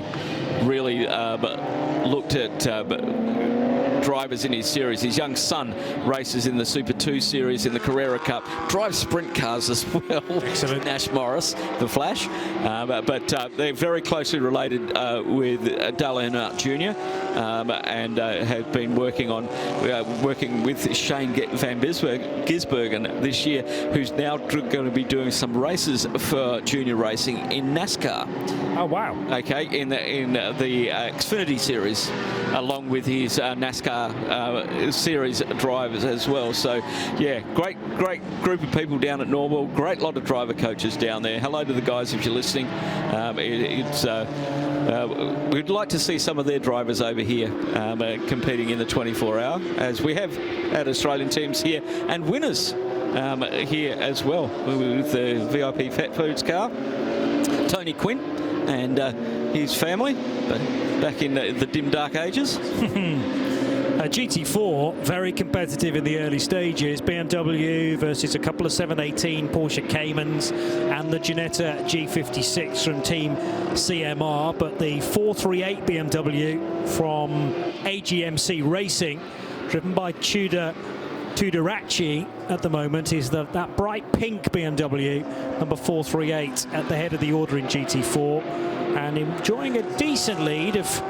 Well, on that screen, it suggests more than 2 minutes. Yeah, it is 1 minute and 55. Sorry, just less than 2 minutes. 1 minute 55.7 is the gap. Just went to 36. Oh, okay. Yes, it did. So that's a lot better. Yeah. Maybe there was a pit stop somewhere in there that hadn't quite cycled through onto the timing screen. Tudoraci versus Simon Day, separated by just over 90 seconds in actual fact. And they are on the same lap. They are on the same lap. In fact, that's changed again, so it's still continuing to fluctuate. It was mapped from the 7x7 Racing Porsche, which I don't think was entirely accurate. I think the real-time gap is less than 30 seconds, 26.5, which is a lot more respectable. Razun's Porsche, driven by Leo Pichler, is ahead of the WS Racing BMW by just over 10 seconds for third and fourth in GT4. But here is the GT4 race lead, as I say, the bright pink fronted BMW, and it's been a good stint to date for Tudoraci. Indeed it has. And the Razun More Than Racing car, the 414, very late entry. That came in, I think, on Thursday. But that Razun More Than Racing running also in the 992 category. But we used to see them in the KTM. And that's where Utter Twist, who is... so they've moved up into the 992 category, which is a really, really great thing to see them grow in this category of Creventic racing. Starting off in the KTM crossbow and then working their way up into 992 category as well. Let's have a look at the TCE field, and car number 127 leading that SRS team's Sorg Rennsport, leading from the Asbest Racing, Muhammad Al-Awais, a local racer there in the St. Leon Cup racer. And then the 102 Asbest Racing, Henrik Sandell at the wheel of that one. As I'm joined back in the booth, and it's a very warm welcome back to Mr. John Hindhaugh. Thank you, Phil. Thank you, Johnny, for the last couple of hours. Peter Mackay coming into my left-hand side, geographically, that is. And, well, Johnny Palmer's record for cautions is intact. So settle back for 2 hours of actual racing now. So we're live from trackside overlooking the start-finish line. McLaren with a single entry here, and always look good, McLaren, when they're here. It's a very different looking car when they're in this championship. So Dragon Racing Ferrari leads. It's been obviously a little bit of a stop-start last couple of hours. At RSL_studio if you want to keep in touch. It's I feel sorry for Captain and Corporal Code 60 there. Poor old Johnny and Johnny and Phil got almost no racing to call upon there. Well, don't forget, Johnny Palmer's whole overnight long shift at Le Mans this year was behind the 3 safety cars, which I think is a first. It's no luck at all. That's the first time anybody on Radio Le Mans has had a whole shift behind safety cars, particularly when it was the extended shift. So it was the 4-hour shift. That being said, the names, well, the name at the top of the field has changed, you know, in that time, in those 2 hours, with quite a lot of Code 60. Dragon Racing are to the top, of course, but the Porsche is a little bit closer to the front as well. That is the if you count. Oh no, hang on a minute. I've got to go even further down. So we've had 1, 2, 3, 4, 5, 6, 7, 8. And I've got it, annoyingly, I've got to do that again. 1, 2, 3, 4, 5, 6, 7, 8 era. 9, 10, 11, 12, 13, 14, 15. 15 different cars racing, leading. 15 lead changes, should I say. Dragon, Dynamic, Winward, Pure, Era, Tierra, Outdoor Racing, Proton, Huber, Haas RT, Paradigm, Almana, all have led. So that's Mercedes, Audi, Ferrari, Porsche. All have led this race. And a Porsche Cup car. The Tierra is a Porsche Cup car. Yes, that's a very good point. That is, yes, indeed. As we thought might be the case. So, yeah, it's, in terms of numbers of pit stops, the Dragon Racing car in the lead, followed by the Dynamic GT Porsche and the Pure Racing Porsche. They've all had 4 stops. Winward Racing have stopped just 3 times. They're in 4th.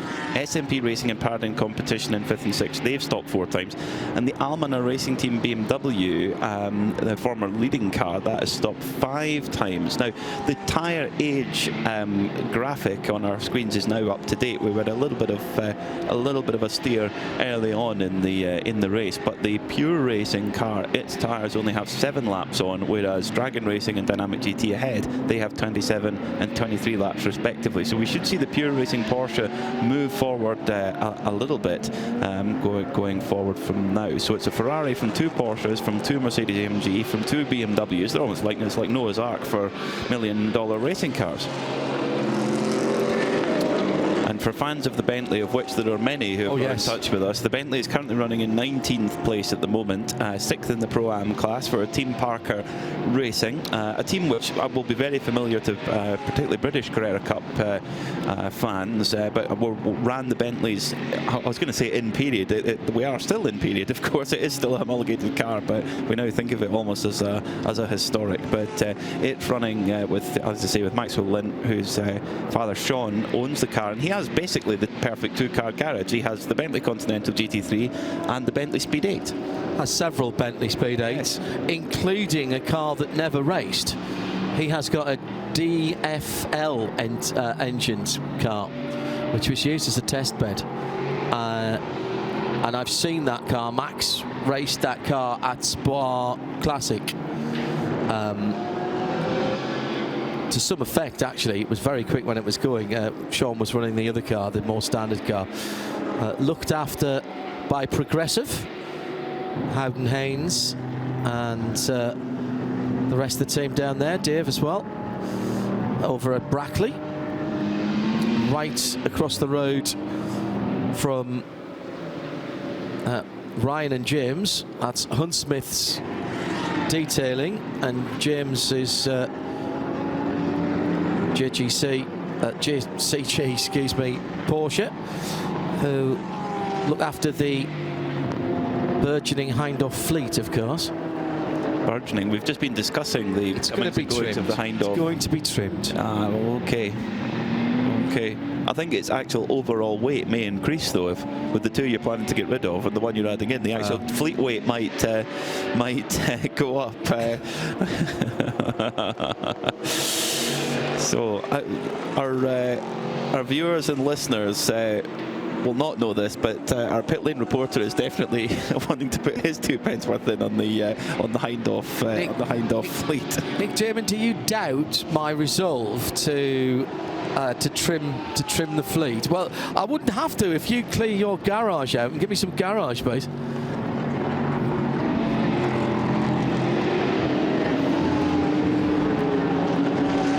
I'm not doing that. She's too good at it.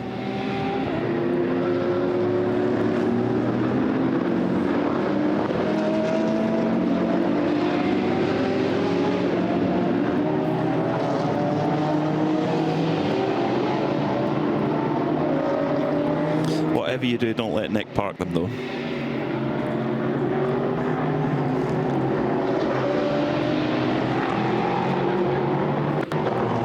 It's not quite true.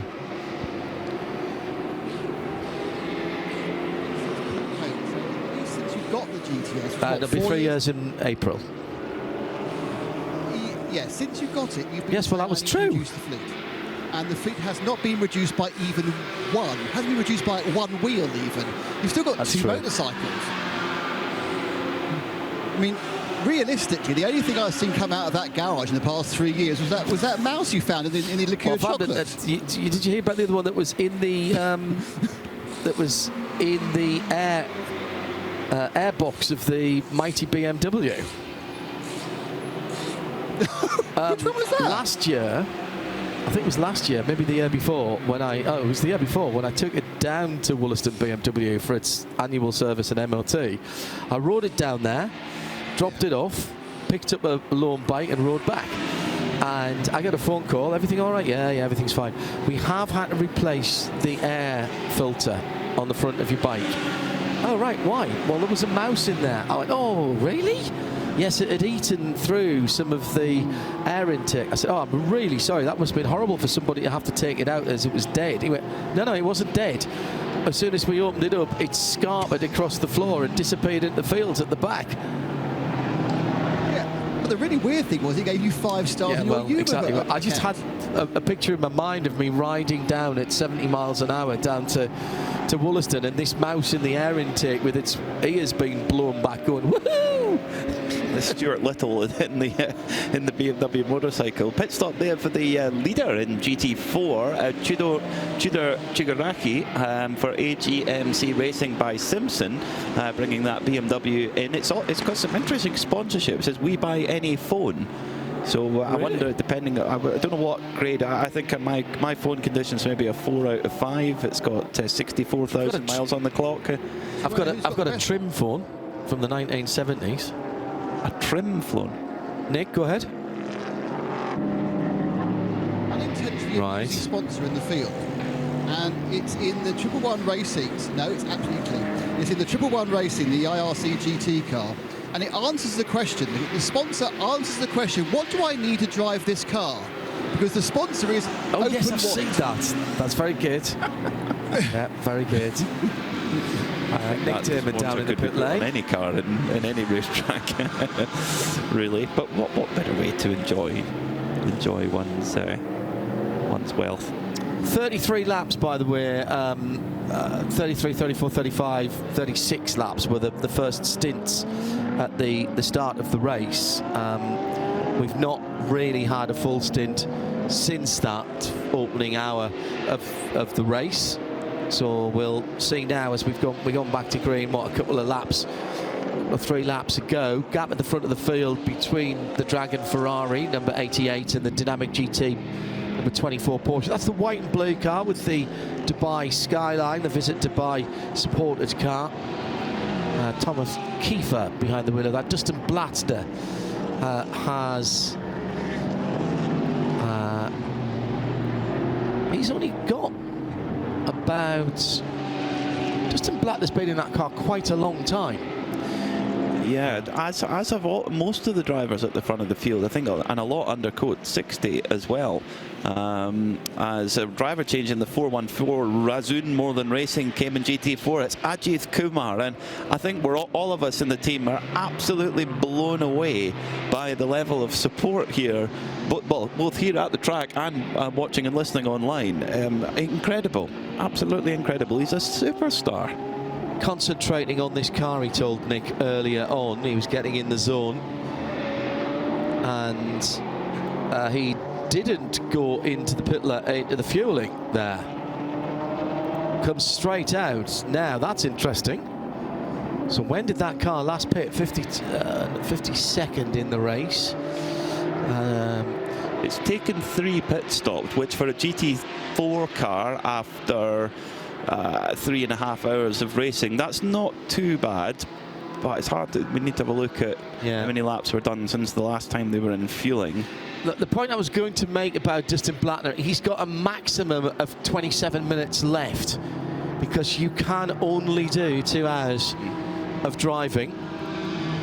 Yeah, that's right, and you must take at least 1 hour of rest if you go up to that 2 hour mark. And we'll get into the maximum and minimum driving times. It really depends on what class you're running in, what balance of drivers you have. We have some who are full professional drivers, some who race, you know, the racing is not their occupation. They race for fun, for a hobby. They race to win, of course, but there's got a big balance of driver lineups there. So that depends on what your minimum driver time is, and indeed what your maximum is. So, for example, Pure Racing, they have, you know, Porsche factory superstar Thomas Preining in the car, but he can only drive, I think it's 12 hours is his maximum driver time, and they really wouldn't have, you know, during Code 60, you don't want to be burning up that driver time under Code 60, because I'm as fast as Thomas Preining under Code 60. Yeah, amazing. I know, amazing, isn't it? Yeah. But of course, once it goes green, there would be quite a gulf. So I think you've got to keep that in mind, and the teams, if they've got driver time that they need to burn up,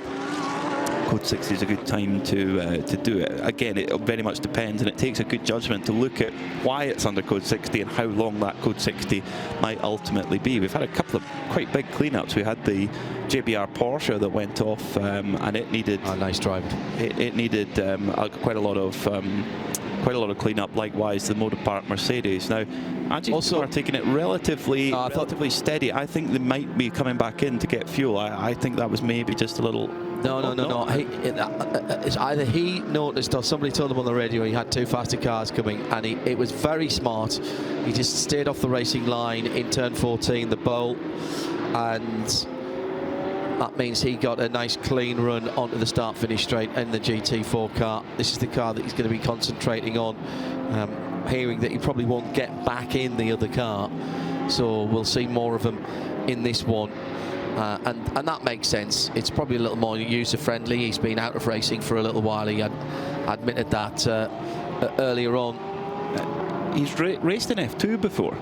Oh, yeah. You know, that's a while ago, wasn't it? But it is a while ago. Yeah, he started racing in motorcycles, actually, did Ajith Kumar. And I don't know if that came across in our stream, but we could sort of just hear it behind our headphones. We're actually up in the grandstand, our commentary position.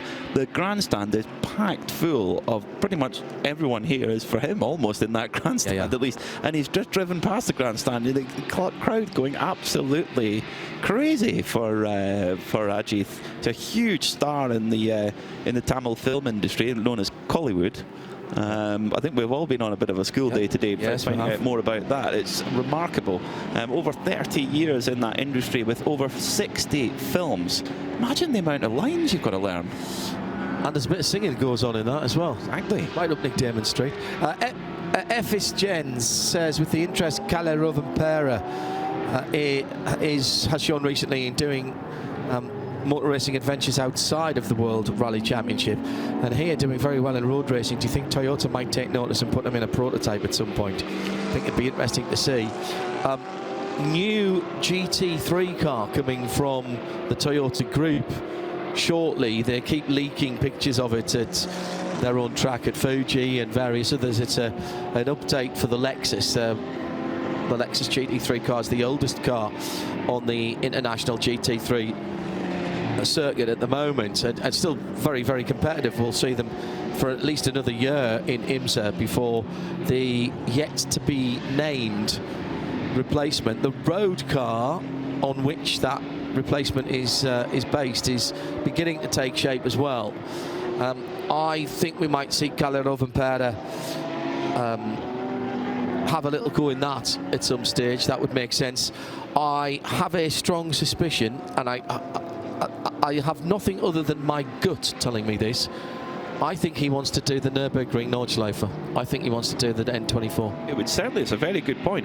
That would certainly be the best synergy between what his day job is and, you know, coming out and circuit racing. But, you know, one race is in the Carrera Cup Benelux last year when he was on a part program in the WRC, racing in a Porsche GT3 this weekend. And he's a big Porsche fan. His day-to-day driver is a GT3 RS in Monaco, where he lives.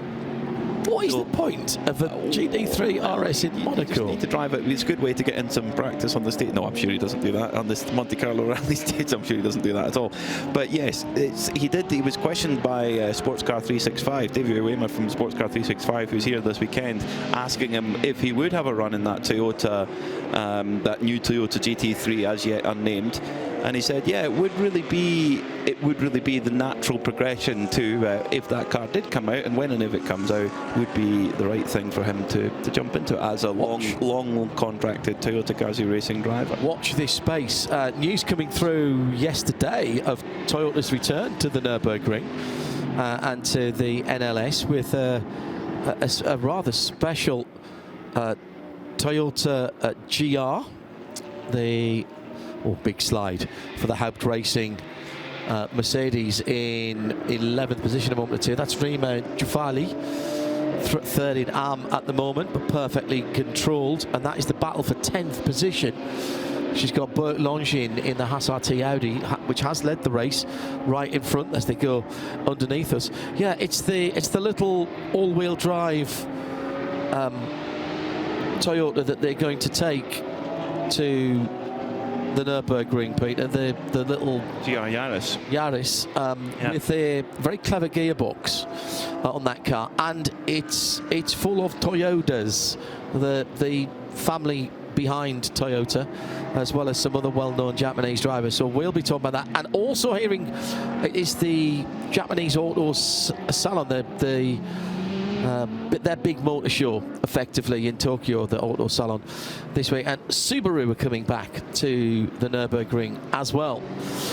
They have been there for several years. Yes, with a sort of pretendy sort of works with the WRX. All the STI guys there. Yeah. So no, they've been running with a Subaru Impreza for several years with a lot of success in their class. Yep. But it would be great to see them get an even bigger involvement. They're also launching that will race in one of the Japanese championships, a mid-engine GR Yaris. I think it's very much a prototype. That is a prototype. That is that again is going to be raced as a development car. There's talk of a new Celica coming as well. That seminal car. And I mean, they might have to, because the new Nissan Fairlady, the new Nissan Z, I saw at Indianapolis last year, and that is a tremendous looking piece of kit, 400 horsepower, very keenly priced, and there's talk of that coming into racing as well as a GT4 car. And indeed, senior officials of IMSA were having quite open meetings with the Nissan US guys about that car at that event. Good time for sports car racing, I think it's fair to say. It certainly is. It is a great time, but you've still got the old stages there. You look at the early era of GT3, as Rima Jafali has a little nibble at the 21 Haas RT Audi, the Audi R8 GT3 LMS, one of the definitive cars that's really made GT3 the success that it is. They were one of the kind of pioneers really in this category. Likewise, the Mercedes AMG GT3 and the SLS that came before it, and they are battling tooth and nail on track at the moment. It's Bert Longin in the 21, sitting in 10th position, second in AM. Rima Jafali for Haupt Racing Team sitting in 11th and third in AM. So it's very much a class battle as well as an overall one. Haupt Racing Team was owned by Hubert Haupt, a three-time winner of this race. If that car was to reach victory lane overall tomorrow, Hubert Haupt would become the most successful driver in the history of this race in the 20 years, as Rima Jafali goes on to the marbles, breaking down into turn 10. Oh, beautifully done. Yeah, gets the job done, gets hard and on the brakes and takes the position. However, we have heard from an anonymous driver saying that the pickup on the new tyre, the pickup is a lot more, and the tyre seems to want to pick up more. The pickup are the little bits of marbles around on the track surface, which can make the car feel a little bit wobbly. It almost feels like you have a puncture if you have a lot of pickup on the car. Now they're side by side again, as Jafali was trying a little bit wide. She's on the headlight flasher to come into the latter part of the circuit. A lot of traffic ahead. A couple of Porsche Cup cars are going to try and get through, and Rima really in a hurry. Nearly gets into the back of the Porsche Cup car. They've now got the Asbest Seat Leon Cupra Cup racer there, and just trying to slip through, and she does just about. Good stuff. Well, here's some interesting news from Nick Damon on the Bentley GT3, which a lot of people are following. And I think this probably says as much about the track temperature and the air temperature as anything else, but also we're learning all the time, Nick, about the new Michelin tyres. Hello, Nick. Yeah, sorry. It has trundled down the lane. The team came out. I thought, oh, good, I'll get to close up. Look at a pit stop. They just looked at it. And obviously, in case it had to put in the last moment, no, it just trundled straight down and just went for fuel, which we weren't seeing early on. Now, whilst the sun is out, we are getting towards the end of the daylight. I think we've got about another hour. Temperatures are beginning to drop. It's lovely, to be honest. And any of you who are listening back in Northern Europe, sorry, it's lovely. So I think that, as you say, people are now learning a bit more about the tyre and what's going on. I think it's really about the plateau. We can all see that there's 10, 15 laps of extra pace. And then saying what happens with the plateau. The plateau goes on long enough. In some ways, you want to kind of use it to your advantage. Because, of course, stopping to change tyres is an extra, 30 seconds and a stop rather than the second. It's an absolute. You're right, Nick. Just going back to Audi R8s, the 310th and final R8 was delivered to Michael Doppelmayr, who's raced in this series. 24-hour Sebring winner. Yeah, and he was the champion, 24-hour series European GT champion back in 22. Chris Ranke handed him that car in November, the final car. 125 titles in drivers' classifications, 197 other championship categories in worldwide competition for the R8 LMS GT3 in its couple of evolutions of that car. It's done in terms of new cars, but Audi will continue to offer customer support for what Chris Ranke said would be the foreseeable future. They're here this weekend. Yeah, I saw. It's full of parts. Yeah, seen that. However, trying to get across to the paddock has been very, very difficult indeed, because the only way we can get across is through the tunnel, and that at the moment resembles a long queue at a tube station. It's absolutely full. The whole tunnel was full of people, so I have not yet moved out of the booth today. Hopefully that'll have eased by supper time. That will have to run a zip wire down. So 20 hours and 20 minutes to go. Nick, have you got something else for us? I just think that Wimbledon have come in from 5th. They've done a full service with driver change. Sergei Stolyarov got out, but I do not know, because I was still walking towards him, who got in, but they've done a full service and then drifted off a fuel. But they have taken a lovely set of new Michelin. Yeah, the tyre age I see straight away, because the RFIDs are before, the RFID readers are before you turn into the fuel stop. Change for the lead. Dynamic have gone into the lead ahead of Dragon Racing to the tune of 8 seconds. So what's happened to Dustin? Not sure, because the last lap was a 2:02.7. Previous lap for Thomas Kiefer a 2:03.3. So no, it must have been the previous lap an issue then for it's 15 seconds. Yeah, huge difference all of a sudden. So there's something definitely happened to the number 88 Dragon Racing Ferrari at some stage. So yeah, we'll keep a look on that one. So it's Dynamic now from Dragon Racing, from Pure Racing Porsche, from Ferrari, from Porsche. And from the lead of their class, Leipert's Lamborghini, Nick Damon. Yeah, JJ Song, I think it was in the car. He's getting out. He hasn't actually got out. There's a little bit more going on here, because the next driver hasn't got in, so I'm not sure if they're having to have a little bit of they were having a bit of a poke around in the driver's footwell, but they are now carrying on with the service. It is a full service. I think he's actually even got himself an extra tear off. That's how big his day's been. And they are a bit slower, but they are comprehensively doing well in the GTX class. They can afford to belt and brace the whole thing.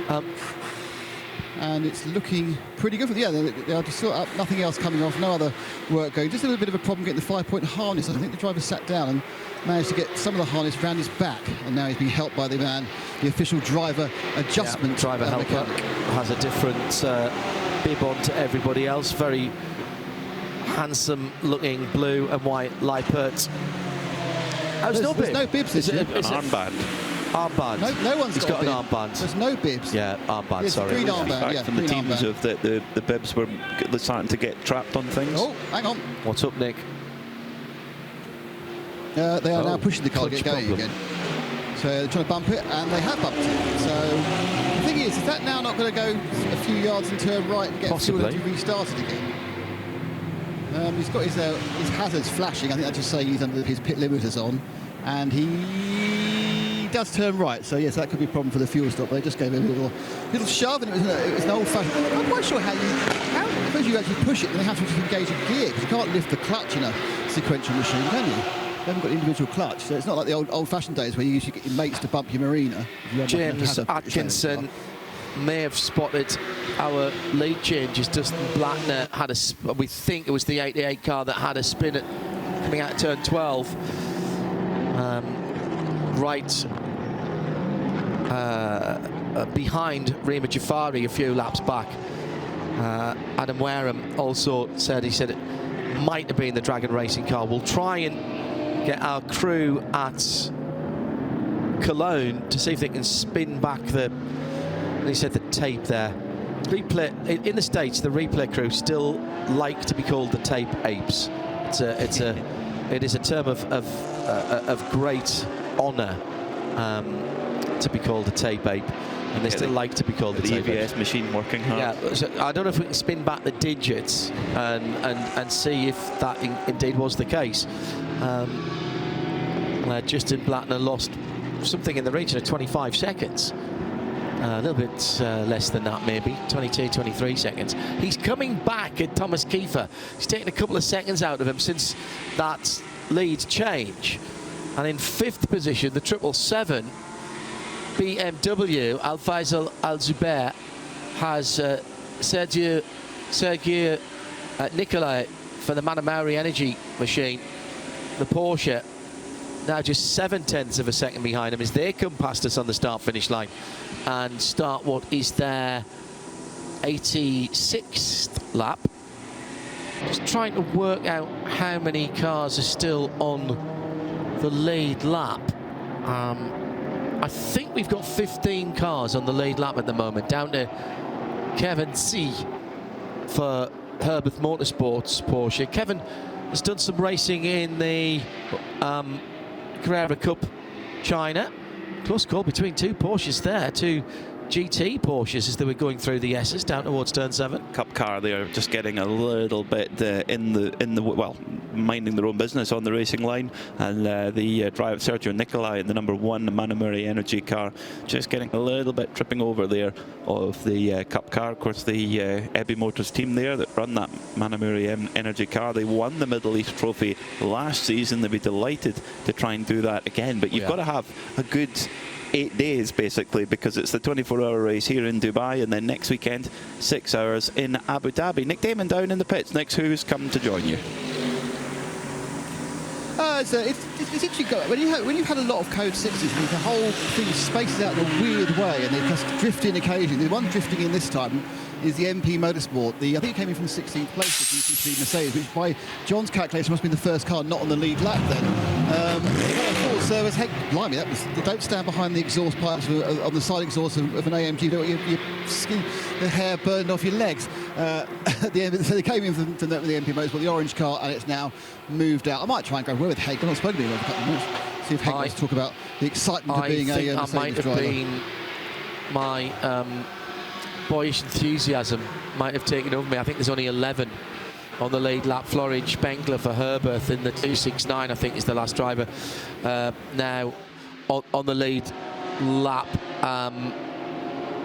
But I'm prepared to be corrected on that at the moment. If he is, he's about to lose that because he's got Thomas Kiefer right up his tailpipes. Well, one of the drivers with the most amount of racing experience and indeed the most amount of life experience in the race is Henk de Jong, and he has caught up with Nick Damon. Henk, you're having a well-earned drink. Is it very warm in the car now? Because the sun's low, I suppose it's just heating the whole thing up. It's very warm, and we have no airco in the car, this is hot. How's the MP machine going? Yeah, it's okay, but a lot of traffic. Yeah, normal, but a lot of traffic. That makes it difficult. You're kind of in the middle of the GT3, so you're being overtaken as well as overtaking. Are people being respectful, or is it a bit of a free-for-all? No, it's okay. The most people have respect for each other. Yeah, there's no problem. It's okay. Obviously, you're a 24-hour series veteran. How are you finding this first race on the Michelin tyres? Really, I think the Hancocks are better on the long term. In the beginning, the Michelin is okay, but for the long term, they go down very quick. Can you define very quick? It's like 10 laps, 15. How many laps before they begin to go down? How many laps before they begin to go down? 20 laps and then they go down. So, yeah, you're currently running about 16th place. What is the aim for the team? Is it like a podium in the class, or is that too ambitious? No, normally, yes, we win, I think 3 times, 24 hours, but we shall see. So look, 20 more hours. Very good point. He gives hope to us all, doesn't he? I wish I had the number of follicles he has. He's very suave. Henk de Jong, double winner of this racing class in 2020 and 2022, both with MP Motorsport. In fact, he bought the team back in 2005, so it's the 20th anniversary of him owning MP Motorsport. An amazing team that won the 2022 F2 driver and team championship with Felipe Drugovich, who's going to make his IMSA debut in a couple of weeks' time in Daytona. They've run Will Stevens before, Marco Sorensen, Franco Colapinto, Pato O'Ward, and they actually back in 2013 ran Max Verstappen's first test in a single-seater racing car. Max Verstappen, one of the many drivers showing interest in coming racing. He did a big test at Portimao with some of his friends with a whole load of GT3 and GT4 cars, and he still says he's interested in coming doing some GT racing for fun. So he was guesting in the IMSA online series the next round tomorrow, which is tomorrow. Yeah. Hello to Jerry Z, one of our regulars. No, good to know that you're tuned in Ohio. Hello, Jerry. Another one who is slightly bemoaning the loss of CP Racing, just coming to the end of their programme at the end of last year, but we do miss the Charleses and the rest of the team. At RSL_studio, hashtag 24H series, if you want to get in touch with us. Dustin Blattner back into the lead, so recovering from that, we believe, is really quickly. He's caught up with Thomas Kiefer and moved by. Thomas Kiefer, he's come from the world of Northlife Racing, as Dragon Racing decide to take a very late pit box there for Dustin Blattner in that 88 Ferrari 296. Dustin, a 38-year-old former winner. Did he cut there? Blend line, maybe. Yeah. Winner, of course, of the 24 Hours of Barcelona last year with Herbeth Motorsport. So he switched from Herbeth to the Dragon Racing Ferrari team for this outing and into the pit lane. Let's go down to Nick Damon, who has got the red and white car collection Porsche being pushed back in the pits. Yeah, I've also just seen the second place Dragon car trundle down for the full service, so Dustin will be getting out of that one. We'll try and go word with him in a moment. But yeah, this one was just suddenly just drifted back into the pits. Driver staying on board of the car collection, not obviously having the greatest run already. It's quite a long way down the field. It's scored in 46th place, which is not where a GT car should be. Not quite sure who's on it. Now they're straight onto the back of the car. The rear right's come up. I think they're going to be taking the tail off. So this, to me, is probably with Roman Mavlav in the machine. My guess is whenever I see this sort of work on the Porsches, it's normally because there's something in the driveline that's gone wrong or overheated, and they are certainly having a good old shifty at the back of the car, and they're waggling off the rear clip, which is now a bit of a bigger unit, as it has been the last couple of years, just to take advantage of that. Now what they're looking at right under there to see what's going on. A huge amount of heat, unsurprisingly, coming off all the various parts of the car, the brakes, the exhaust, the gearbox and everything else. And we'll keep an eye on this one, but it looks like they're hoping to get this done, John, because they're leaving the driver in the car that's always in a good sign. They think that they're going to get out quick enough. Hello to Drew Adamson from iRacing, who's tuned in. He says, if like me, you've just heard Specutainment Mackay podcast, which is Peter and Nick Damon, RC Racing in your sleep. No, you're not dreaming. Full Metal Racing is back. Yes, you're right. It is. Hello, Drew. Promise I'll be on time tomorrow, Drew. I promise. For the IMSA Esports. Are you doing it? You're doing it from here? He needs to get more sleep. He messages me at some of the strangest times of day. I know. We mentioned earlier on the fact of how dark it gets and how quickly it gets dark, and it's Johnny done with me piece of paper that had all that on. Here we are. You can't blame everything on Johnny. Well, I can. Well, he's not here to defend himself. He is. He's behind you. Is he? It's not the pantomime. This is a late pantomime. Right. I wrote it down. It's 13 hours and 15 minutes. As we've got the HRT.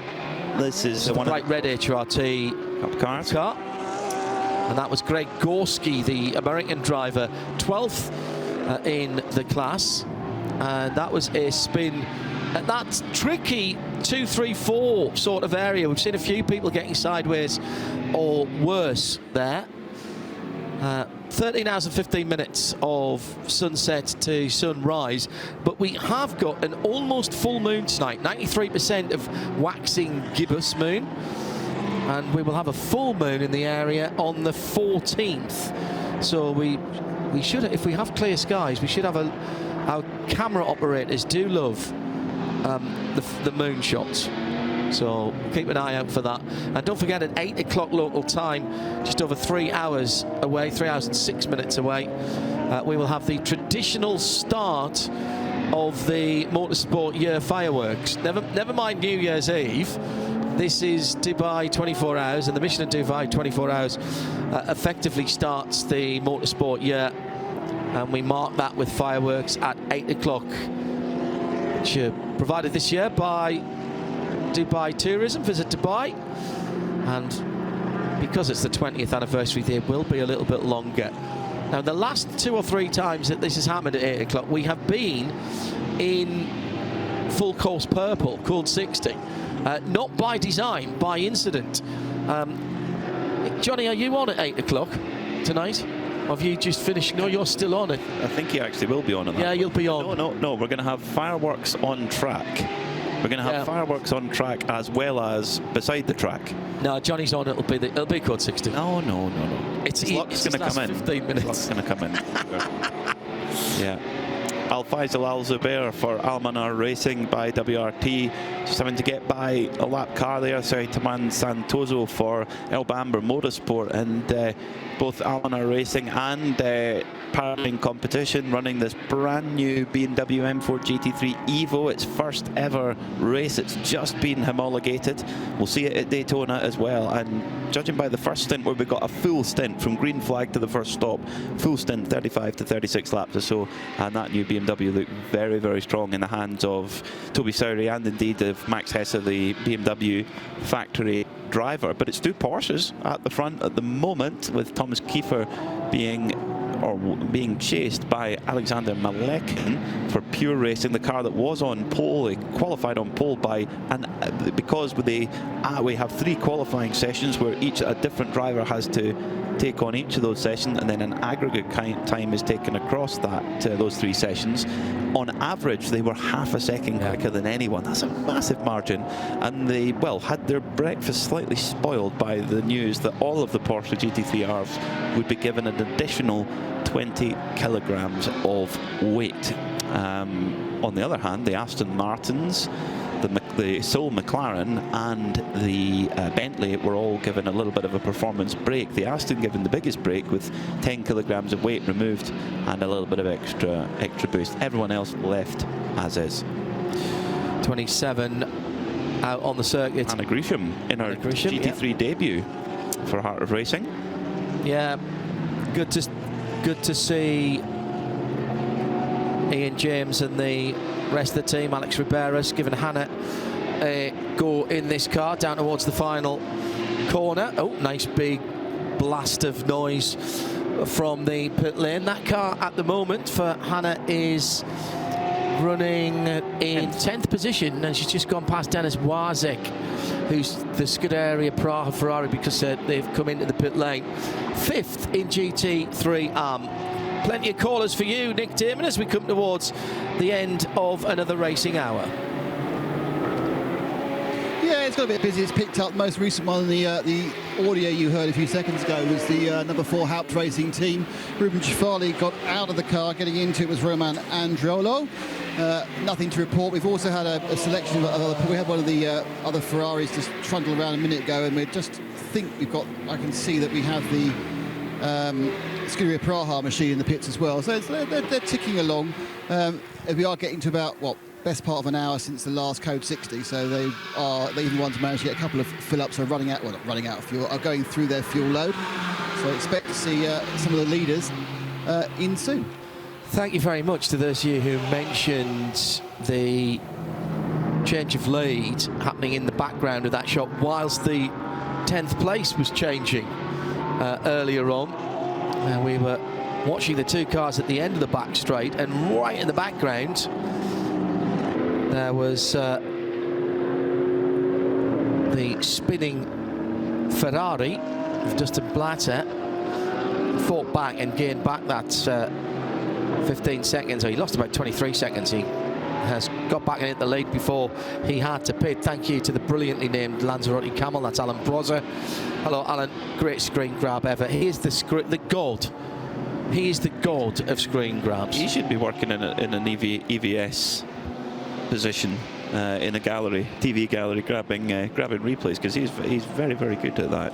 Is Alan Prosser. He's got us out of a few sticky spots over the years, hasn't he? So thank you, Alan, for that. The king of zoom and enhance as well. Yes, the beautifully painted number 269 Herberth Porsche. Once again, Herberth bringing the goods with the liveries, the alternative Salzburg green and white. Yeah, that's lovely. For Herbert. This is their AM entry car, driven by Florian Spengler at the moment, up to 8th position. Fantastic stuff. They qualified further down, quite a bit further down than that. So great move forward from that squad, doing what Herbert do. Yeah, we're right in the middle of pit stops again at the moment. So some of these positions will need to be shaken out. I do love it when classic liveries are put onto newer cars, and that one works particularly well. The strakes down the side really work on the 992 body shape, particularly the top white strake that floors Coke bottle-like underneath the side windows and towards the rear arches. 992.2 will 992.2 already out in the road cars. Sadly for old dinosaurs like me, no manual version of either the GTS or the Carrera S has been available yet. Carrera T, we think, will get the manual version with the slightly less powerful engine. Carrera S now has the same power and actually the same engine as the 992.1 GTS. So that's the 480 PS car. That's a big hike of power for that car. Still using the 2.9 twin turbo. The race cars here, of course, using the naturally aspirated, and the biggest they can go on that is 4.19 something. It's the 4.2. They call it the 4.2. There is no more to get from that engine capacity-wise. It's a direct descendant of the normally aspirated 4 litre you get in GT3 and GT3 turbo. Leader in the pits as we come to the hour. Yeah, it seems like they just strolled in the Visit Dubai blue and white machine. It's a full service. Blocking my path to him was the Pure Racing team, who actually came in a bit after and left before. So the Pure Racing, the 92, has gained a bit on the 24. There they go, all the way through. Driver out. That was Kiefer, and I'm not quite sure who got in, but they have got through that next service Nick. as well. So the first two of the top two overall then in the pit lane. So the 777 Al-Faiz Al-Zubair driven Almanar Racing BMW will actually be the leader when it comes through. Then Sergei Nikolai in the Manamari Porsche, Paradigm BMW, Jake Pedersen in the Herberth Porsche, the 91, then Haas RT, Florian Spengler, Hannah Grisham, That's Herbeth and Heart of Racing. Herbeth with their third car inside the top 10. Well, actually, that'll be the third car inside the top 8. Come To You Racing next up. And that is the number 40, Jamie Dade, driven Aston Martin. Sorry, Jamie. These are all GT3 cars. And beyond that, it's Proton, Porsche, number 969, Winward, number 16, Mercedes, Ferrari, Dragon Racing, number 88, SMP for Mercedes, and then EBM's Aston Martin in 6th in Pro-Am as well. Best of the 992s. It's a decent little scrap going on here. It's 5 seconds between the 912 Tierra Outdoor Racing. That car has led the race overall early on. Luke Breuters from a problem early on in that car in qualifying. They got knocked back a couple of places, but look, Luke Breuters now in 2nd place, 6 seconds behind. And then it is Haupt Racing, Mercedes, Optimum, and Huber Motorsport for the top 20. Okay. Behind them, we've got Continental, HRT, and Mercedes. The most of these are still GT3 cars with a couple of 992 machines in. HRT, Julian Hansen has just pitted the Porsche, number 928. Yeah, that's the leader in 992. Then it's Scuderia Praha, Miroslav Szajbo, and Sebleju Racing, and into Africa, Ferrari, Hoffa, the Kumar Racing Porsche 901's got Fabien Defoe behind the wheel, 5th in 992, and making up the top 30, Sebleju Racing. Müller Motorsport having a quiet day, but still circulating the 918 for Ben Bernagel. Razun Morvan's Porsche in 32nd. Era Ferrari still fighting back, but they are 4 laps off the lead after their early issue with a tyre problem going to the formation lap, I think it was, and starting in the pit lane. Then they put themselves off strategy. They've been down the pit lane 4 times to the leaders 5.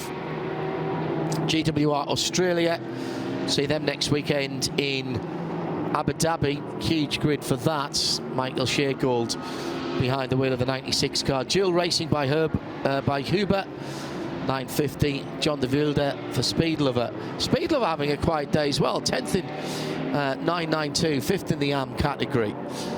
Then QMMF by HRT, HRT Performance, and Rabdam by Fulgenzi are all GT3 Cup cars.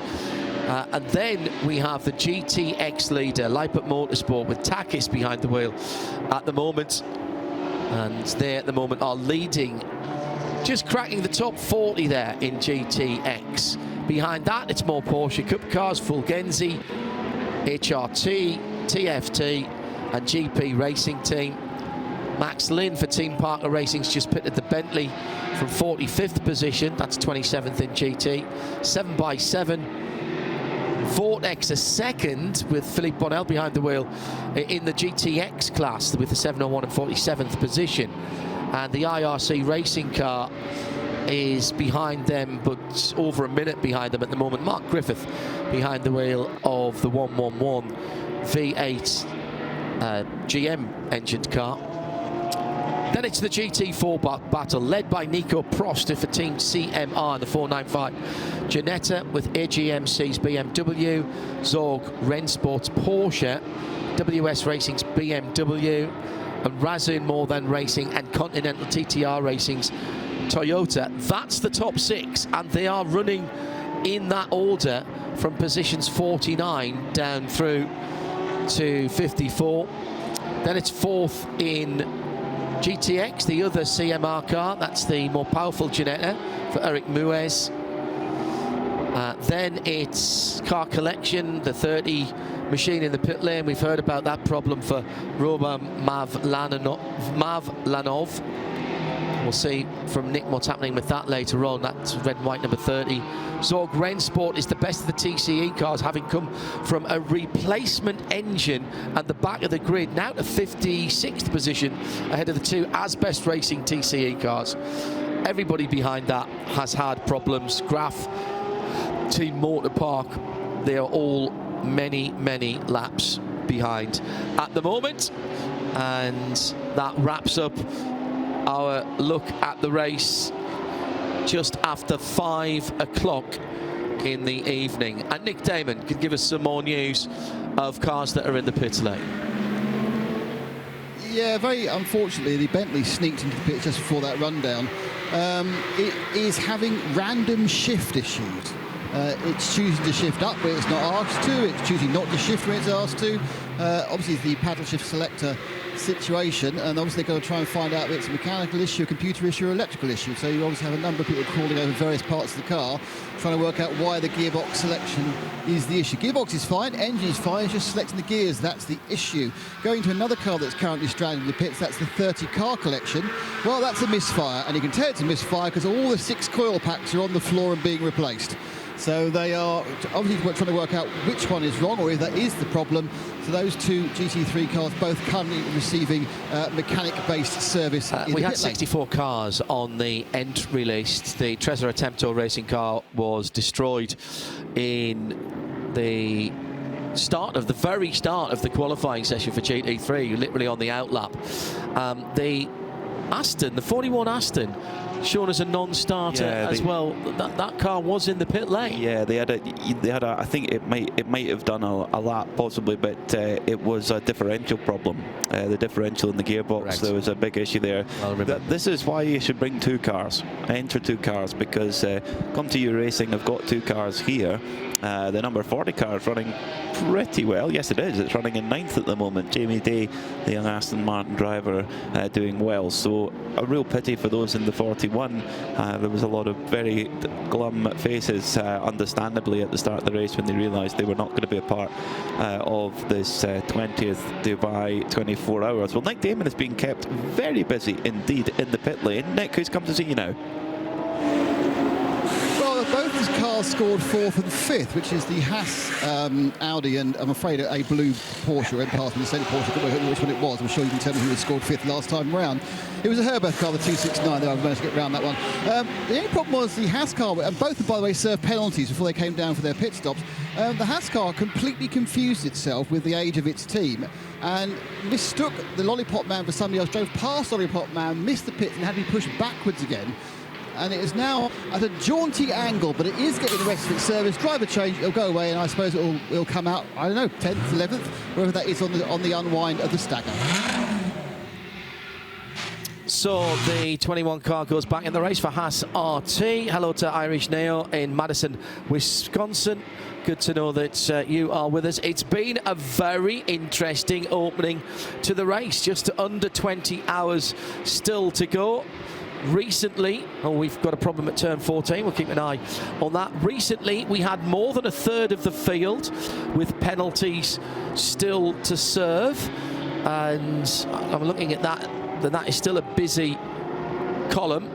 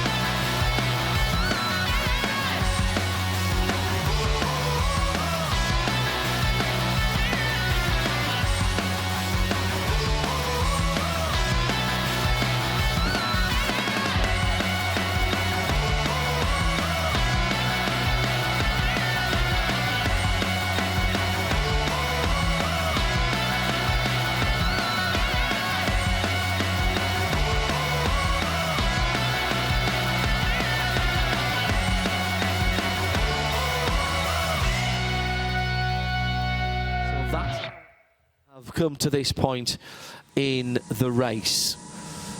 And there was an issue at turn 14, which is, we can see that from here. So, Peter, what can you see? Ah, yes, I can see somebody's run on at turn 14. Yeah, there's what I presume is a Toyota Hilux pickup truck that's come quickly to the assistance. They've gone, I think, completely behind the barrier. Yeah, correct. 14. I have no idea which car. You spectator bleachers there, and they're being used.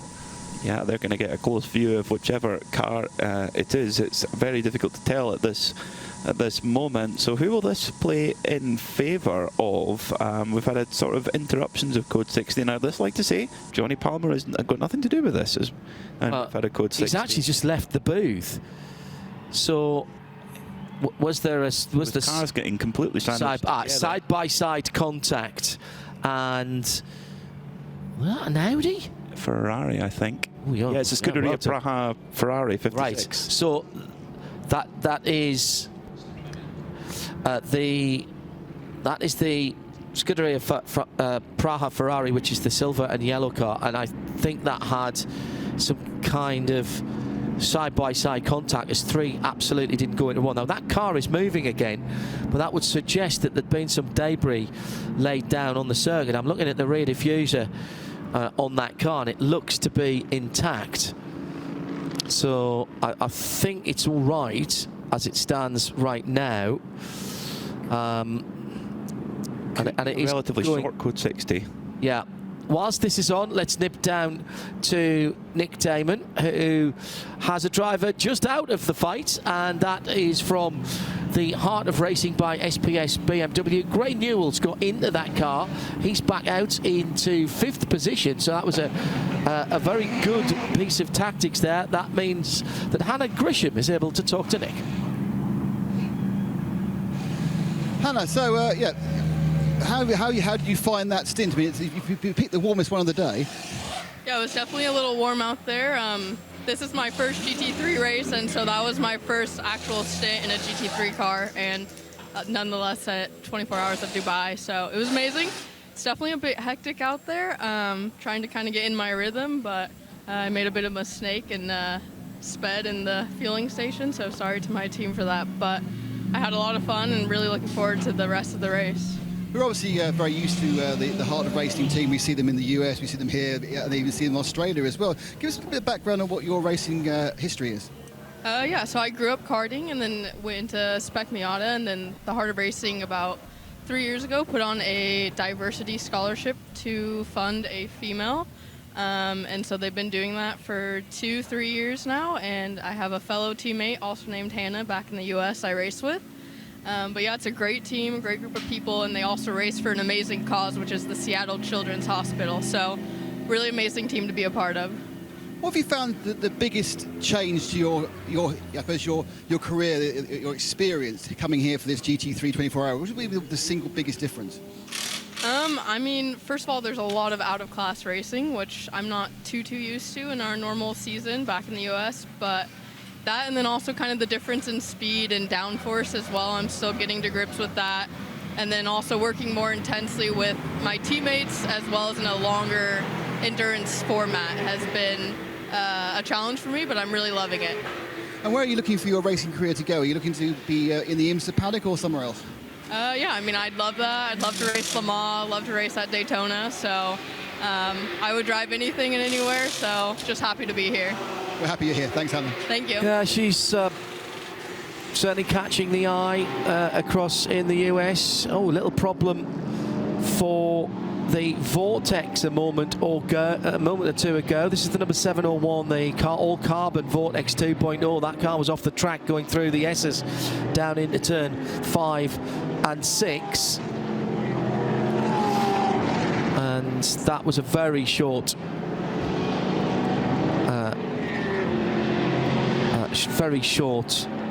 full course purple there, and it was for a car stopped at turn 15.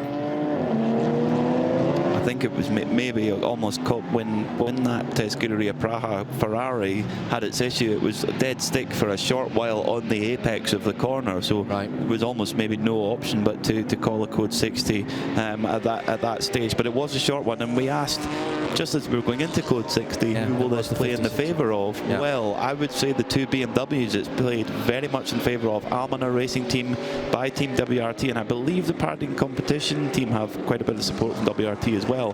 They both got driver changes done. And tyres. Yes, they have, yes. But I mean, if you're doing a driver change, you might as well do the tyres. So Dan Harper has hopped into the Almaner Racing Team by Team WRT car, taking over from Al Faisal Al Zubair. Then Darren Lung has got into the Parading Competition car, and Darren Lung's going to have a busy day because he's got to get minimum driver time done in 2 entries. He's in both of those BMWs that are leading at the moment, so certainly position-wise he's in a good place, but he's got a lot of driving time. He's using this event as a real preparation for the 24 Hours of Le Mans. That last code 60 is an object lesson of why code 60 works so well. Because if you had called a full safety car in a different type of racing, and I'm not saying every race series should do it, but this is why I think, and this is my personal opinion, that I think code 60 works so well. There are other series that would have been a safety car. Okay, so you put the safety car out, you neutralise the field, and then the car restarts. At that point, because it's a multi-class race, you've still got to do all of the wave bys and the pass arounds so that you don't disadvantage anybody in one of the classes that is not the top class by putting out the safety car.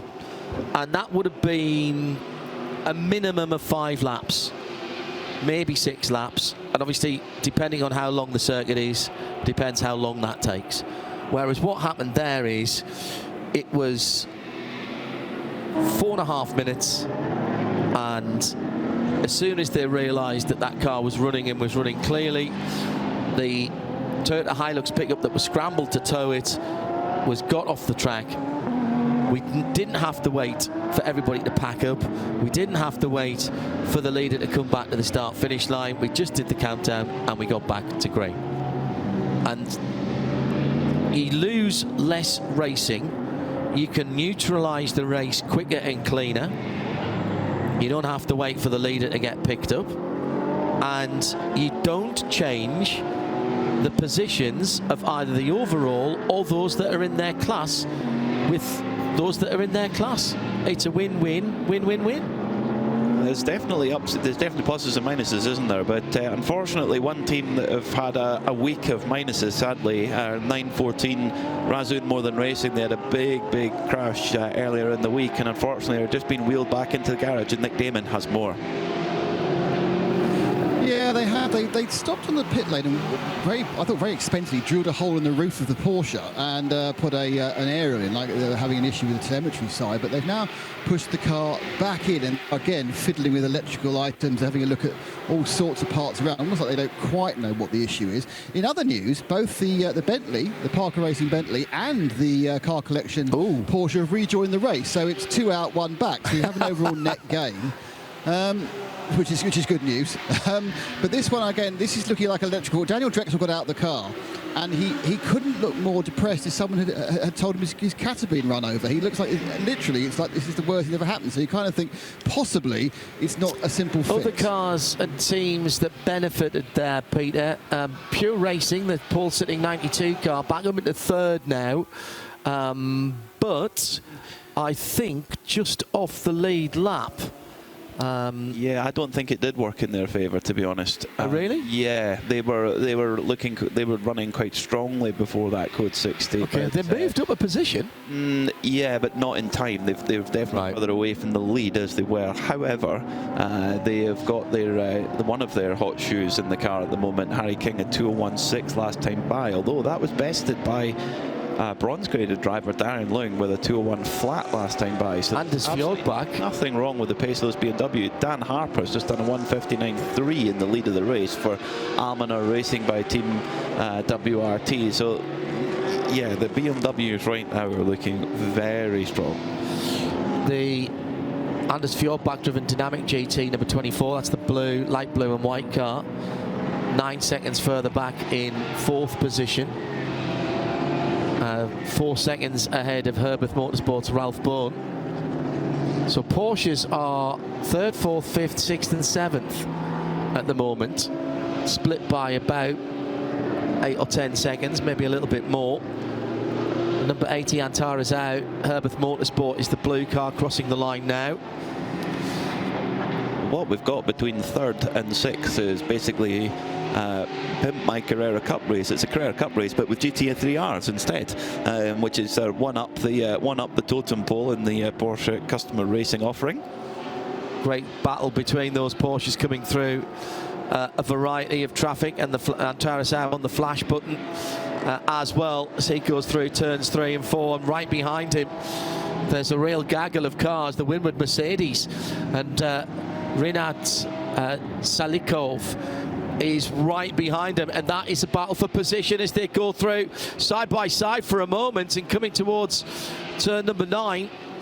And this is getting all a little bit tight down the inside by the Mercedes driver. I think Antarasau left the door open for him there, and right behind that is another car that is going very quick. Looks like one of the Aston Martins coming back. Our Bamber Motorsport car, which is now driven by Al Bamber himself. They're running down in 25th overall. They've had not the best start to the day, but they've got their lead man at the lead at the moment. And Tarazao is, like you said, allowed the Winward car through. I think so. But the Aston Martin here is multiple laps down, and this isn't a battle for position, but El Bamba, to get that car back up the order, he needs a bit of clear air, so he doesn't want to get stuck behind this Winward Mercedes. Yes, it's running further ahead, but Earl is a Le Mans winner. He would think he's got a little bit more pace underneath him. Well, and also a lap back is a lap back. So a new 6th position car is the Winward SPS Mercedes Benz. Nick Damon down in the pit lane.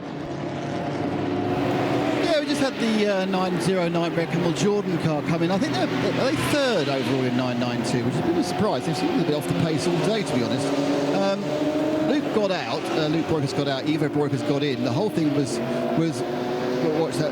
Apparently, on I've just looked at the computer. On Stagger, they were leading, so they have been brilliant. Now, on a serious point, earlier on they were dropping off, but they have obviously got they put 2 fast guys in. They got the Ivo now, who even he would admit is not as quick as his son.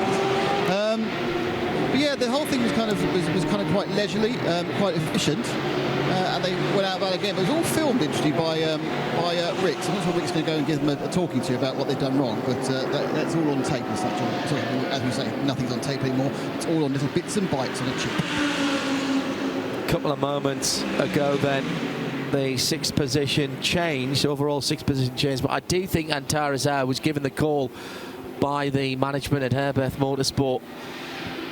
He holds on to 2nd in the AM class. The leader in the AM class, of course, is the Darren Leung car up the road by some margin, and 2nd overall in the race. Dan Harper just going down through turn 1, the leader, whilst the 991 in 2nd is quite a long way back, just coming out of turn 12. And Harry King in the number 92 Porsche in 3rd position is in turn 14 at the moment and off the lead lap. Yeah, that Code 60 was very much Team WRT's gain, both with the Paradigm car and the Almanar racing car. For pure racing, I mean, when you look also at the pace compared to where they were in qualifying, you've got to think that they're going to be pretty miffed right now in terms of, you know, they showed their hand in qualifying. They showed the pace that the car could do. They put in a 158 flat, much quicker than anybody else out there. And they wake up and they've had that 20 kilogram addition. As have all the Porsches, to be very fair. But it's going to be disappointing for them. But this is a long race. 19 hours and 33 minutes to go. But certainly on pace, these two BMWs look very strong. Last time by a 159.2 for Dan Harper, a 2 flat 0.2 for Darren Leung, and a 2 flat 0.3 for Harry King in the Porsche. So, you know, they're pace-wise, the BMW's looking very good. Well, we just mentioned that 909 Porsche Cup car leading in the 992 class. Ivo Breukers on his outlap at the moment, going to be just outside of the top 20, but I think he might hold on to the lead of that class because Ralph Populars for the Tierra Outdoor Racing team, which has led the race overall, actually, that car hasn't yet come round. So they have worked their way back to the front despite the 2 position drop on the grid, and Nick Damon is down there to talk to the team. With Luke Breukers, because there's a 3/4 chance I'll be talking to a Breukers out of that car. Luke, it's been noticeable that 2 or 3 of the drivers who've got out recently have seemed very hot and very tight. Is it very difficult in that car at the moment? At the moment, yes, it's quite difficult. But we are a lot of fun.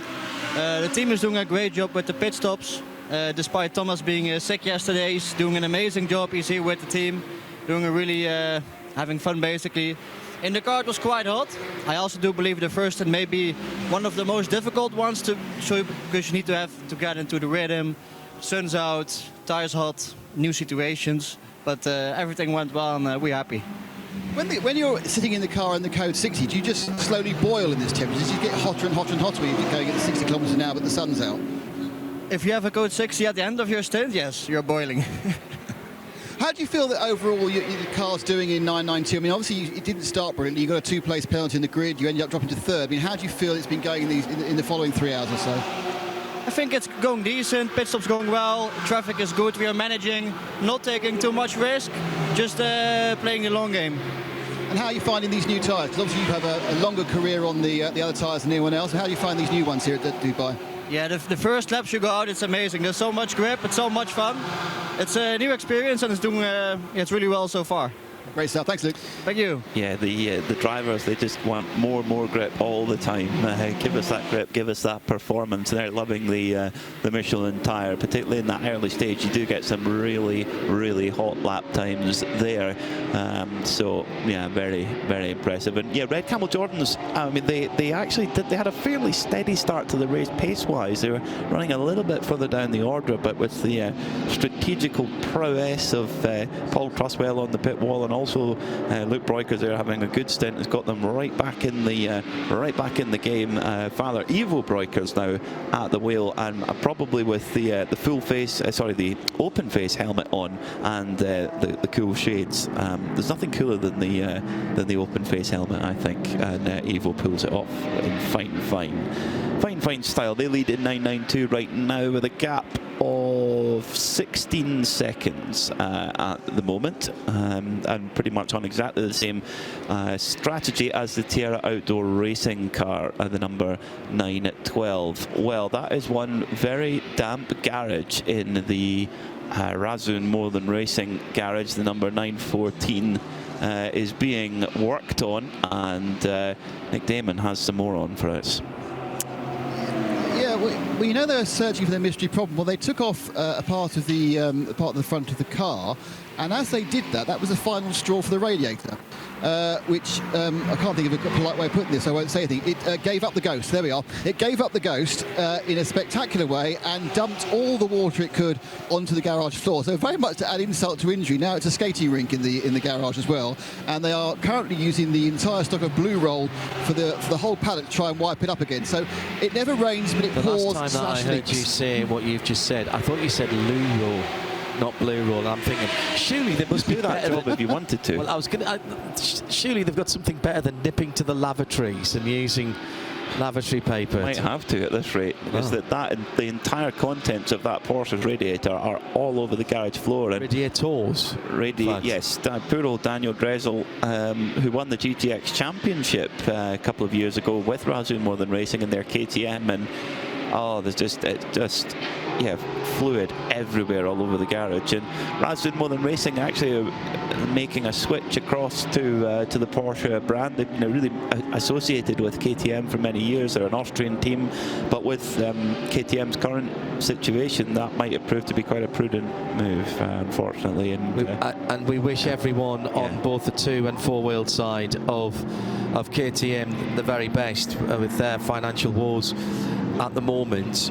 Talking to somebody about that the other day. Born out of being very successful during COVID, believe it or not. They massively increased their production, particularly for their two-wheel products. And to try and cope with the increased demand for high-end motorcycles and cars during 2020 and 2021 through COVID, and put a huge amount of investment in, and unfortunately the market stagnated afterwards, and it's caused them problems. They got a lot of stock that hasn't been able to be turned into money for them.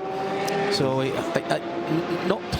not the usual tale of woe for a manufacturer of potentially overstretching themselves, but they saw an opportunity and went for it, and it didn't work for them. So very bad luck for them, and we wish everybody, as I say, very well. We're still waiting to find out what's going to happen with the motorcycling racing of side of that sort of thing, and Nick and I both follow that type of thing very closely indeed. Here it is the 777 that probably could be a motorcycle CC, couldn't a 777cc? Would have worked a few years ago. Right in the middle of traffic, and coming up on 16th place, Robert Mao for Huber Motorsport in the Porsche, as well as several other cars at the moment, and pulling out to drivers on right-hand side down the front straight. Just down into putting a lap on the Haas RT out. Haas RT, yeah, absolutely. Yeah, it's a similar shade of blue as the Herbert. Excuse me, yes, that's 15th position, and that's the second. Ooh, that might even be the third lap down for that car. So that tells you what's been going on in the midfield. I reckon we've only got two cars on the lead lap at the moment. Darren Young is the only car about to complete his 109th lap. This could change because there's a Porsche Cup car that is looking to stick out on the track. It's the 9. I can't quite see the third bit of the number. It's in 27th place overall, so I would imagine it's the 9. It's the Seblajou racing car. That former race leader in class. Second in class at the moment. QMMF by HRT's just gone by them by about a second. So Alexandra Artemiev, and this is again at turn 2, but Control-Alt-Delete has been used to great effect, and he's moving again. That there would have been a lot of teams, actually, not because they wish any ill on anyone, but they would have wished that car to sit there a bit longer so they could get a Code 60 and try and shuffle the pack again, because the way that the Code 60s have landed, they've definitely played in favour of others, some rather than others, but that's all part of the game. You've got to decide very, very quickly with the new Code 60 rules what you're going to do. You know, we would say in the old days, Herbert won championships by wherever they were pretty much in their fuel run. Every time there was the likelihood of a Code 60, or there was a Code 60, they were in the lane. Came in. Even if they could only get 50. Yeah, it was the Herbert tactic. In those days it was 50% during a Code 60. Now it's 25, and they'd take that 50% fuel every time. And sometimes you would look at it and go, hang on a minute, they're pulling out of a really good position here. Why would you do that? But it would extend the fuel window for them, and an hour or 2 hours or 3 hours later, they had an advantage. Yeah, and a lot of the time they had an AM-graded car with some very fast AM drivers in it, where they got they used to get a slightly better amount of fuel that they could put in, and they played that very much to their advantage. Fastest man on track right now in 23rd place, number 77, Earl Bamber in the Aston Martin. Yeah, sevens are doing well at the moment. The 777 of Dan Harper. Nick Damon watched that car. He was standing right by the Almanar Racing Team pit box, and Dan Harper didn't want to stop and say hello to you, Nick. Do you know what? I've never been so offended. I'd sat there, I was there, Seb was there, we were ready to take a fantastic dioramic cinemascope picture that even, you know, Frankenheim would have been proud of. We would have spliced it onto the end of the Grand Prix film. However, he didn't stop and just got fuel, so I'm having a cry. Well, so that's a double stint then. No, it isn't. He's only had nine laps on the tyres. So he's from the last Code 60, of course. Right, so they put 25% in and a new set of tyres at the last Code 60. Yeah. And what they're doing is filling him to go all the way or much closer to the end of his 2-hour stint. Yeah, I think if you're that's clever. If you're putting Dan Harper in the car, again, one of two BMW factory drivers in that car, you want the full 2 hours out of him. I mean, full fitness, 2 hours is not out with of his performance level at all. So they want him every last minute that you can have him in the car. You want to have him in the car. Likewise, Max Hesse, and for Part1 competition, it'll be the same with with having Toby Sowry in there as well. They want to have him in the car as long as they possibly can. The thing with the Part1 competition car is, it's an AM entry. I'm forgetting that. Yeah. So, expect Toby Sowry to do some real mileage in that Part1 competition car. The Team WRT, it's a pro car. Only overall victory will do for them. But there are advantages that an AM graded car has in terms of pit stops and what you can do. It's not necessarily straightforward, but I'll attempt it nonetheless. An AM car can have, now it would actually BOP wise it's slightly different. The car will actually have a little bit more power, a little bit extra turbo boost on BOP, but also it will add another 15 litres when refueling for an AM class GT3 car. So the Part1 competition car does have a few extra little allowances. Into the pit lane for Darren Young and Paradigm Competition, and presumably Nick Damon, they are doing the same thing because they've got basically the same strategy, 10 laps on their Michelin tyres. Yep, they are just going in, taking a full fill of fuel. It's hard to say at the best of times. They're going down. And we also just had the Lippert Lamborghini in the 710. The main thing to report about that is they had to push start it again. So obviously they are having a problem with clutch disengagement. So I assume therefore there's 4 big burly men who are going to fill it up and then push it out of the fuel station as well. Didn't lose much time, to be honest, because they knew they were going to have to push it. So they didn't do that first time it goes wrong. You have to press the button and work out what's going on. This time it ain't going to work. We'll push it straight away. As we reported a little while ago, Bentley Continental back out on the track and turning laps for Team Parker Racing. That's a big fan favourite here. We'll keep an eye on that. Hello to Blur Fiend, tuned in live. Has been all day today. Will be all day today in the... You in work today, Blur? That looks like you're in the... Yes, definitely. Judging by that setup, there's not a great deal of work going on. Oh, there is. He's got a McCann in, getting 2 McCanns in. Yeah. Either that or oh no, it's a mirror behind. 2 identical, but reversed black McCanns. How bizarre is that? Or would that be a mirrored wall, Peter? I think it's a mirror. Yeah. Down in Florida. So what time is it over there? 13, it's 8, early in the morning as Blur joins in. Hello, mates. For those asking, by the way, there is no break in our transmission.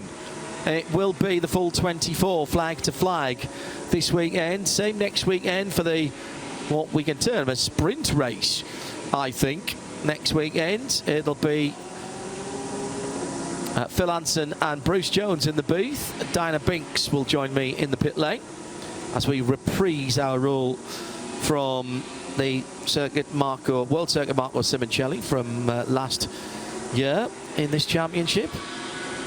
I hope it's not as hot. You had the ABBA 500. Yes, 595. That was a fun hire car. Thank you, Hertz.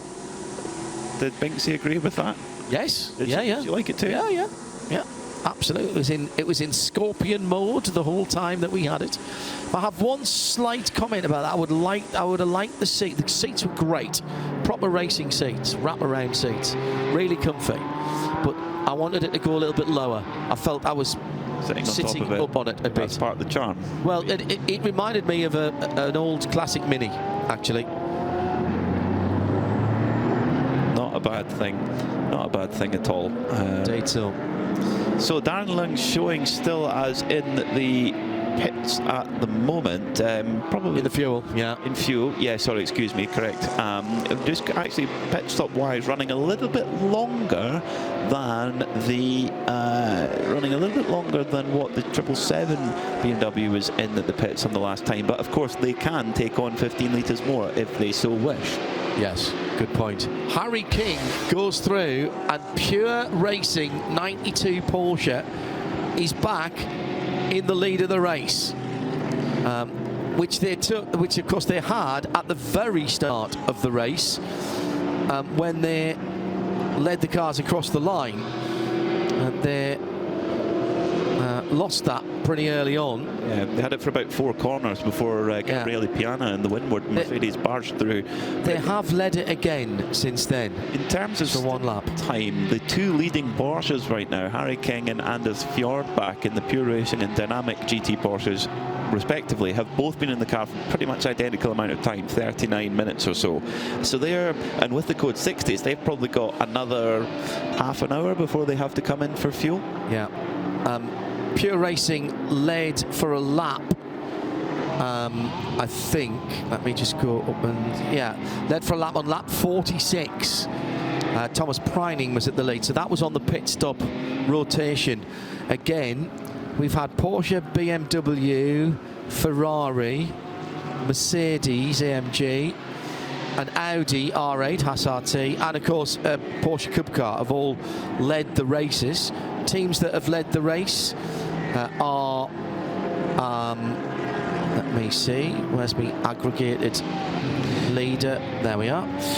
We've had Tierra for 1 lap, Haas RT for 1 lap, Proton Huber for 2 laps, Pure Racing for 2 laps, Era for 4 laps, Paradigm for 11, Dynamic GT for 16, Almanar for 22, Dragon Racing for 24, and Winward Racing, number 16 car, for 29 laps. That's aggregated leader laps. If you wonder where, I haven't written all this down, by the way. This is all on livetiming.getraceresults.com, our timing partner. There is literally a plethora of information on that, and you can look to see who's led, when they led, the best lap history.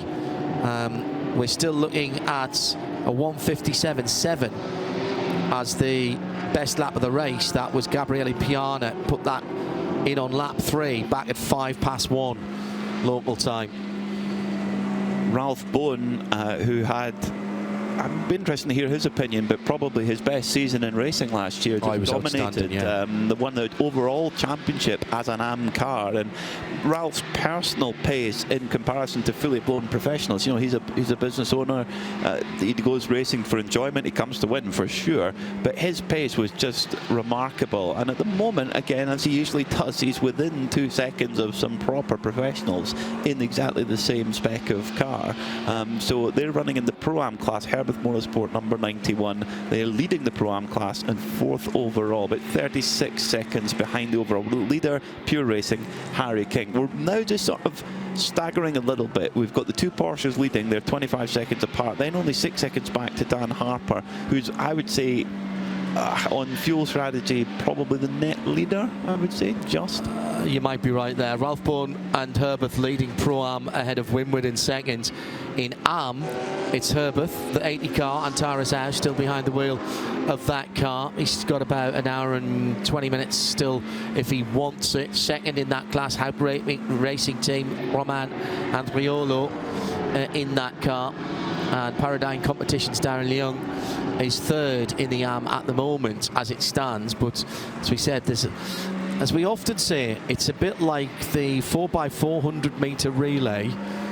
You've got to wait for quite some time for the stagger to unwind, and the stagger has not unwound yet. In 9.92, I was right, Ivo Breukers did stay ahead of the pack after he took over that particular category. He is some 29 seconds ahead of Tierra Outdoor Racing.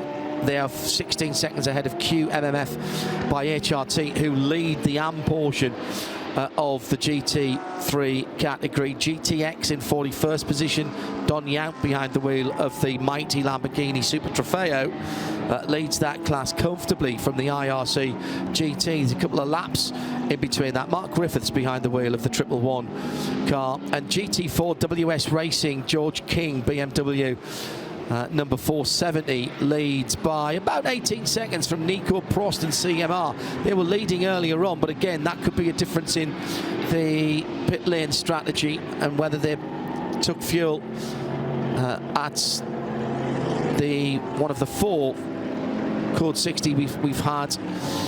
In TCE, SRS Team Sorg Rennsport, the rebuilt car, it lives, and the new flat 6 in the 718 Cayman is ahead of the TCE pack by a full lap now on the Asbest Racing Leon Cup racer. Yeah, Olsen in that car.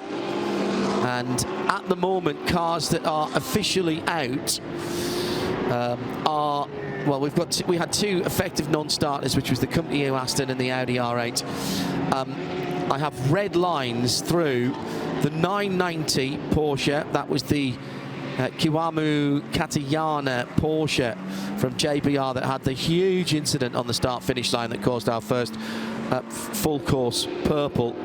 The Mercedes of Team Motorpark, we know that one's out. That was on the restart after the cleanup from that first Code 60. Nikita Mazepan brought the Graf Racing car in some time ago, the Rossa LMGT, and we've not seen that one again. Daniel Drexel for Razun Northern Racing, the 992 Porsche's been in the pits for a long time. And in fact, actually, the Cupra TCR Asbest Racing's been in the pits for a wee while as well, which I don't think, I stand to be corrected, but I don't think we've had Nick or Joe update us on that. If we have, I apologise. And Adam Wareham has just asked about the Dragon Racing Ferrari, as we've got the Toyota Supra spinning at the final corner, and let's see if that engine runs. It's Viktor Agafonov for Continental TTR Racing. He's facing the traffic. I've had that once, actually my very first car race. I got spun around at the last corner at Croft and had the whole field, or the rest of the field that I was ahead of, go past me, and that was pretty scary. Now, if he can get that started, he could go off the track and back on again rather than going race direction. No, don't do it that way. Don't pull across. Ooh. But he has. Good. And I've got a good sight line of who's coming there. Yeah, that's true. It's fairly open at that last corner. He's got back going again. So, yeah, you don't like to see that, a car pointing in the wrong direction and parked. Blake McDonald behind the wheel of the Dragon Racing Ferrari, number 88. That was running really, really well early on. And what happened to that car, the Dragon? It had a penalty. I'm just trying to scroll back. Yeah, but my it's very lost. glamorous assistant is helping me here. The 88 had a penalty earlier on. Yeah, but it's lost 5 or no more than that. 6 or 7 laps. 7 laps. That's not right. So that's one to go and have a look at as well for Nick Damon. That's a shame. Yeah, it's. I haven't seen them working on that car. Nick has word from the TCE class. Yes, my word is neither of the Abest cars have got a problem. The 102 is in the pits for their normal stop. They did serve quite a chunky penalty, but there's neither of the cars are actually stranded as such. So they're both running, I think, is supposed to say that this I say the 102 is having a lengthy stop and they sort some stuff out, but it's nothing that's going to stop it from running. Got a problem at turn 7 with the car off the track as Nick will head up to the 88 and see what's happened to the Dragon Racing car. 12 minutes in the pits for Dragon Racing. They were running so well. Yeah. And Dustin Blattner was flying at a little spin, but they managed to recover. There's your 7 laps, right there. Yeah, that's such a shame. Thomas Eichen is making moves forward in the 33 Optimum Motorsport McLaren. He's just got past Darren Leung in the Paradigm competition BMW. And Darren has got David Pittard here coaching him. Had a quick chat with him at lunch yesterday. Former winner of the Nürburgring 24-hour. See how trying to get it done. Eichen went around the outside, and Leung just got a little bit held up in traffic with some 992 Cup cars, and Eichen was very decisive there. The multiple podium finisher in British F4, excuse me, and manages to make his way past in traffic.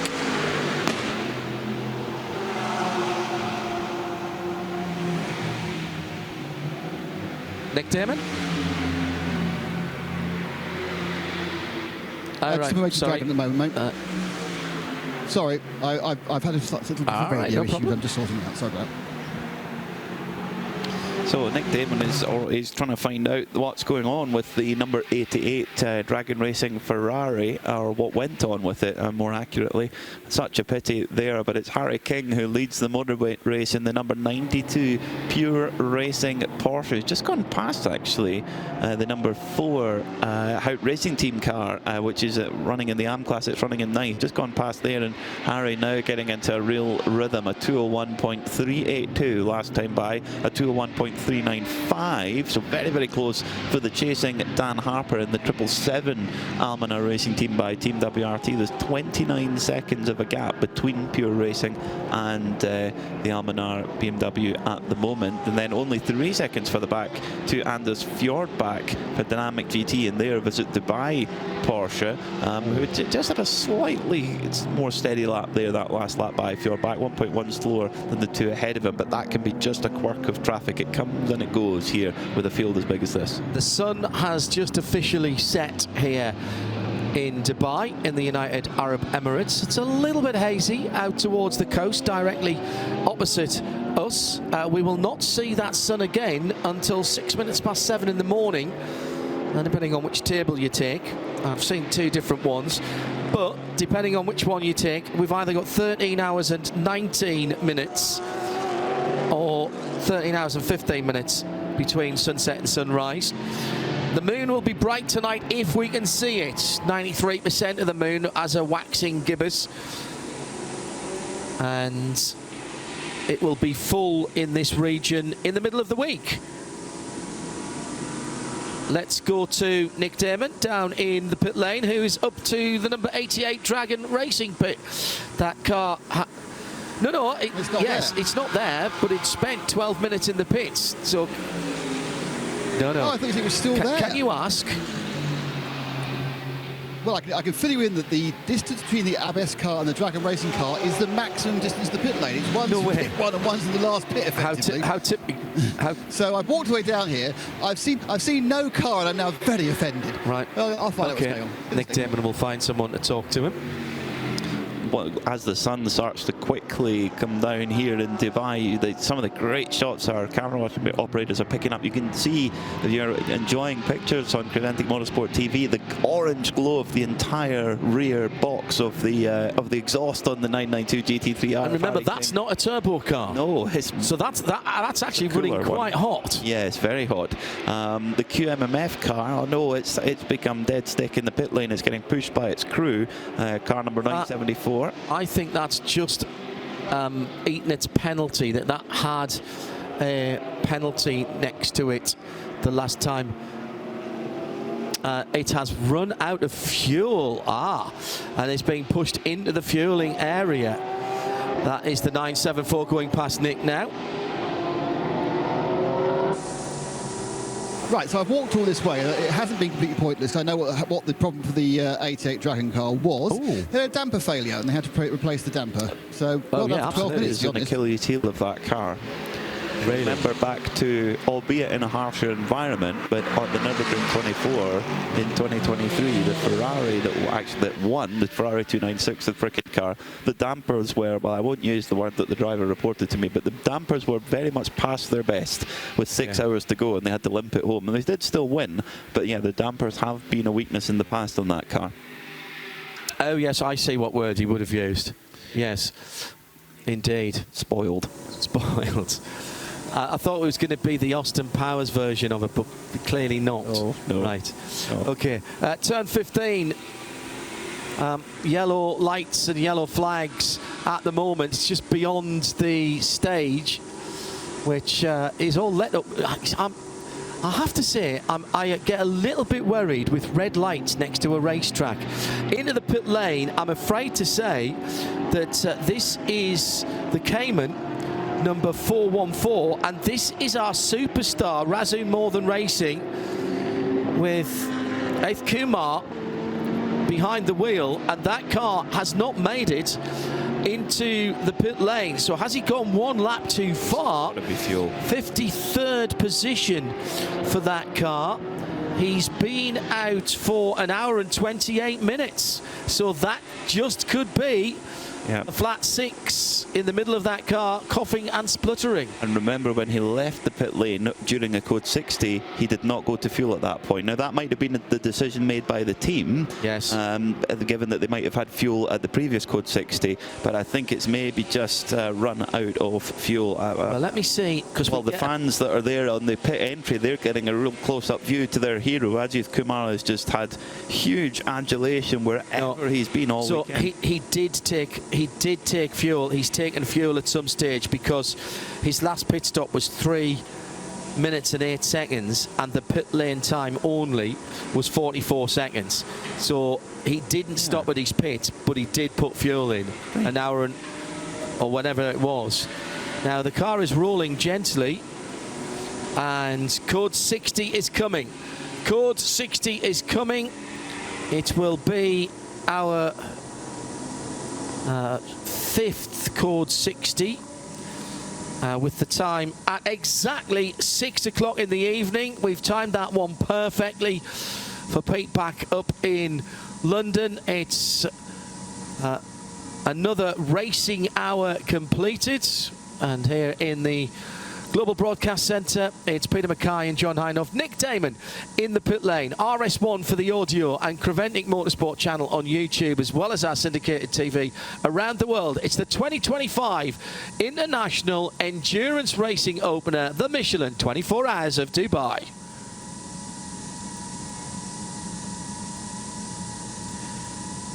Well, we can't blame Johnny for this one either. Like I say, Johnny just had a bit of bad luck, but yeah, unfortunately a little bit of code 60 there. So again, how is this going to play out? Harry King is 55 minutes into his stint. That's not a bad time for a code 60 to come out to get a little bit of fuel. He's been out 26 laps. Yeah, perfect. So a full stint is 35. So he'll be okay. You can only put 25% in, but the Harry King for pure racing could be good. Huge crowd has gathered at the fence line and the entrance to the pit lane to get a shot of the car which their hero is in. Let's take an opportunity to get some updates from Nick Damon. There will be cars coming in, and at the bottom end of the top 10 we've had a few of the leaders, and in fact I think Dan Harper's just dived in from second. Yes, he has. Harry King has stayed out. The 991's coming. This is a full service. So Dan Harper getting out, so they don't want to burn the pro time in the 991. Was it Dan Harper? No, that's Darren Leung who's in the 991. Yeah, so 991. Yeah, that's say. So we've had the 19 MP Motorsport car in for full service. The Whitmer Racing number 7 in for full service. The second M4 BMW is also in now as well. Yeah, so that was Dan Harper, as I said. Yes. Full service on both their cars. Yeah, but I'm actually down that end, and it takes a long time to get here. We've had a number of the Porsches going through for fuel. My guess is that pretty soon those fuel bowsers are going to be full and they'll be queuing. But so far, how many pumps have we got, Nick? Right, that's the 24, I think 12. The 24 car, the Visit Dubai machine will stop. 7. And they'll all be stopping very briefly, of course, because they're only taking a quarter of their... No, 9 now filled. However many we've got 9. Yeah, yeah. They I mean, maybe more than 12 what they had last time, but that was in Europe, so it may be slightly different. But these are smart pumps. But of course, the point about it is they are only stopping very briefly, because they're taking like 25, 23, 22 litres, which doesn't take a very long amount of time. It looks like just about everyone. There's a few cars who are continuing on, but they're mainly the 992s who are eschewing the chance to pick up fuel. They're watching behind me. The GT3 is much more keen on getting a slug of the liquid gold. Dance yourself dizzy. Looks like the tow truck has. Yeah. Exactly. Look, you can't say that and then don't expect me to sing it, but I'll be good this time. But the 414 machine, that was on the back of a truck. I think it's been dropped to the penalty Which one's box. this? You can probably see it better than I. It's on the end of a tow rope on a pickup truck. It's because sometimes they leave it, and this time they decide to pull it all the way through. I can see him coming down towards me now. It has got a bit dark for us now, so it's no longer daytime. It is now night, and therefore you have to look a little bit behind things. But the lights are on as Ajith Kumar comes in on the end of a rope. I don't think he did stop, because he had you had that 3-minute stop, and it was a very leisurely changeover. And don't forget, these boys are on 5-nut wheel studs, so it takes longer to do a full service anyway. Yeah, but he only had a 44-second run through the pit lane and a 3-minute and 8 stop. So. Does that mean he spent? Does that mean he? Does that mean he spent 3 minutes? He spent 3 minutes and 8 minus 44 seconds in his pit, getting new tyres. No. If you got, I didn't know. If that's the point, then you've got fuel, because the pit in, pit out.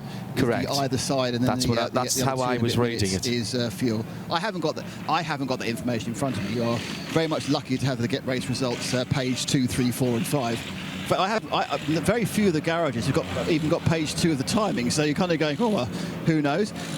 Raft of cars that come past. The 21 Haas machines come, the Audi, the 7 SMP Racing. They're both doing full services as well, John.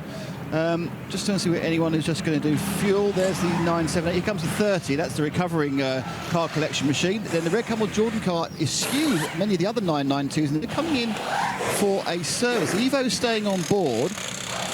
He's getting tyres as well, so they are throwing some tyres at this car. We know it gets you a few seconds at the start, but that advantage 26 laps ago, Harry King took tyres, and he's not come in this session. No. For pure racing, which is back on top. So Porsche are leading BMW from 2 more Porsches now. Luke Hartog for Dynamic in the white and blue number 24. Ralph Bourne.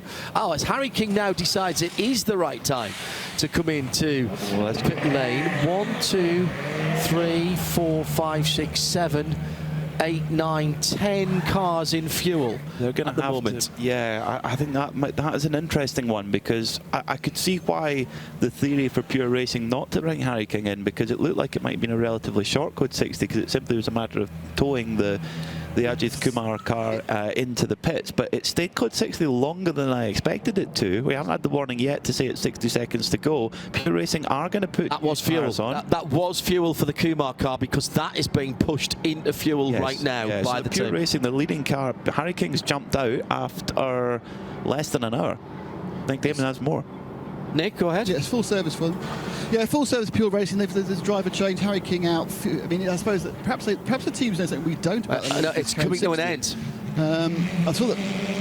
Oh, okay, but that isn't the reason. They just decided that probably it now works with the minimum drive times and maximum drive times. So that was a new set of Michelins. A bit of fuel in and. So that's a 26. Yes, that's 26 laps on those Michelins, and they've put that was brand new set. So the top 6 cars have all got brand new tyres on. The Manamari Energy car with Sabino De Castro, the number 1 car, that car has gone back out again, but didn't change its tyres. That's got 24 lap old tyres.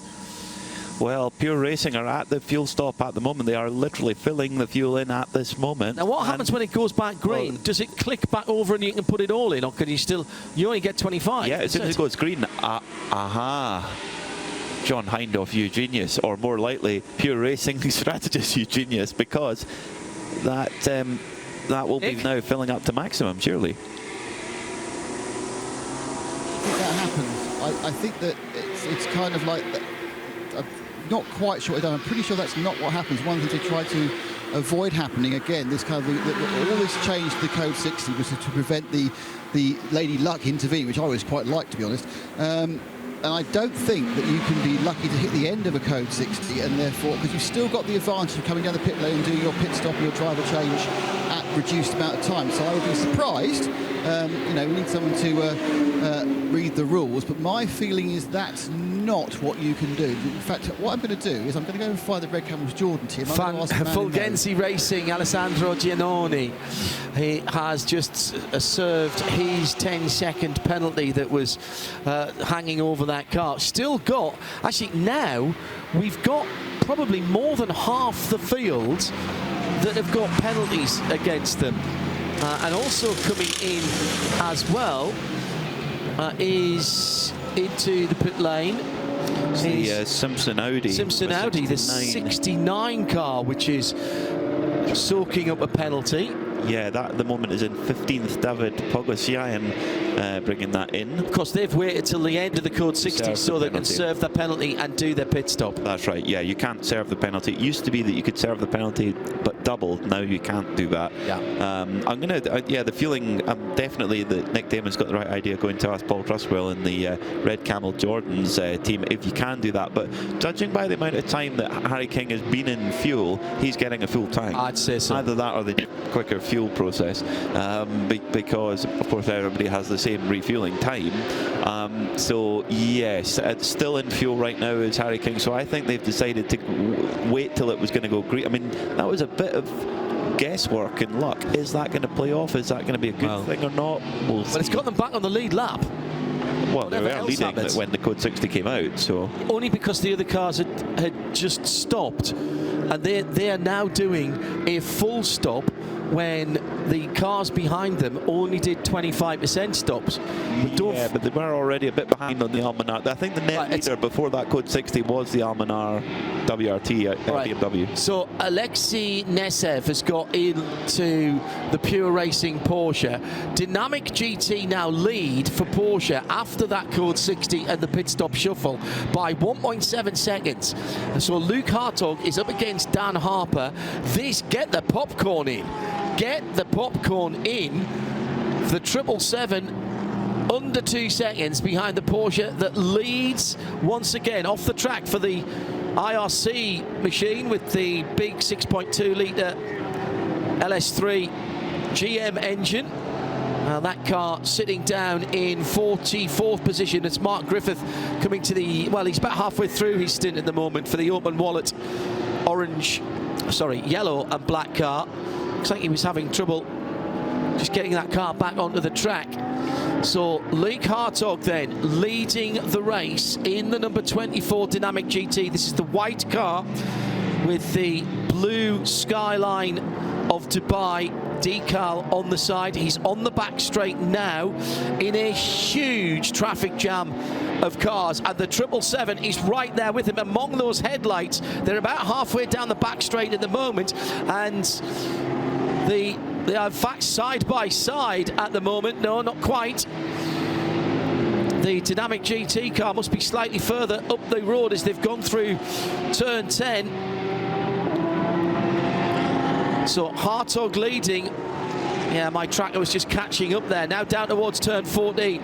Hartog is the car ahead of Dan Harper through turn 14, the speedball. Climbing up through turn 15. Turns into the right-hander at the back of the pits. Now towards the hotel, lit up multicoloured in this darkness now. We are only, under 15 minutes since official sunset. It's full dark now. If you haven't seen this race for a little while, you will notice that there are some additional lighting around the circuit which we haven't had before, but this is by no means a fully lit circuit, as we'll see in a couple of weeks' time at Daytona. But it's not quite as dark as it used to be. There are still patches of darkness among the pools of light. Down through the S's to turn 6 and 7, heading up towards the parabolic turn 8 and 9. And onto that flat-out back straight GT3 cars, getting up over 160, getting close to 170 miles an hour. And this is the battle for the lead. It's lit up again here. with Hartog, Harper, Ralph Bourne, by the way, just another 20 seconds further back in the leading Pro-Am car, Peter. Amazing, isn't it? Herbert just easily, slowly but surely nipping their way forward as the fastest car on track right now is the come to you Aston Martin in 15th. Kobe Powell's a 1:59 flat. That's 1.8 seconds quicker than Loic Hartog was in the lead last time. So the Aston Martins, when they get everything together with the right driver in, etc., it's a quick car. They did get a big BOP lift last night, of course. We saw Bamber going quick in it, and now Kobe Powell's did as well. So there's definitely pace in that Aston Martin. It's just putting the whole piece of the puzzle together. But Loic Hartog leading the race here for Dynamic GT in that Visit Dubai bank machine. The gap is down to 1.2 seconds last time by, with Dan Harper chasing. Dan Harper, the BMW Works driver. We heard Loic Hartog earlier on the grid with Nick Damon saying, you know, the next thing in his career, the next thing he wants to do is to be a manufacturer factory driver. That's exactly what he's got his sights set on, and well, this is an opportunity to prove himself up against a really, really strong driver of a similar age, actually, in Dan Harper. Nick Damon down in the pit lane.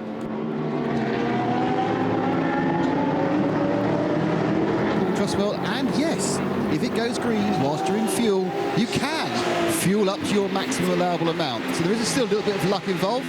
Goes green, yep, you can fuel it, even if you've already Thanks for clarifying that, Nick, and well, more accurately, thank you to Paul Trustwell for clarifying that, but for Nick going down there and asking, yes, that was so, whether that was by luck or by design, hard to say. Maybe Pure Racing can shed a little bit of light on that, or maybe even Harry King, who will be, of course, now where is he? Yeah, he's out the car. Alexei Nezov in that car is now down in 8th and quite a way back now, 56 seconds back, but they do have new set of tyres and a full tank of fuel on board, whereas the others have got a little bit less in there. They were only able to put in 25% at the Code 60 if they did so. So it's game on at the front of the field. Loic Hartog leading from Dan Harper as they cut their way through traffic. Hartog got a little bit quicker on that last lap. He was half a second quicker than Harper, and Ralph Bourne there in 3rd, and not a million miles off in terms of pace of these two young superstars at the front of the field. Now, Johnny, you were getting it tight as you normally do. You were getting it tight for being responsible for all these Code 60s. I don't sign up to that logic. I think you were just unlucky, but during that little stint for John and I, we had our fair share of Code 60s as well. Did you? Because there was one moment I heard the revs dip, and then there wasn't really anything else, and I'm just wondering whether there was, you know, the balance is necessarily in my favour yet. We'll wait and see. I suppose time will tell over the next 2 hours as Johnny Palmer and Phil Anson sidle our way back into our position. There'll be a switch around in pit lane as well. Now, quite clearly, at fully darkness. I say that for our radio listeners because they don't necessarily know that the floodlighting is full in action once again. It's certainly brighter in certain areas than I remember, say, 4 or 5 years ago, with the addition of the odd stanchion here and there to illuminate odd bits of the track, but still a feeling of little areas, pockets of darkness as well, to remind everybody that this is a long night here at Dubai, as it is in a couple of weeks' time for the Daytona 24 hours. So often these races have competed for minutes of darkness throughout the course of 24 hours.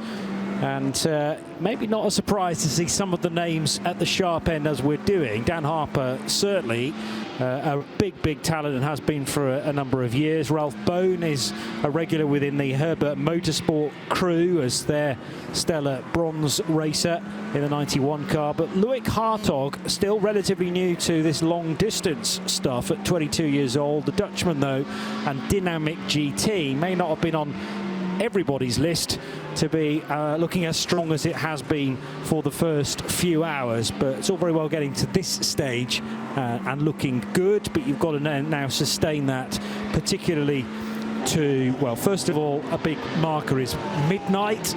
Get beyond that, can you get to the half distance marker and then to daylight? And then even from that point on, you've got many hours to get to the 1 o'clock start and finish time that we have this year at the Dubai 24 Hours. The 20th edition of this fabulous event at the Dubai Autodrome. And I haven't quite totaled up the number of years that the Radio Show Limited network of channels have been covering this now. Is this the 13th? 2012. Yeah, so 2012 included. Yep. 12, so 13. Is that 40? Well, this will be the 14th time, therefore. Yeah, since it's not a question of adding 13 to that, is it? Because you've got to include 2012 as well. So yeah, 14 races, I reckon. 14 races when they came in and overtook my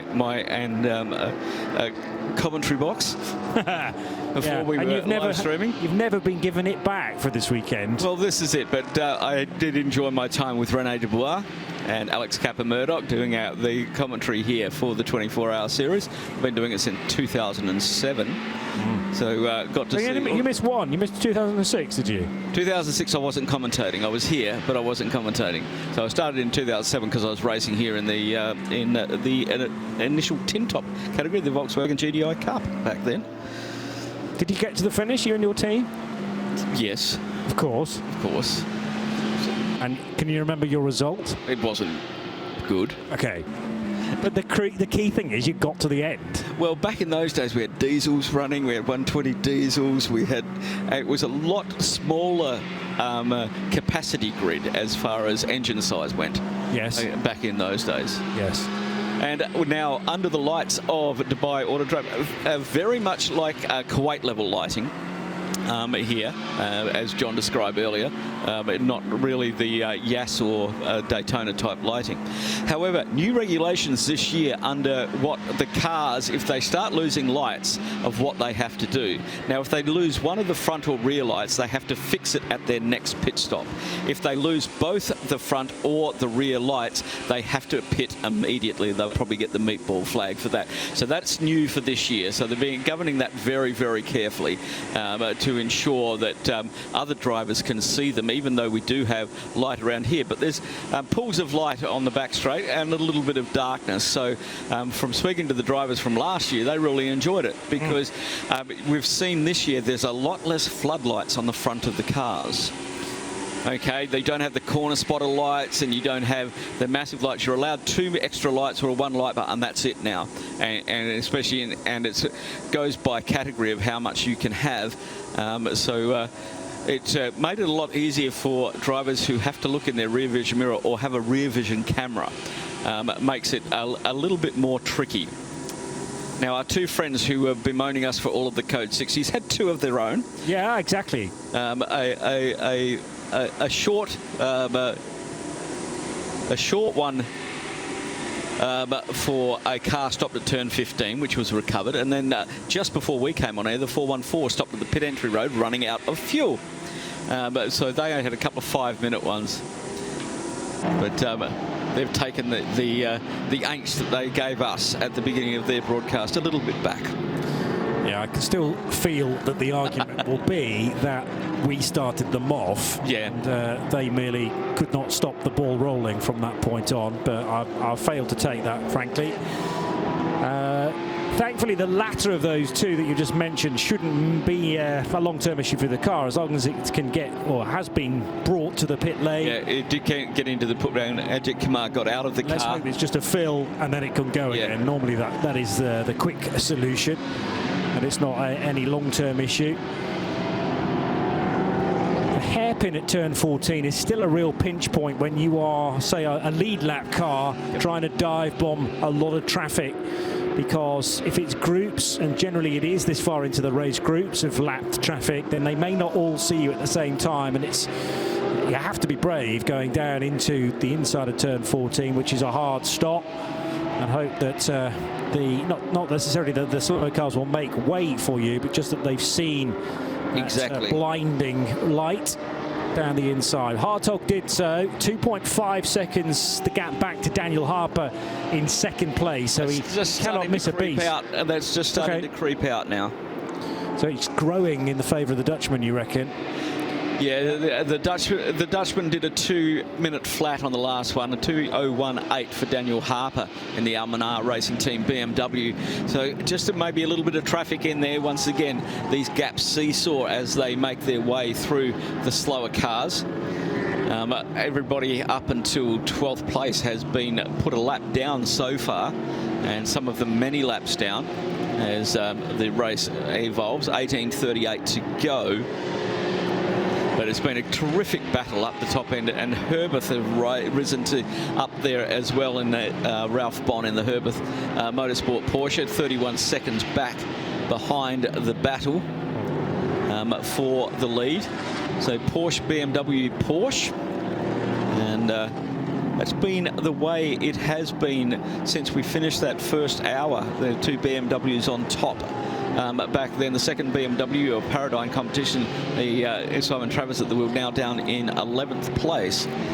So a good battle. Good to see Optimum Motorsport in the McLaren climbing their way back up into 10th position as the lights start to take effect.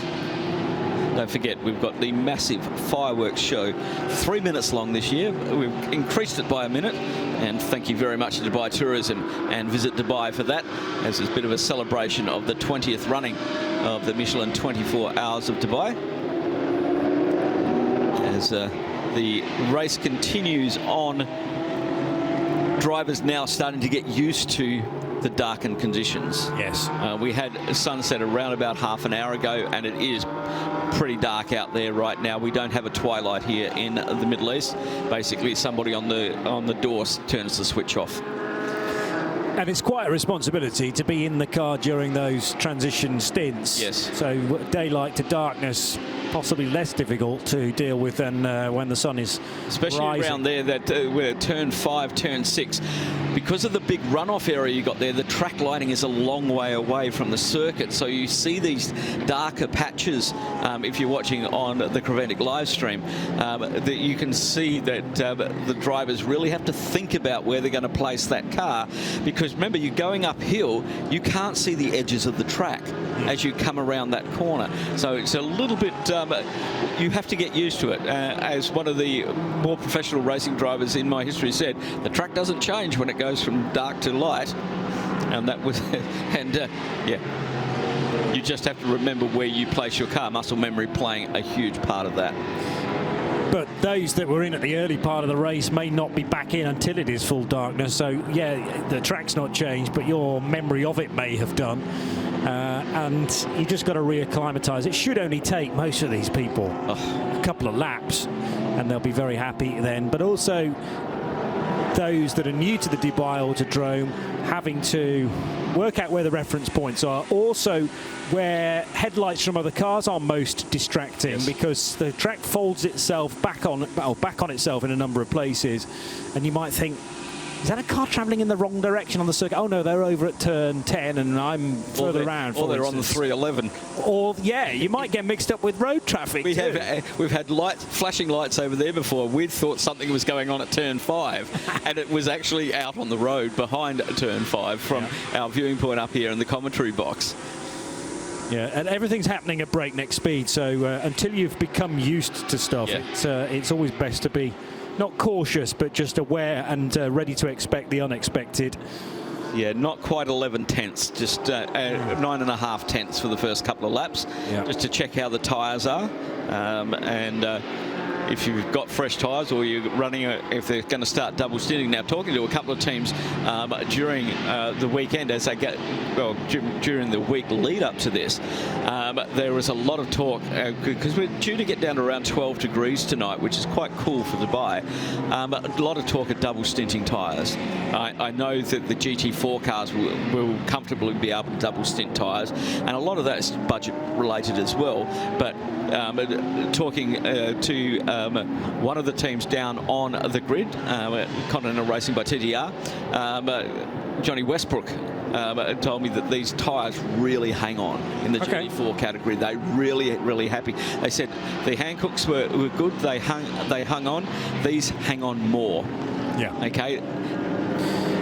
Now, that's important because you can do a driver change in a shorter time than it would take to, say, change 4 tyres. Because they've got 5 lug nuts to do. Yes. On those cars. Yes. So it can save you an awful lot of time if you can double or indeed maybe even triple stint. Yeah. When I poached that question triple, he went, "Yeah, we're not going to risk it. We're not going to risk it." Right. Whilst we witter on about different tyre selections, let's get to Joe Bradley to find out what he knows. Yeah, just stepping out of the 901 numbered Ajith Kumar racing entry is Fabien Duflor. Fabien, firstly, tell me, how was the stint? The sun has come down. Is the track changing at all? Yeah, the track is quite changing a lot. We are getting a lot of good grip at the start of the stint, for I would say the last 40 minutes. And after that, the tires are dropping a lot, so it's kind of driving on eggs. So it's quite hard to manage, but still a lot of fun on track. Is that because the tyres were prepared and pressured for the sunlight hours, and then they'll be different now for the driver that's out there now? Yeah, definitely. I mean, a lot of stuff are changing. The night is going, so the pace might be faster. It's quite hard to deal with a lot of people who don't have that much of experience overnight, but still fun and still enjoying. And how is the pace on a rate of 1 to 10? How hard are you guys pushing? I mean, we took the decision that we will not push from the start. I mean, you know, it's endurance, so we are maybe on level 7 or 8, just cruising. I mean, following people and pushing as much as we can later on. And what is it like having this amazing fan base that every time you guys come past, there is a massive cheer? The likes of which you've got to go to a football ground to hear that, Lord. Yeah, it's like incredible. Give us a wave, everybody. Fantastic following for Ajith Kumar's racing. I mean, what's it like to be racing for a team with that amount of following? Yeah, I mean, it's quite different for us because we never had that kind of support, I would say. But it's really nice because they are all nice people with a gentle heart.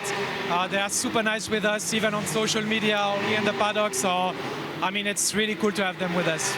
It's really beautiful, and it's fantastic for the series to extend. You know, the knowledge now of the 24H series in India is massive. The YouTube channel is just alight. It's incredible. Yeah, I mean, it's really cool for us, but also for the sport to have this kind of engagement. It's really amazing. So thank you to all of them to be there. I mean, not a lot of people are staying like this overnight, so no, it's amazing. I'm already pushing for a race in India, are you? Definitely. We're going to come to India. We have to. Yeah, brilliant. Thank you, Fabien. Good luck for the rest of the race, guys. Terrific support, and also great to have a team that reacts and recognises that as well. So we wish them well for the remainder of this event, as we do to all of the teams, some of which have had a nightmare situation, sadly, quite early on. Yeah. In some cases, teams will be able to come back from that. Others, sadly, I mean, 2 very early retirements in, what was that, the second or third hour? Yeah, lap 44 was the first one. That was the 990, the TVM Racing Japanese entry on the main straight. Right in front of our commentary position. Mamu Katayama got out of that car 27 minutes under code 60 to clear that up, and then pretty much almost immediately 1 minute after we went green, back in lap 49, and it was the AMG Team Motor Park there. Garage door did rise up a little bit more, and I saw part of the front of the car in there. It was totally closed when Joe was down there, and we had 24 minutes under that code 60, and that was on lap 49. Just clicked over 132 laps now. So a couple of short code 60s for tow-ins. And both of them look like fuel issues, like running out of fuel. Yep. So yeah, the other cars that had trouble and still in there. Obviously, the Rossa LMGT, when that came in, and Nikita said to Joe that it felt like that their gearbox went on that car, but we don't have confirmation on that one for the team Graf Racing. Then the Resume More Than Racing, the 914 in 59th position, is quite a few laps down as well. So a few cars striking trouble. We had the Dragon Racing in for 12 minutes, the 88 car with damper failure, which is on the Ferrari. They got that pick, but they were running right up in the top 10 in that second and third hour. So it's starting to... Endurance racing is this beast. And you can have a driver mistake cause something, or you can have a mechanical failure.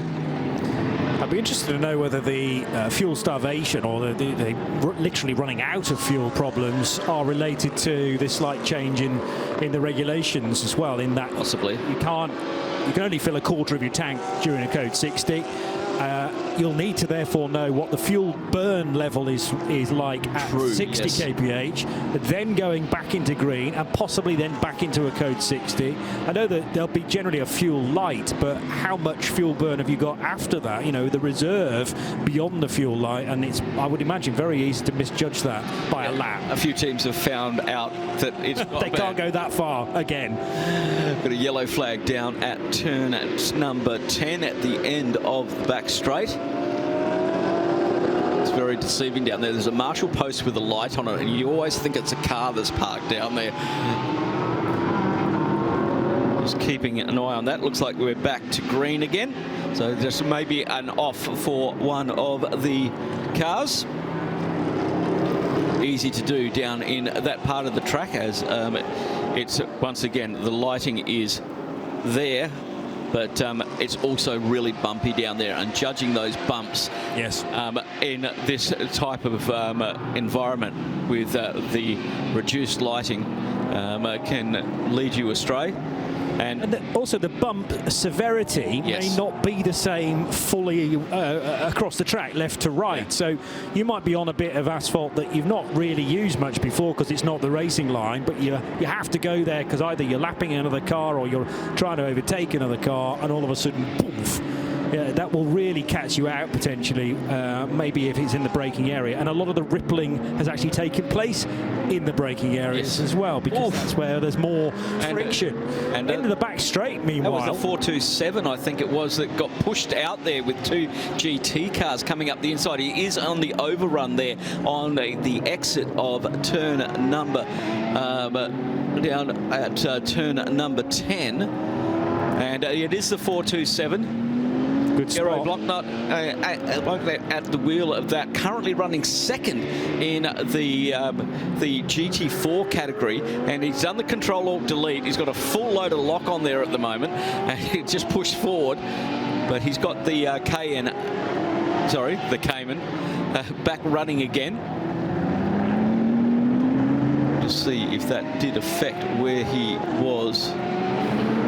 There's something not right with that car though, because as it's driving away, I think he might have something broken on the steering. Was there a little touch when he got pushed by? There was two GT3 cars that went up the inside of him. Yes, that front right wheel, he's damaged the suspension on the front right of that car. He's got to get that. He's at turn 11 now. He's got to get it back down to turn 16. He's off to the left-hand side of the track. Race control has put the message out for a slow car in sector 2. Sector 3 starts down around turn 13. So they did have contact there as he got pushed wide. I thought he was being gentlemanly and getting out of the way, but they did have a slight wheel-to-wheel contact. I'm not sure who the other car was. Yeah, difficult to tell from the angle that we were being given, but there's also something now jutting out from the front right, a splitter, or front right corner of the splitter. So Gero Bauknecht, not his first Dubai 24 hours, competed in this event last year as well, but in the TCX category. And as you said, that car was doing very well in GT4. Running second in class. Behind Nico Prost in his Ginetta. Yes, that Nico Prost in the 495 car for Team CMR. But it's either bent or buckled the steering. And it did appear from the rear as the car was pulling away from its resting spot at turn 10 that there was a slight vibration. I haven't quite considered it was as bad as it is. Indeed. They've got, he's got around about 2 or 3 laps over the next car, which is WS Racing. Jerome Bleekemolen at the wheel of the 470 BMW M4 GT4.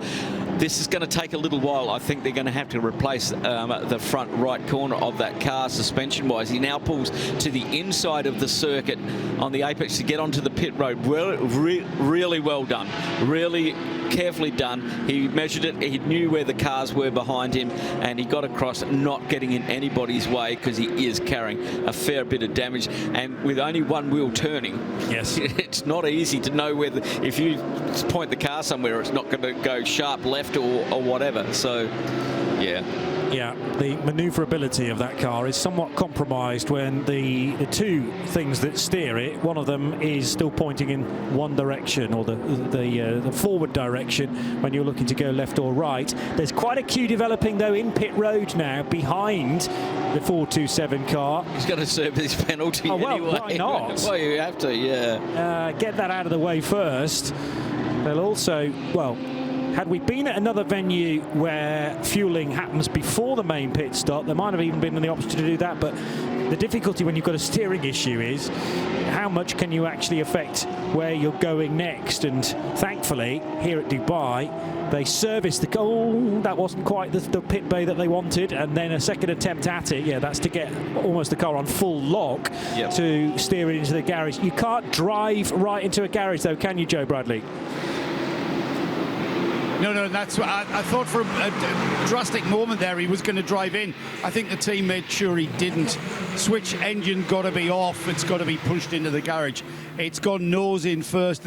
The shame of it all is that British driver Harley Horton was ready to take over the car. Now we've got a repair job going on.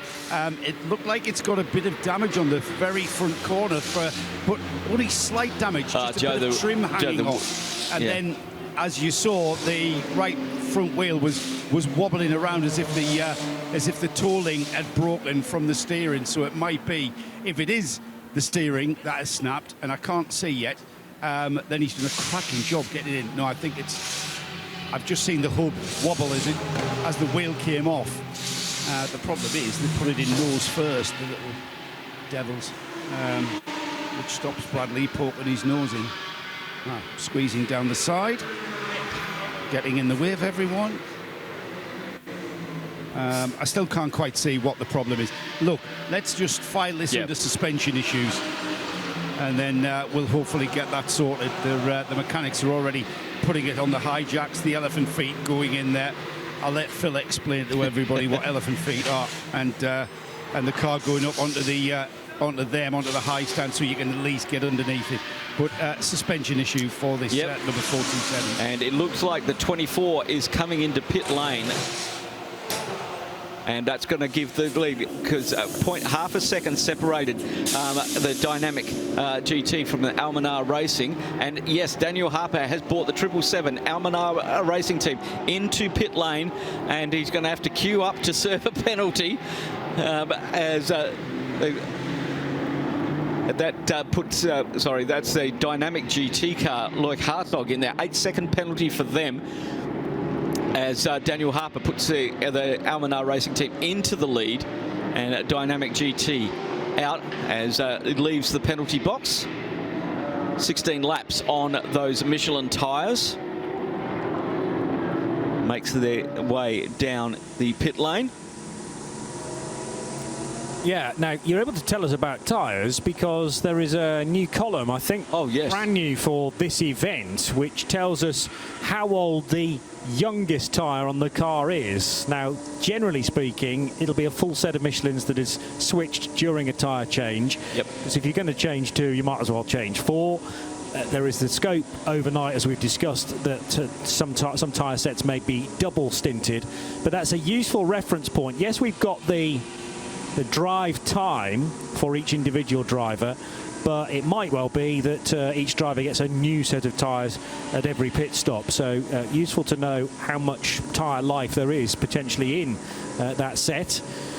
But as I say, it goes by the youngest tyre on the car. So if they've had a puncture halfway through the stint and needed to come in, then that is reset, even though the 3 tyres elsewhere on the car will remain at the same age. But a useful addition again.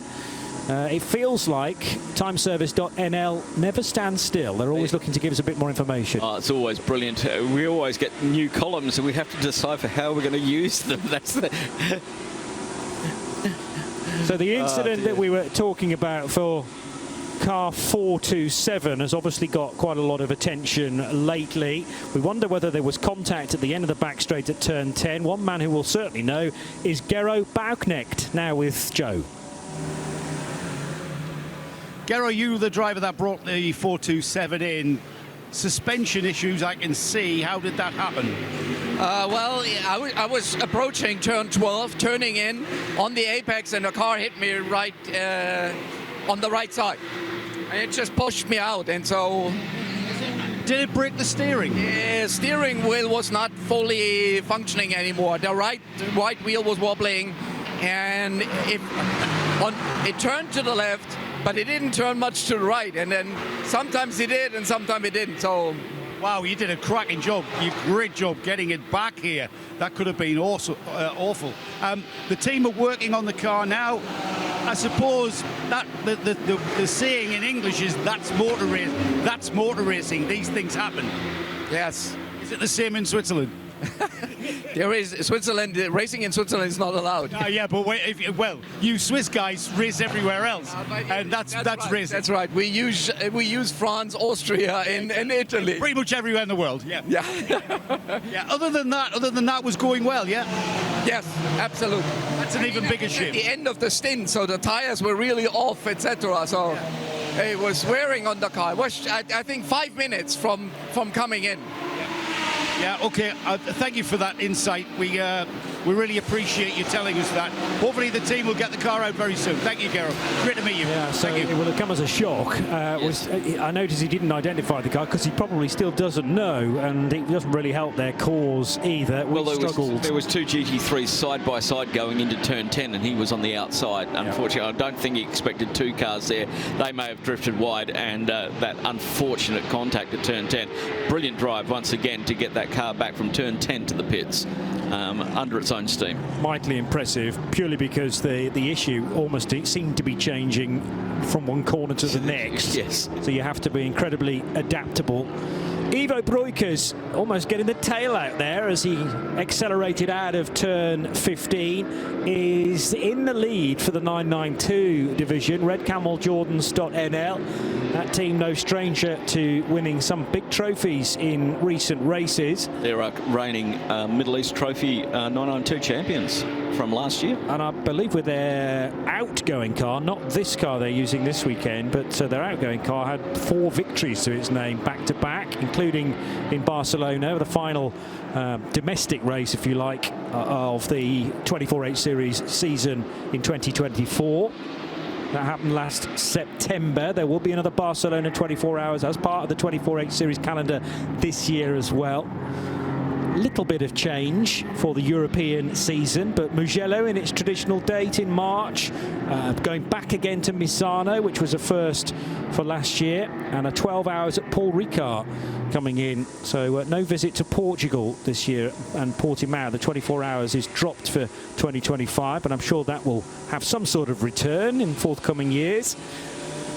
So Dan Harper, who has been making waves in the UK initially, and then was living not far from the Nordschleife for a good few years as part of the BMW Junior Team initiative. Al Manar Racing by Belgian outfit Team WRT, and the hot shoe Dan Harper now lead this latest edition of the 24 Hours of Dubai, the 20th edition no less. From 2 Herbert Motorsport Porsches. Yes. Now, Herbert made a name for the Code 60 Shuffle, if you like, which was coming in at every possible opportunity to fuel fill. They've had to adapt to the new rules, and it looks like they've done that very quickly. They're adapting very well, wasn't it? Yeah, I know. Lee Herbert Motorsport currently running 2nd and 3rd. Ralph Bon and Antez at the wheel of their Porsches, leading the Pro-Am class, leading the Am class in the 80 car. The 91 car is running in the Pro class. Ralph is about 50 seconds behind Daniel Harper as we had the Dynamic GT come into the pits and has dropped down that leaderboard. And so still a good battle going on for GT3 outright. And yeah, Herbert back to the absolute best, but they always take their time. it's a 24-hour race. They know what they're doing. Yeah. You know, and they also seem to be able to get to these positions, which I'll remind you, second and third overall with a Pro-Am car and an Am car. But they get into these spots by not using a great deal of their quickest driver talent. Now, Kayvon Burlow was in quite early on in the 92 car, so that's not one of those two, in fact. The Herbert cars I'm talking about.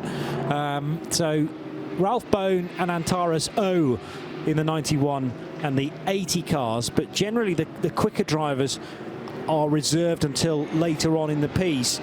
So they might do an opening stint, for instance. Maybe it was that Into Darkness stint that did it, because Antozo finished 7th in the Indianapolis Intercontinental GT Challenge. Good couple of podiums on GT World Challenge Asia at Shanghai last year, and won the Revenol 24-hour Nürburgring SP9 Pro-Am class at the Nordschleife. So he's no slacker at all, especially if you can put that car around 24 hours of the green hell. And that is he in their Am car. They're 49 seconds behind Ralph Bond on the track. Our leader has just done 141 laps. And just heading around turn number 3 now, just waiting for Ralph Bond to come through to see how big that gap is and what they can bring down. Ralph Bond's lapping quicker than the leader at the moment, 2:03.8082 for Daniel Harper, 2:02.643 for Ralph Bond. Watch this space. This could get really interesting. And what's probably happened, Johnny, is a lot of the strategies that are coming into this race have changed with all the code 60s that we have had so far. Total time under code 60 now, almost an hour and 20 minutes. And I would hate to be a team manager trying to work out what you're going to do next, because it'd be like playing three-dimensional chess in space with a blindfold on, of where you're going to, what's your next move? Yeah. What's your next move? What are you going to do? And I think I give a lot of credit to the guys on the pit wall and the guys in the garages trying to work out how they can make this play out and try and foresee the future. Now, we know Mr. Trustwell is very good at that, because he has the brain the size of a planet. Indeed. As we well know. But there are very many other people with Pluto-sized brains there down in that pit lane. And I give them due credit, because what you do now can affect what happens at the end of the race. Yeah. And it's very easy to become too distracted by what you think the other teams are going to do, either in reaction to your process or trying to jump ahead and try and beat you to the next part of the race. But I think you've got to concentrate on your race, and principally your race alone, unless we're heading into the final 2 hours. And then it becomes a different ball game anyway. As we've heard from a couple of drivers, they might be at 7 or 8 tenths at this stage. The wicket's really turned up as we head to late morning tomorrow. Ginetta just running short of a bit of grip, but also in reaction there, the Audi on its inside didn't have a great deal of grip beneath its tyres either. Dusty still offline, despite this fair bit of running we've had now. In another 10 minutes, we will have had a quarter of the race, which has flown by. Absolutely flown by. Yeah, it has. Don't forget to join us at 8 o'clock this evening. In an hour and 10 minutes, we're going to have the magnificent fireworks display, proudly brought to you by Dubai Tourism and Visit Dubai. And it's an extra minute longer this year, celebrating the 20th anniversary of Dubai Autodrome and this race. Dan Harper on lap 143, as behind him Ralph Bone comes into the pits to get the Herbert Motorsport Porsche number 91 serviced. 21 laps on those Michelin tyres, on the oldest tyre.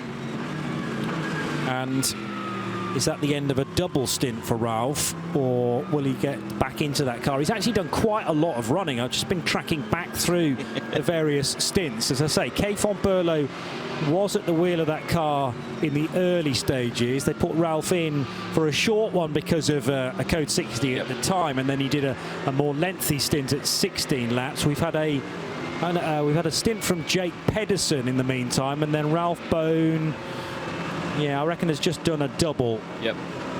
So we'll wait to see what happens next with the 91 car. Meanwhile, let's get to Joe for another story developing. You will notice, Johnny, on your timing screen that you have got a car that's just left the pits. It's the Team Sorg Rennsport Porsche 718 Cayman. The number 427 that we heard so eloquently described, I'm getting some suspension problems. The team have done an absolute outstanding job. They've fixed whatever component under that front right-hand wheel arch needed replacing, and the car is already out and back in this race. I'm not sure what time they lost. You guys will be able to tell me. But Harley Holt, the young British driver, now at the wheel of that terrific car. Turnaround, particularly because they didn't know how many bits they'd need to change until the car arrived in the garage. So that's some good practice as well in terms of predicting what errors or what issues they may have before they happen, and being able to rehearse those, know where all the components are as well. And the Sorg Rennsport 427 car is back into the race. Unbelievable. Possibly after only 15 minutes. 15 minutes, 15 minutes to change probably the right-hand uprights and toe link, as Joe suggested. Now then, we have fireworks on the horizon. That's at Sports City. That's over. That's across the road. That's actually my house. Being launched from your back garden. Got the cricket championships happening over there very, very shortly. So a little bit of pre-fireworks going off before the big fireworks go off here. Well, I'm liking the design of those. Let's hope that whoever's responsible for that display has also designed the ones here at the Dubai Autodrome as well. One or two members of our crew in the truck, as we call it, were slightly concerned as well that our cameras were pointing in the wrong direction at the wrong time. But no, our fireworks are still to come in about an hour and 7 minutes. But that's a very impressive display. Looks a little like a volcano now, as they're fired off at all angles. Got a car stationary down at turn 10. Yellow flags are out. Well, our fireworks have a lot to live up to, and I'm sure they will do. Stick around for those at 8 o'clock this evening. I realise that if you've taken our coverage with you out and about, then fireworks on the radio is not a great feature. We've tried to describe them as best we can in the past, and now, yes, we go under a code 60. Let's hope that drivers weren't rather distracted by the impromptu extra fireworks. It's at the other end of the field. There we go, down at turn 10. It looks like we've got a car into the barriers on the exit of turn number 10. Emergency vehicles are in there. That's one of the fastest braking zones on the circuit as the team gets down there to find out what's going on. Works if you want. Joe's just said to me that you can help me with the fireworks, Joe. In what respect? As we try and work out what's gone on. Yeah, to describe people. What I can describe for the fireworks for people listening on radio. Yep. Are you ready? Ooh! Ah! Ah! Ooh! That's not really describing anything. That was about It's just you making funny noises. They were great. Yeah, Nick and I kind of have a different idea of what you were doing there, but I'm sure it was the fireworks. There's a car in the barrier, at least one. I'm trying to work out whether it's more than that, though. It just looked like the one because we've only got one piece of barrier that's... It's tyres down there. It's tyres. Driver's out of the car. And he is out of the car, and we've just got to find out what car it is. So is that overshooting at the end of the back straight into turn 10? If you run straight on there, that is the overshoot of that area. And the braking, it looks really deep when you walk it, but when you're at 300 kilometres an hour, it's not very deep. It comes up at you very, very quickly indeed. But the intervention vehicles from Dubai Autodrome were on site ASAP. They've got many access areas around the circuit. And the tyre wall is there because if you went any further, you would end up on the 311. In okay, the you're going to Sharjah. Yeah. Okay, and there's no slip road there, so and given the way people drive in Dubai, you wouldn't be the fastest car out there. And they wouldn't necessarily make space for you either if you were looking to join, because, as I say, that's not a junction. But one or two have tried it over the years. Yeah. And thankfully, the tyres doing their job. But when a car is stopped at such velocity, the first concern is the driver, and that's good news that they've been able to get out of the car with Marshall's assistance and then walk under their own steam. In fact, they're in deep conversation now as well. With the medical staff, always on site here. A full medical facility here at Dubai Autodrome. As this was being built as a Formula One testing circuit, as John described earlier, and then they banned testing. So what do you do? Dominic Olbert, 414, Razoon More Than Racing. Oh dear, running 5th in class in the 414 car. It's good to see that Dominic's okay. It's well, if it's gone into tyres, there may not be as much damage as Armco. True. And they may be able to recover that back to the pits on a flatbed.